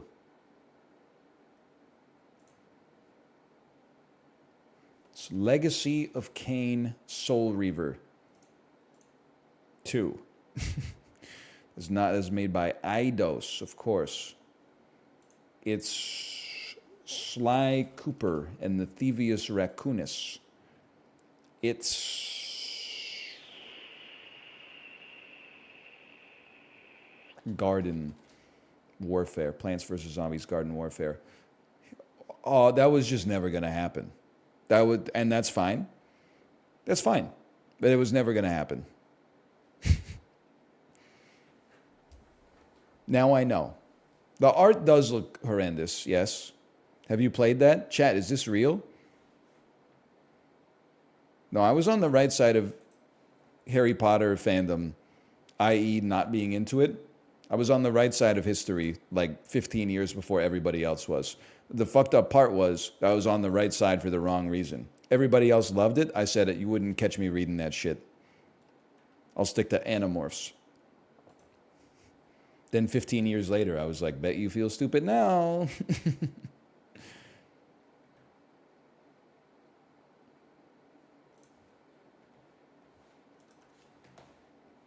Flashbang out.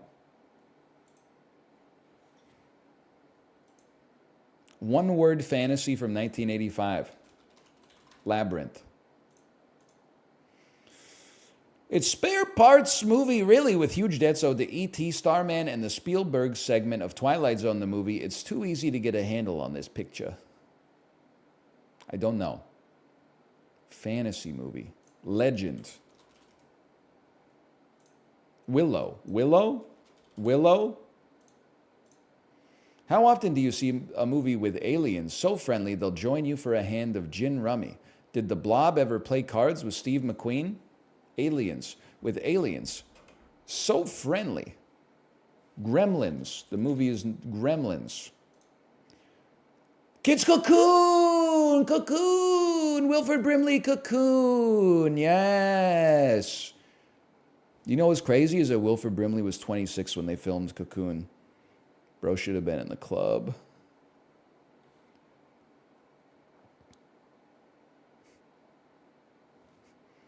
The gremlins are not friendly? Bro, the gremlins are totally fine as long as you don't feed them after midnight.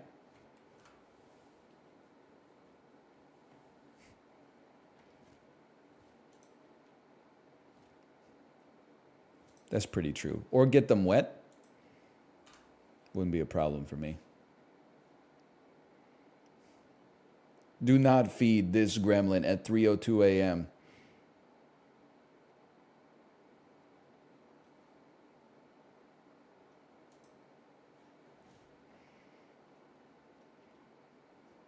This is an old-ass car, but they have automated sprinklers.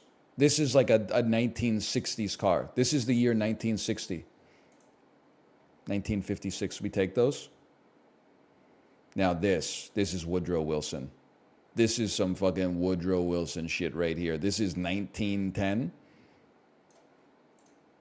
1903. It's even earlier, bro. It's like some Grover Cleveland shit. Must be hot as fuck out there, man.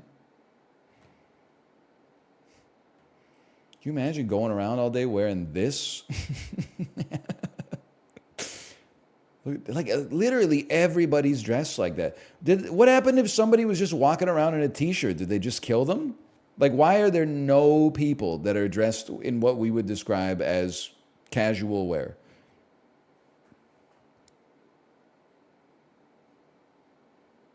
It was a lot colder back then? No, it was. It was probably like 2.5 degrees colder. She's kind of serving, am I right? Holy. That's the casual wear.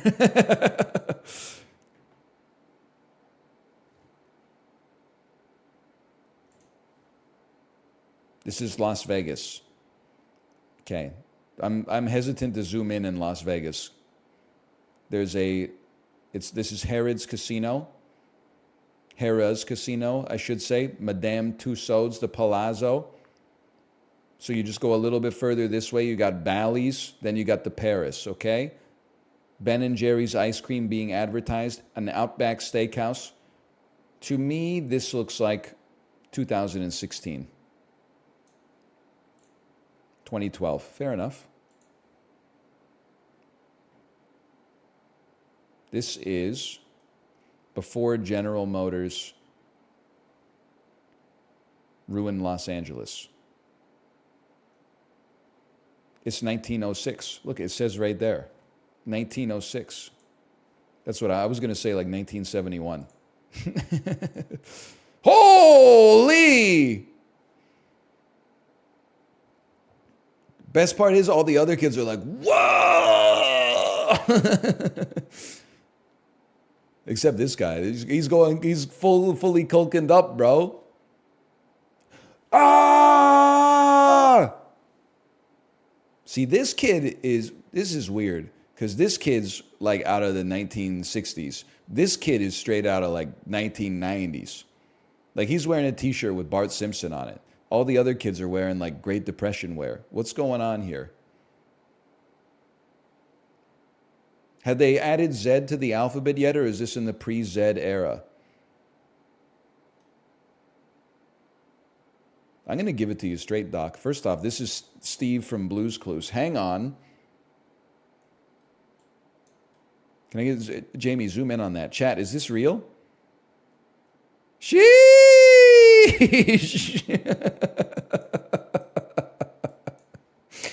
He got us all, man.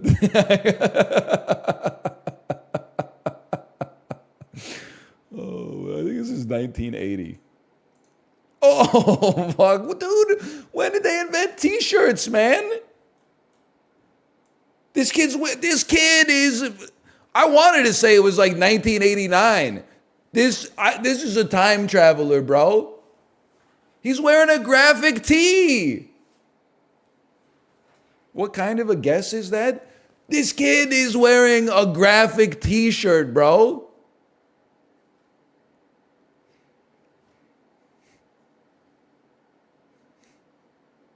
Sheesh. Anyway. Haven't you seen hippies? Bro, this is 1956. There's no hippies. Dwight Eisenhower just won his first term with like 98% of the popular vote.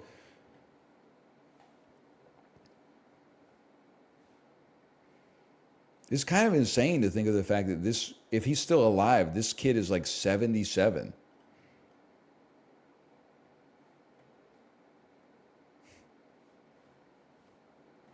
That's crazy. You see the TikTok that was like POV, you're in line in the year 2000 to buy a PlayStation 2? And then the top comment was like, it's crazy to think about how many people in this video have passed. Like, some of them, maybe, yeah, but like, listen. Back it up a little bit. That's only 23 years ago. That's not that, listen. Like 90% of the people in that video are still alive. 90% of the people buying the PlayStations, at least. The mom who drove them to the GameStop, she might still be around kicking. But the kids who were buying the PlayStation, they're making up the bulk of the workforce these days, okay? I was a senior in high school in 2000. What's crazy is I'm like, wow, that's old. That's 6 years older than me. When people 6 years younger than me are like, you're old, I'm like, we're the same age, idiot. That never changes, though. People older than me, I'm like, you're old, man. People younger than me, I'm like, we're peers.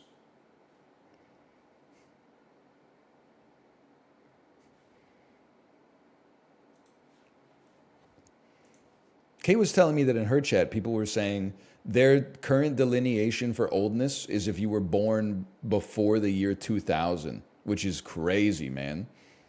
They're literally out here being like 24-year-olds are old. That's crazy. There's still people alive on planet Earth maybe who remember the year 1899. I don't know, maybe not. It's close. It's close, okay?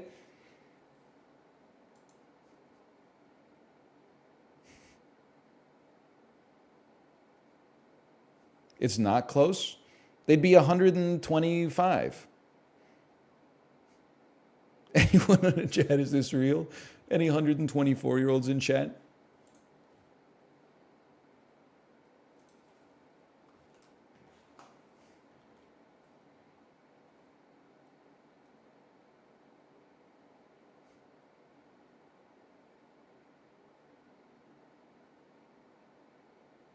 Do you remember when you were one? Yeah? I was running down the highway skyline on the back of a hurricane that started turning when I was one. You know what I'm saying?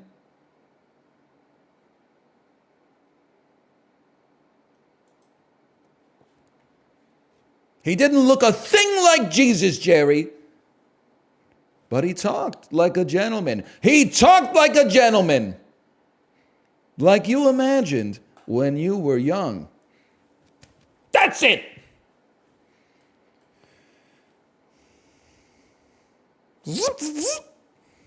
Sorry.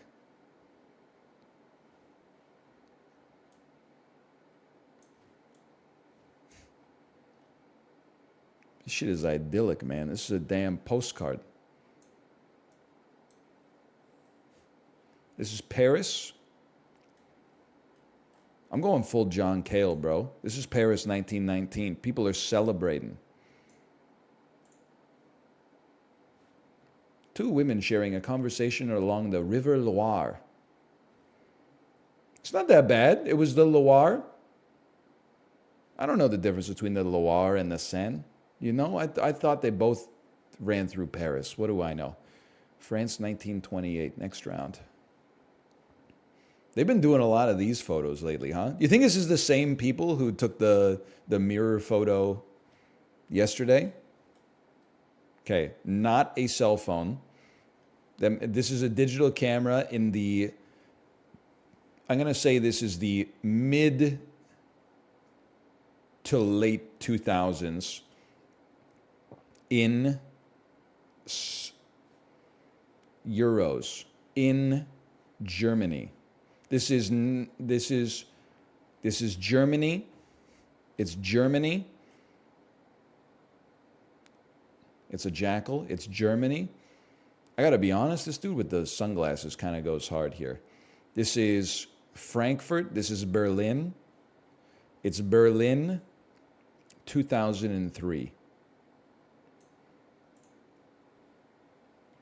It's Berlin, 2008. We take those. 2008? They should have been at the club. Holy cow. It's all people serving, man. This is one where I'm like, I should definitely know what that is, but I don't. I'm sorry to say I don't. I don't know if that's Versailles or if this is in Venice. I am sorry. I know Versailles is gold. Maybe this is Versailles. I don't know. Before I glance at chat, I'm just going to throw this down. This is Paris, 1962. Leningrad? That's not Paris at all, brother. It was 1968, though.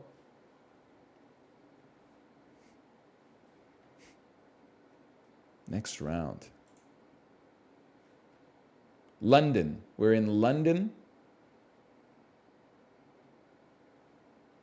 You're spilling, bro. One for me, one for my homies. This is London, 2010. London 2012. This is London 1918. 1920. This is fucking Australia in 1900.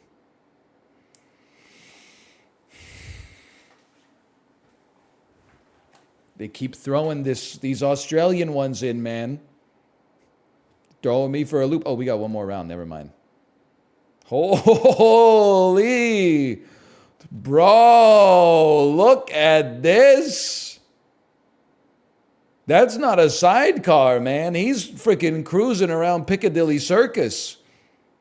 That kicks ass, man. Can you imagine recording like a fast food vlog in this thing? That's cool as fuck, bro. I hate safety regulations. Bring that thing back. Can you imagine how much your head would explode if you got hit by literally any vehicle? You could be decapitated by a bicycle at cruising speed, but it looks fucking swag, dude.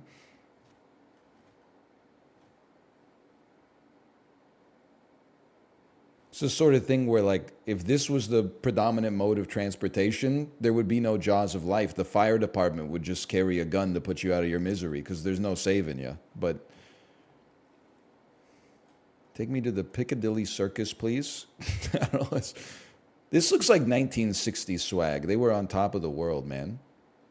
Piccadilly Circus, please. Piccadilly, can I get the Piccadilly Circus, please? St. Paul's Cathedral. It's got to be around a little Piccadilly, Leicester Square, Westminster Abbey, a little Lillian Baylis Technology School, a little Piccadilly Circus, close to the McDonald's, close to the Guy's Hospital. No offense, ladies. Maybe near Covent Gardens, the Piccadilly Circus. Piccadilly Circus! 1966. 1958, the Bruch Mopeda, an egg-shaped single-seat three-wheel vehicle being driven around the streets of London. Only 14 were ever manufactured. Look at the damn guess, though. We were 38 meters off, 31.8 meters off.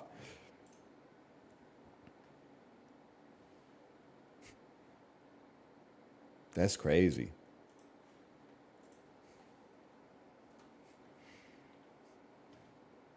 How about listed? Okay, this one's a McMansion. And that's fine. You know what's crazy is that like 15 years ago, the discourse was all like, ooh, look at that house. It's got so many triangles. Now the discourse is like, ooh, look at that house. It's got so many triangles. Can I have it? Life comes at you fast. I'm going to say that this is a $690,000 house. A little lower than that. We're in Johnstown, Pennsylvania. Psychotic living room. I don't know what's going on here. You need some window hangings at the very least. Don't talk to me about the sofa. How are you going to break your spine trying to put a coffee on the coffee table? It's both aesthetically poorly designed and also ergonomically poorly designed. $560,000. Kitchen's kind of nice with it though. Think about it, how much you're saving on your energy bill by not having to look in the fridge to see if you need something. That's like pennies a year.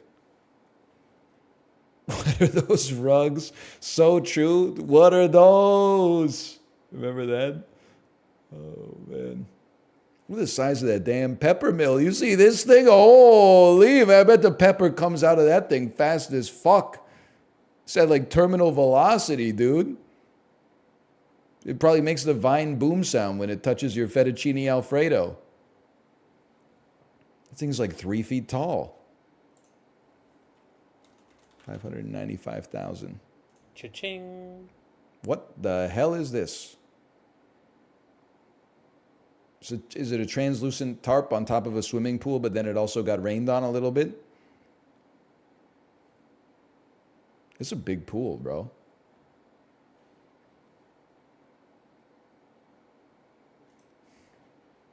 David Dobrik? What are you bringing up David Dobrik in my chat for, Chibli? You trying to get me in trouble? Traveler. Don't worry, Chibli. We're almost at your favorite game. Puck Doku.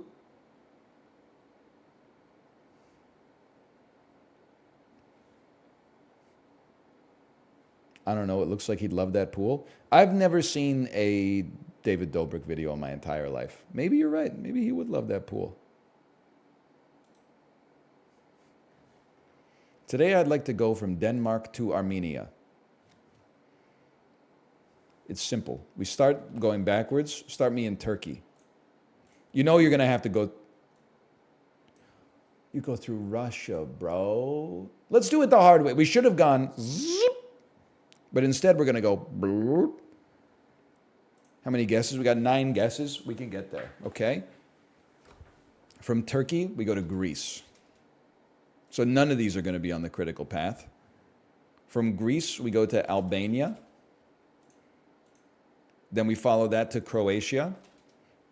Trying to cover as much of the Adriatic here as we can. These countries touch. Bro, these countries touch. Croatia goes into Slovakia. Let's go a different route. Let's go Austria. Oh, fuck.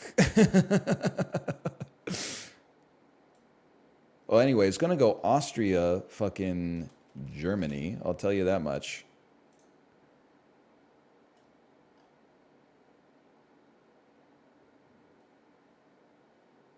Hungary.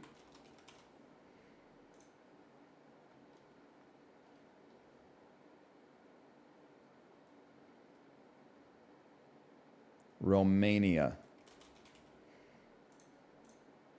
Oh, fuck.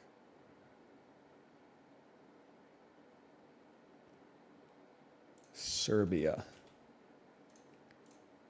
Oh. No. No. What is... Oh, no. No. No. No. Yes, obviously Russia's the better way. I know that now.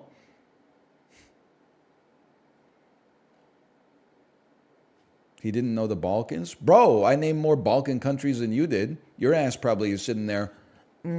Russia, Finland, Sweden. I got there. That's another tough one.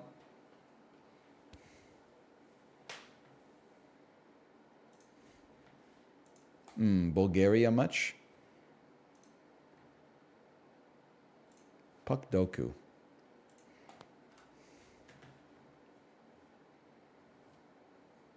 Full screen. Toronto Maple Leafs Los Angeles Kings is doable. You got to give me a second on that one. Toronto Maple Leafs, Boston Bruins. It's doable. You got to give me a second on that one. No, you don't. That's Joe Thornton. Toronto Maple Leafs, Vancouver Canucks. You know what? Throw me a Lafferty. Holy brother. First off, I didn't think 6% were going to take it, but I thought for sure we were going to end up with like a Luke Shen there. New York Islanders, Vancouver Canucks. That's a gimme. How about a little Bo Horvat? I'll give you that for free. Boston and New York Islanders. That's a gimme. You're going to toss me a little Zdeno Chara. Now, Quebec Major Junior Hockey League and Vancouver. You're going to go with a Alexandra Burrows.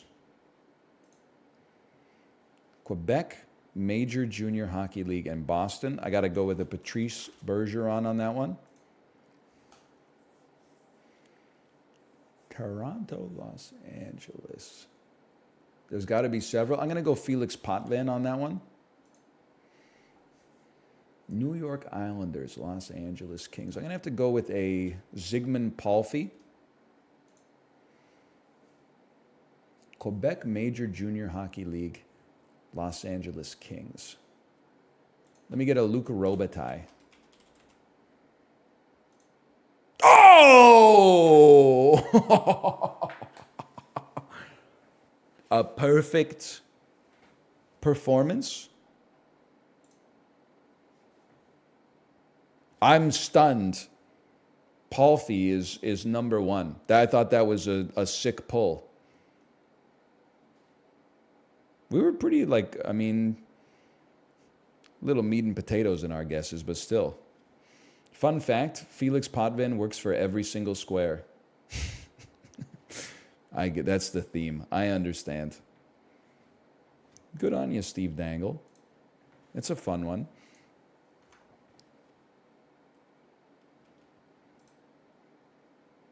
Movie grid.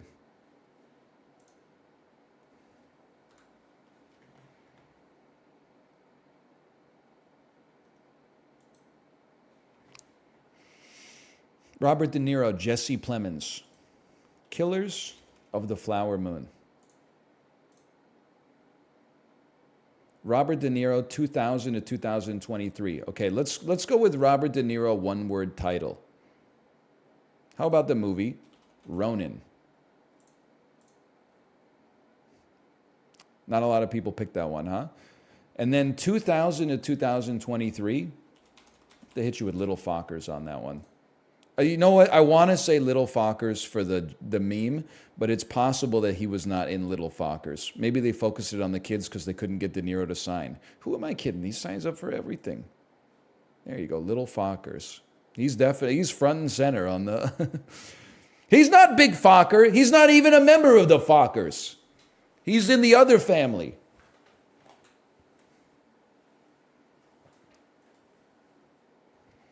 Kirsten Dunst, one-word title, Dick. Kirsten Dunst, Jesse Plemons. So I know they're married IRL. I don't know what movie she's in with her husband, though. They are in Fargo Season 2 together. 2000 to 2023. Let's throw in a little melancholia here. This one's for the real ones. Bryan Cranston and Jesse Plemons. What is Breaking Bad? Bryan Cranston, one-word title. We're going to go Godzilla. And then we're going to hit him with a little bit of shame. Bryan Cranston, 2000 to 2023. It's my daughter's... It's a movie where James Franco meets his fiance's dad, who is played by Bryan Cranston. Father, my fiance's, my girlfriend's boyfriend. My girlfriend, the ... Two faces of my girlfriend. Cranston. What the hell has Cranston been in, man? He's just been living his best life. Fargo Season 2. Jesse Plemons. Bryan Cranston. Kirsten Dunst is not in Game Night. Bryan Cranston, not in Game Night. Friday Night Lights? Any of you in Friday Night Lights, perhaps? Or was he just in the TV show? 2000 to 2023. Dad. Daddy, I'm a Zombie. Dad Wanted. My daughters. My girls. The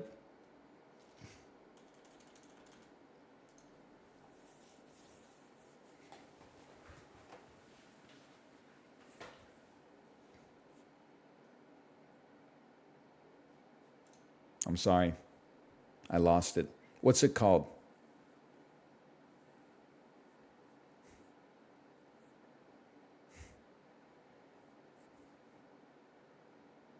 Why him? Oh. I remember the movie, but I'm not getting anywhere with why him. Why him? El Camino! Of course it makes perfect sense, man. True. Me when my friend says nice cock, this is the reaction. I don't know. Man, the power of the dog, 99.9%. Okay, fair enough. That makes perfect sense.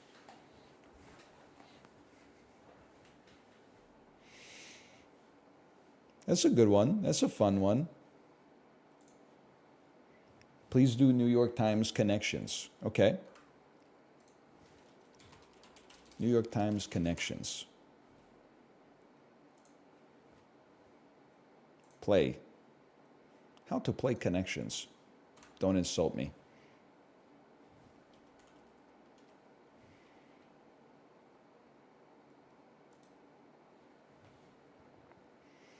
Gulp. Gulch. Scarf. Things describing eating. You can scarf something down. You can wear a scarf or a cowl. A canyon, a gulch, a gorge, and a ravine are all gaps in the land.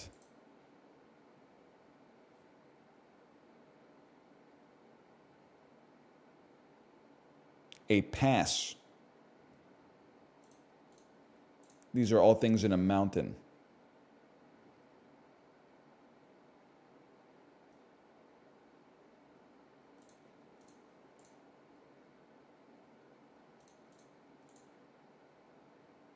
We got there. Areas between mountains and hills. Clark Bar. Wesley Clark. Wes Craven. Queen. Apple. Mirror. Craven. Things related to the movie Sleeping Beauty.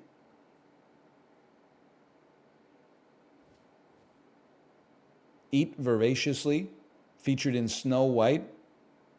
C plus bird. Well, I got my ass beat.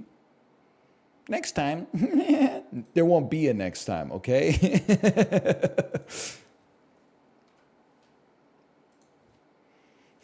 Doppel. Date of publication 501, day not implemented. Son of a bitch. Please do the New York Times Mini. Okay, New York Times Mini. That's what we're doing. We're taking requests today. New York Times Mini puzzle. I'll play without an account. Thank you very much.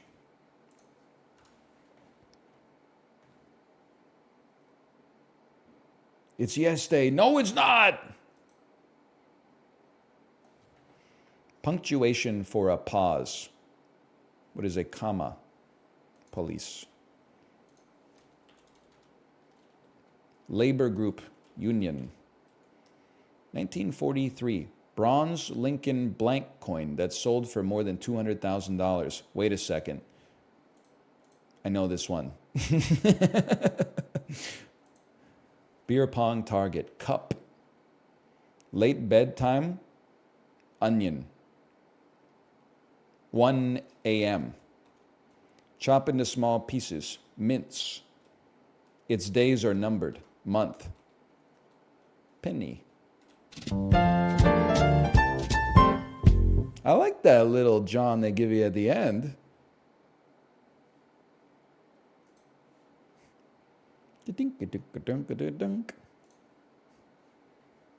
Nice little jingle.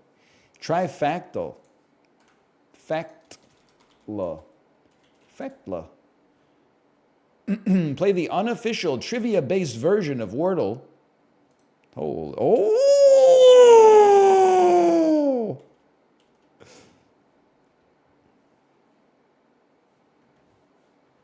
Hang on. Top earning actors and actresses of 2020 by annual income. But what they have? Okay. So we got to figure out who's in here. There is zero doubt in my life, I'm in my mind, I should say, in 2020, that Dwayne Johnson was up there. We'll follow that up with an Adam Sandler, a Ryan Reynolds, call me crazy, I think there's a chance Ellen Pompeo is up there. The star of Grey's Anatomy. Vin Diesel maybe fifth. Let's put Vin Diesel fifth.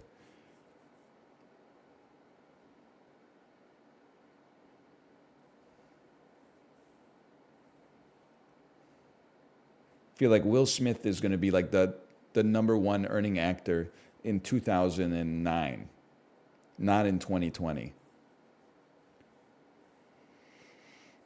Fuck it. Vin Diesel, Will Smith, enter. Sandler and Smith not up there, okay? Dwayne Johnson, number one. Vin Diesel elsewhere. Ryan Reynolds elsewhere. Okay, we go Dwayne Johnson. I guess we don't need to use Dwayne Johnson here. Take him out. We could get more information.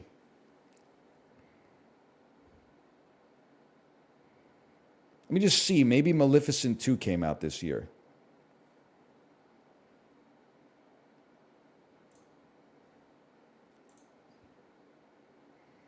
Vin Diesel, Ryan Reynolds,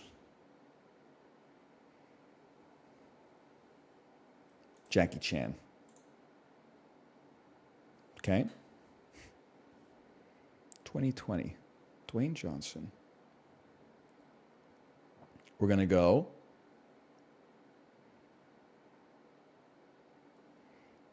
Ben Affleck,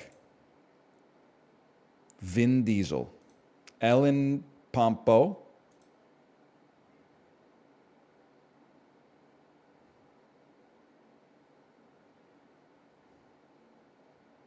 Gal Gadot, Ryan Reynolds.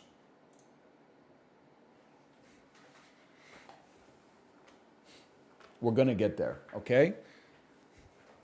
It's going to be Dwayne Johnson,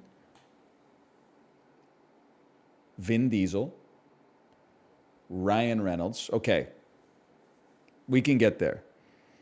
It's Dwayne, Ryan, blank, blank, Vin. And Ben Affleck is 3 or 4. The question is, who the fuck is the last one?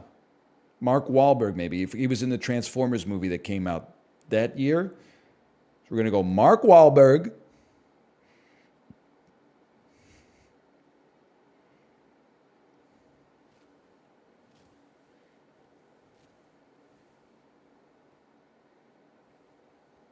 Jason Momoa.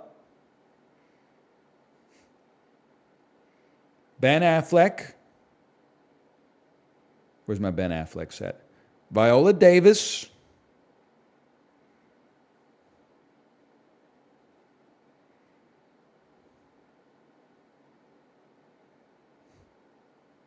Mark Wahlberg's already up. Viola Davis already up there. Melissa McCarthy. Man, it would burn me up. I'd rather honestly backspace me, give me a Jason Momoa instead. I already picked him. Okay.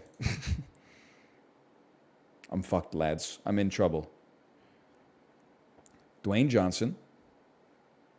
Ryan Reynolds.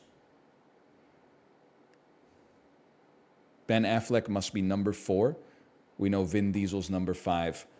Mark Wahlberg's number 3. Mark Wahlberg. Ben Affleck. Vin Diesel. Did I solve the puzzle? Dwayne Johnson, Ryan Reynolds, Mark Wahlberg, Ben Affleck, Vin Diesel. Ooh. Ooh. Dude, Facto. Facto's got hands. How about Factal Sports? Rank these MLB players by most home runs? Well, that's simply not going to happen. Is there any way I could go back to yesterday's? Next Factal is in 11 hours. Okay. I simply would be guessing, quite frankly. Factal!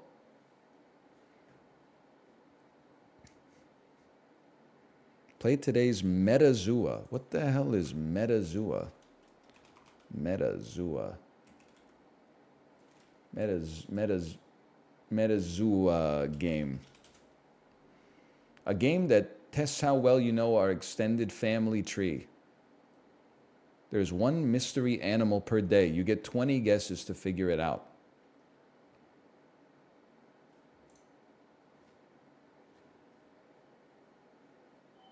Hang on, we're working on it. The heck is going on, man?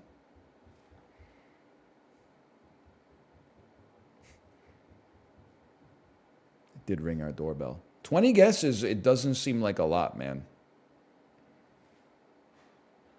Considering that there's like a billion species of animal.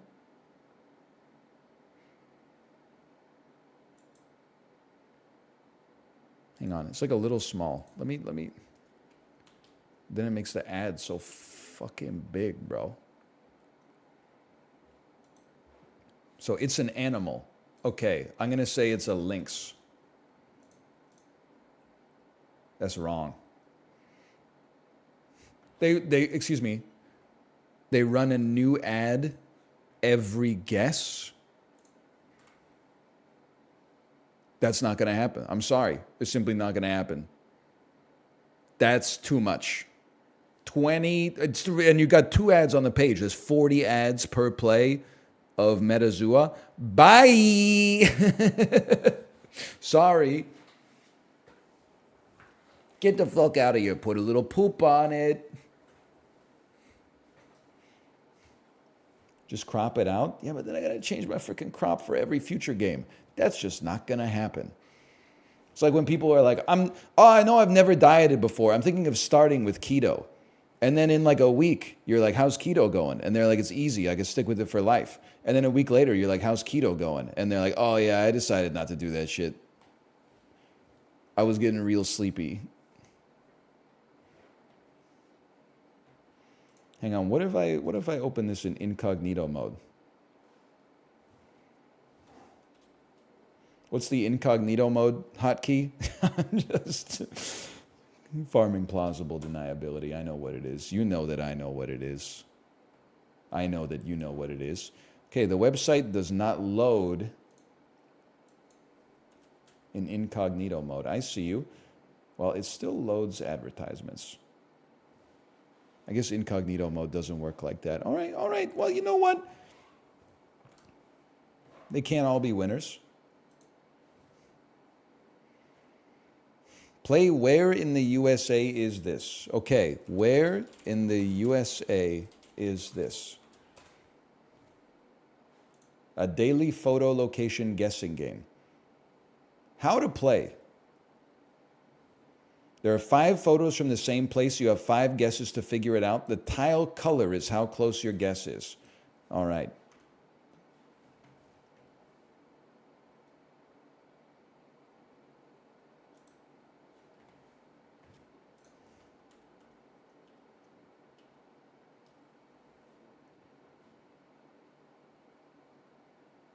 This is West Virginia. This is Kentucky. This is Kentucky. This is just outside of Lexington, Kentucky. We're 278 miles away. That's not that bad. Move me towards the west. Let's be honest, it doesn't really matter where I guess there. 125 miles away. A monument to the Confederate soldiers, huh? Wouldn't be me. Take me down. Always forget which one of the Carolinas was based in 1861. Don't answer that. One of them was like, we love Abraham Lincoln. And the other one was like, neither? All right, never mind. Which one of the Virginias was? Is that the one that trips me up? You would expect that Virginia would be like, we love Abe Lincoln, and West Virginia would be like, not so fast. But actually, West Virginia was like, we love Abraham Lincoln, and Virginia was like, now just hold up a second. That's correct. Okay. So this is further into Virginia. It's probably a city. 52 miles.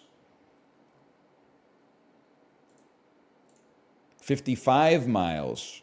Okay.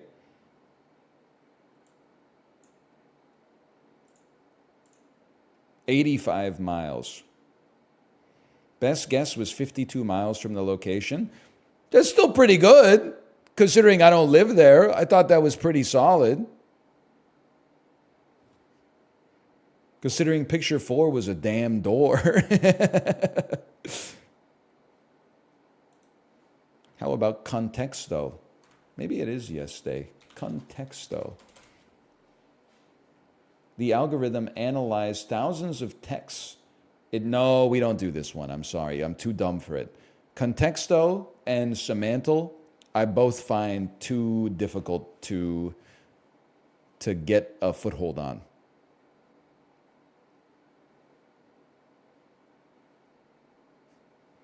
My brain ain't built for it. Semantal Jr. is good. If they want me to play it, they should call Semantal Jr. Semantal, and then they should call Semantal like Semantal Tournament of Champions, because my ass is not loading up the junior edition of anything.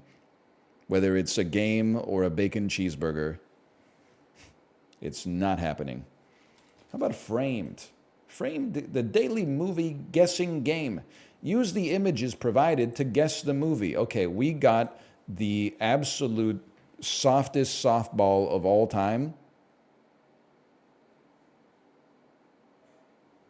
Because this shit is Pinocchio, brother. You got it in one. That's simply Pinocchio. Lies of P! The original Lies of P. Remember the whale boss from Lies of P? Holy. It's crazy the whale's got smoke coming out of the top of his head. Did you see that?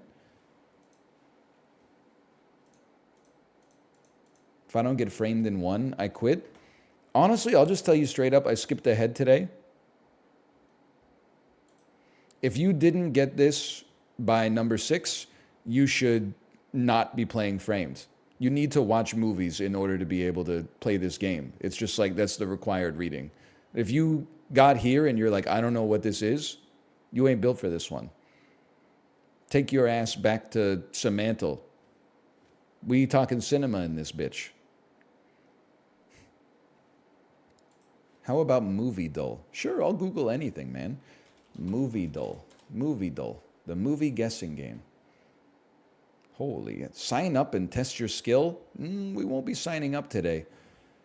This website uses cookies. I love the internet in 2023. I get 9 fucking pop-ups that come up every time you go to a website. This website uses cookies. Okay, got it. Reject all. You want to sign up? You want to use your Google account to sign up to likewisetv.com? No, I'm all right, brother. The daily guess that movie. Here's the tutorial. Watch a 1-second version of the entire movie. Guess the title or hit skip if you don't know it. I can't watch this shit. My Twitch account's going to get banned, bro. What if there's nudity?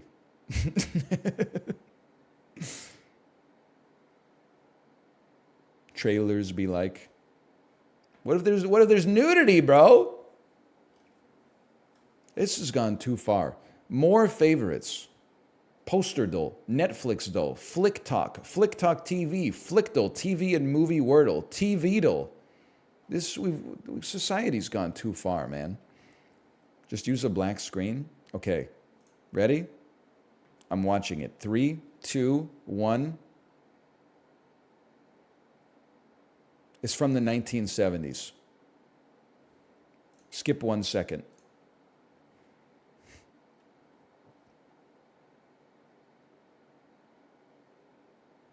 I think this is Tim Curry's version of It. It. I thought I saw Pennywise in there. It's not It Follows. Oh, you know what? Hang on. I'm going to skip this. Now, this is content. You can play along with me at home.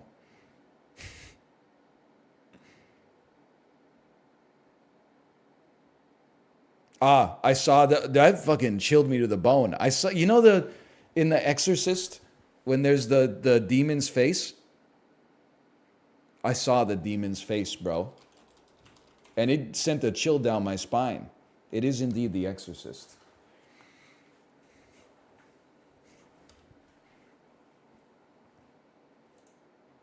Chills. Okay, do we have any more dulls or are we washed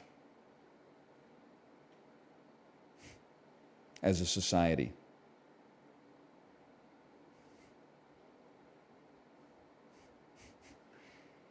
Pokedoku?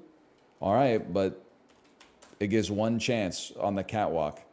I only know the first 150 Pokemon, okay? So I can already tell you right off the bat. Somebody explain. I need some help on this one. Somebody explain to me what the hell Kalos is. What is Kalos?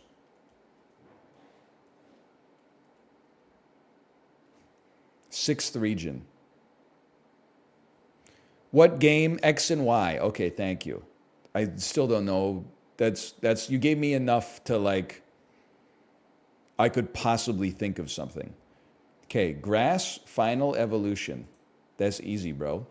Victory bell. Ghost, final evolution. Let me get a hypno. Wait, he might not be ghost. That might be psychic. Let me go Miss Drevis. What the fuck?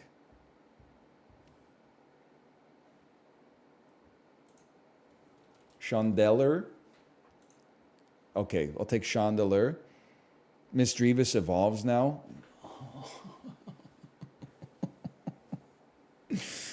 First in the evolutionary line. Duskull. Was evolved by trade. That's a tough one. First in evolutionary line. You ever hear about a motherfucking Bulbasaur, bro? Was evolved by trade. That's going to be a tough one. Probably Scyther evolved into Scizor via trade. No? Okay. First in evolutionary line on Kalos, the X and Y generation. Sobble.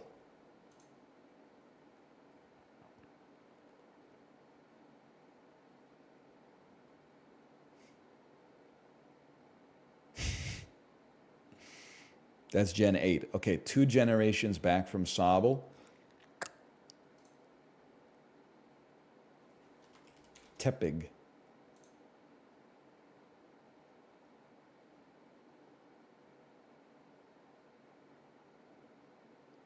That's Gen 5. Okay, I've dialed it in now then.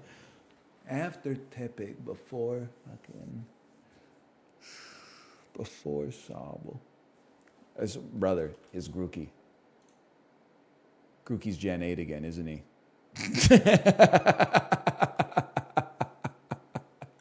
That's Gen 8 again. Motherfucker! That was fun. Dude, I could do this every day.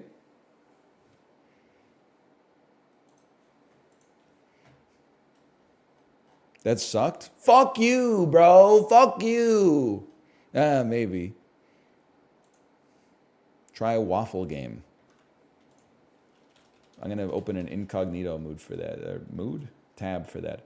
How to solve the waffle. What the? Okay. What the? Oh, you fuckers. Listen. It's never enough for you, is it?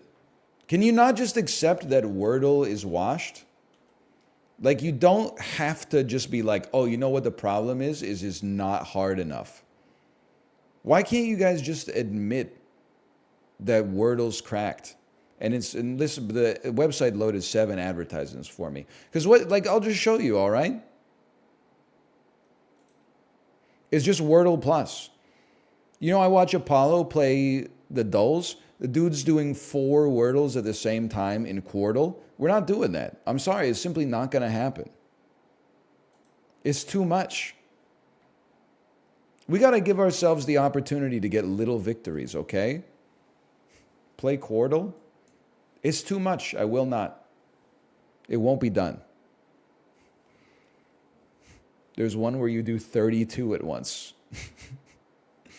Episodal, now we're talking. Episodal, the weekly TV show guessing game.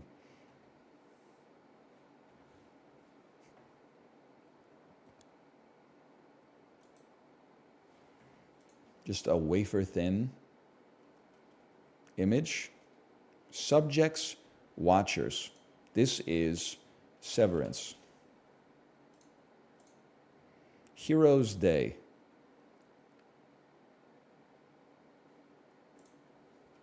Heroes. Man, Heroes is so washed, they don't even have it in the list. The Boys.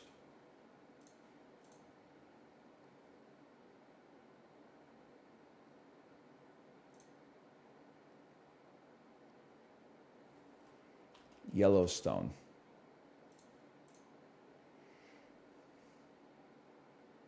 Dr. Richard Denziger.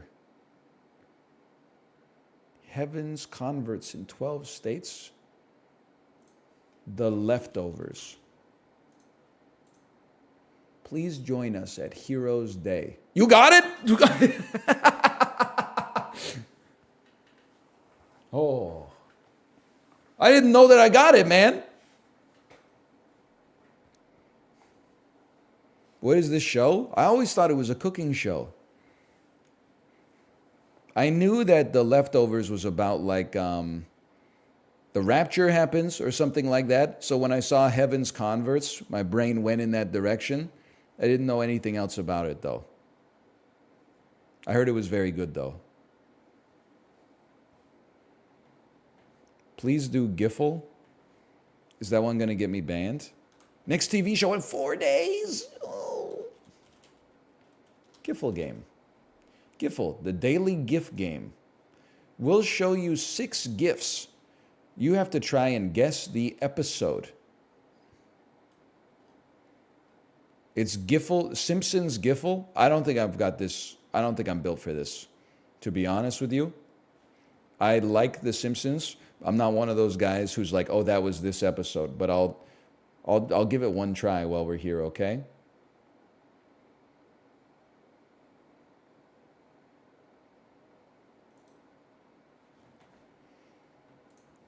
This is Ned Flanders. It's not correct. Okay, it's from my era. Homer, Sweet Homer.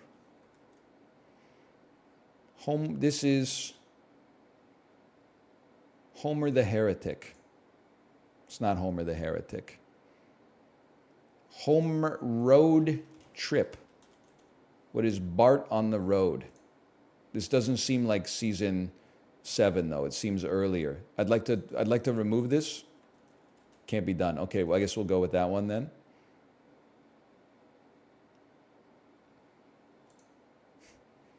Divided. No, not a Millhouse Divided. Neighbors. Two Bad Neighbors.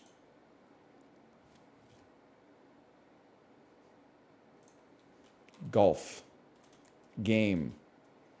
This would be called like the greatest game ever played. This would be called, this is season 4, The New Kid on the Block. This is the front. I'm going to get there.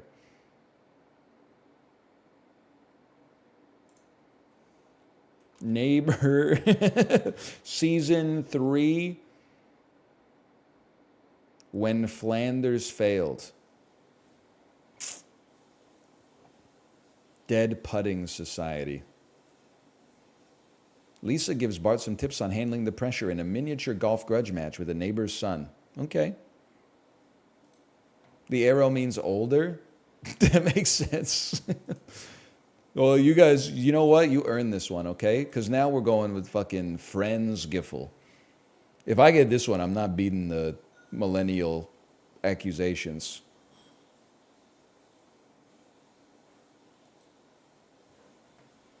The one where Joey works at Central Park. Joey.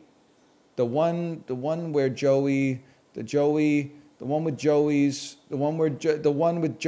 interview. It's earlier than that. Okay. The one where Rachel's sister. The one with Rachel's sister, season 6, episode 13. Oh! So no one told you life was gonna be this way. I told you, egg knows friends. It does help that every Simpsons episode is named like a reference to an old TV show, and every Friends episode is like, here's what happens in the episode. That makes it a lot easier to search for. I remember this one, Monica's sick, and then she wants to sleep with Chandler because she read that sex gets you over your illness faster, and he says, ew, I'm not going to do that. But then she rubs the Vicks Vapor Rub on her chest, and for some reason, that turns Chandler on, and then they do the deed. I remember this episode. That was a good one, man.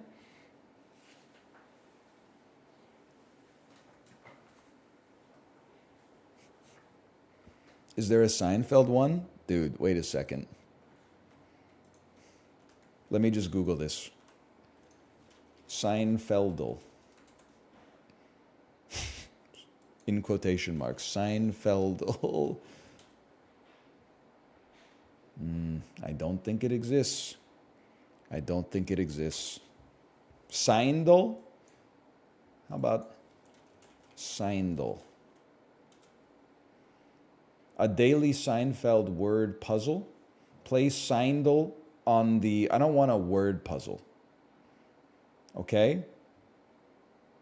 I want a GIF puzzle.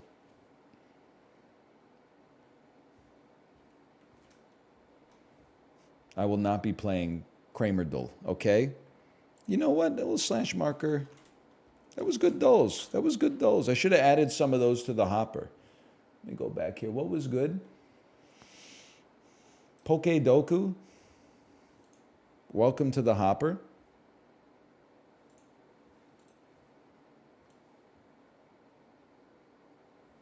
Framed. Welcome to the hopper.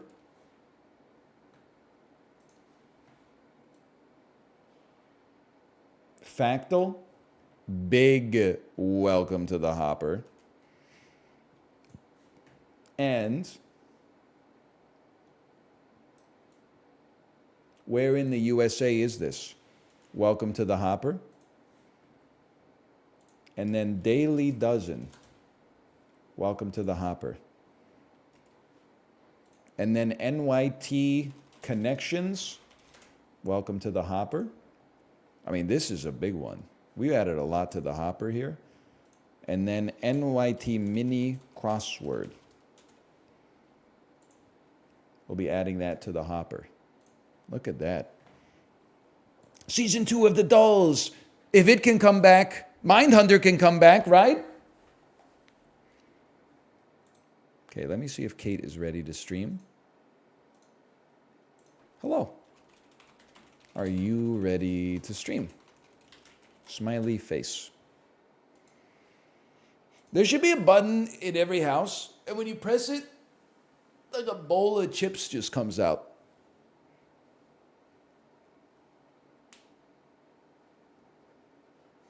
Not for free. Like, it could be a utility, like monitored by the city, or where you like by your hydro corporation or whatever. What flavor? Well, it depends on the pipes, right? Like some places got hard water, soft water, higher mineral content. Orlando water tastes like gasoline, etc., etc.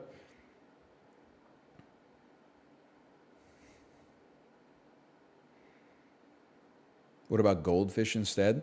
I got a bone to pick with Pepperidge Farms. Because at Costco, they sell the goldfish crates that has 3 bags inside of it. The bags are like cereal bag sized. When you open it up, you're supposed to like rip this red strip at the top, which is tape, and then like roll up the bag when you're done and tape the shit over. But the bags are made out of like the thinnest aluminum ever spooled up in a machine shop. And the bottom of the bag always ends up ripping up. So instead of like a nicely crumpled paper bag, it always ends up like bursting at the seams elsewhere and spilling goldfish all over the crate. I want to tell Pepperidge Farms, like I get that you were focused on the actual construction of the snack, but you got to worry about your bags too, because next time I go to Costco, I'm not getting goldfish. Because I'm like, I can't deal with the form factor. I'll be getting some other kind of biscuit instead. I can't be fricked to deal with the goldfish. Now, if they sold the goldfish in the crate that's full of individual serving bags, I'd go in on that. But the 3 industrial size bags on the inside, we will be pivoting. I will be exercising my consumer's right to choose.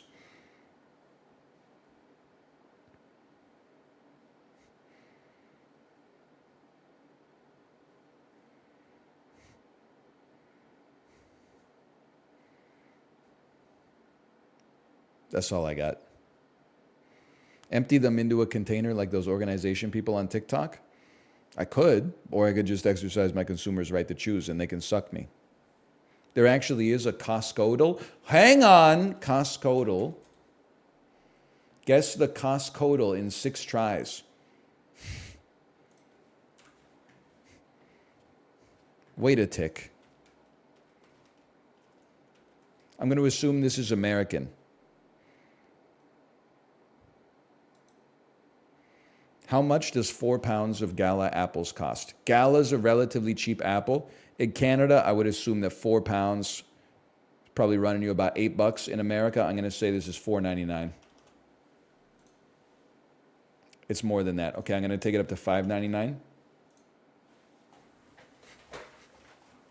Who's out of touch now, bitch? Who's out of touch now? People in chat saying $10.99. No. You don't get to run away from the allegations after all the shit you said to me over the years. Put me on The Price is Right, Drew Carey.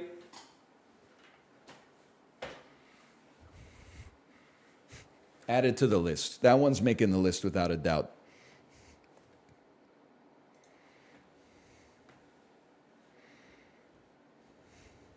Sorry I don't shop at the members only places.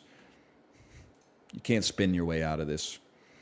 If you can't afford the $60 to be a Costco member, you can't afford not to get the Costco membership. The shit inside of the store is so cheap. You need it more than anybody, man.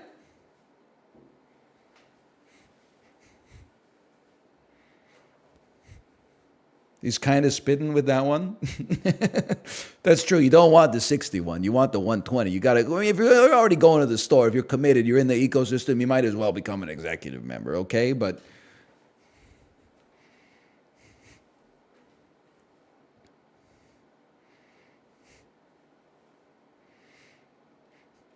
it's cheap, but every visit is $100 plus. That is true. It's like the most expensive cheap place on the planet. Like, I wince every time the cashier tells me how much the bill's going to be. But then also when I get home, I'm like, holy fuck, I don't need to buy anything for like a month. And then catch my ass back there next week. Make it make sense, man. Make it make sense.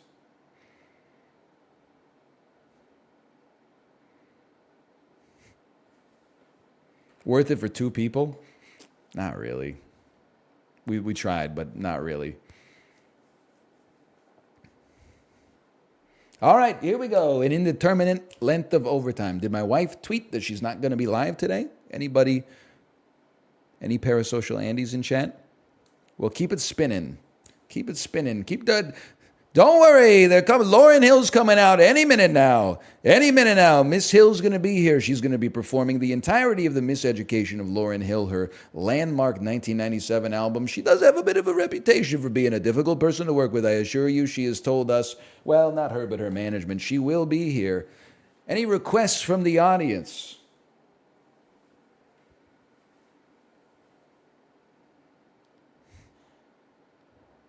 I hear doors opening and closing upstairs.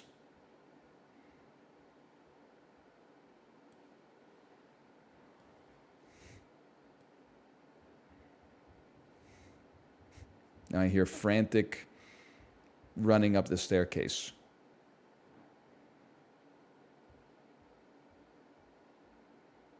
It could be ghosts.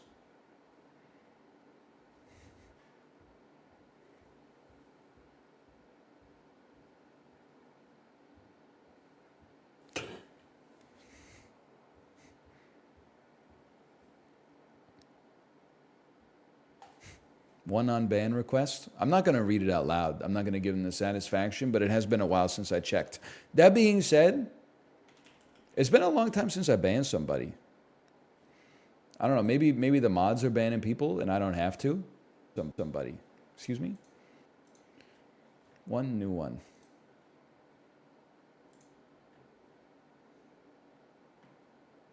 Certainly not reading that one out loud. Origin has been banning people.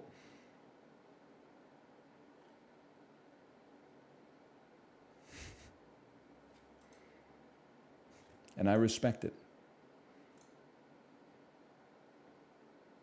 I forgot about this one, man. Oh, man. Wait again, the deja vu. Hang on. Where was this one? Open quotation mark. Hey guys, I play 25 hours a week and I work out. LOL. You're a bunch of losers. Deleted by me. Banned.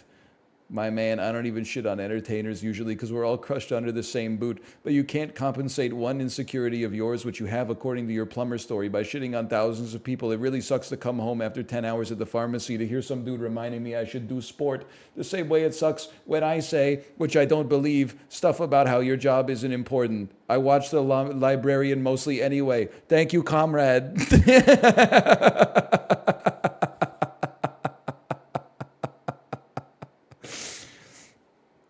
Oh, man, I forgot about that.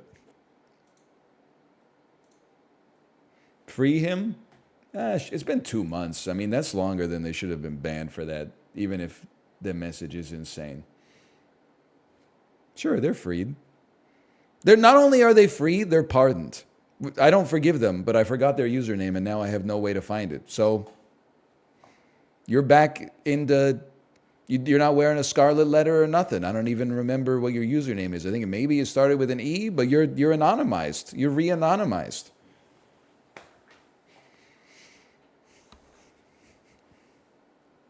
It shows up in the mod log after an unban. Oh yeah, there it is. Thanks. All right, I know who you are. That's never. I'm taking a mental snapshot. Wouldn't it be insane if they were here right now? Okay, they aren't. Or are they? Autocompletes. No. They're not. Okay, Kate is live. I will see you tomorrow. Or are they? As they say, bye.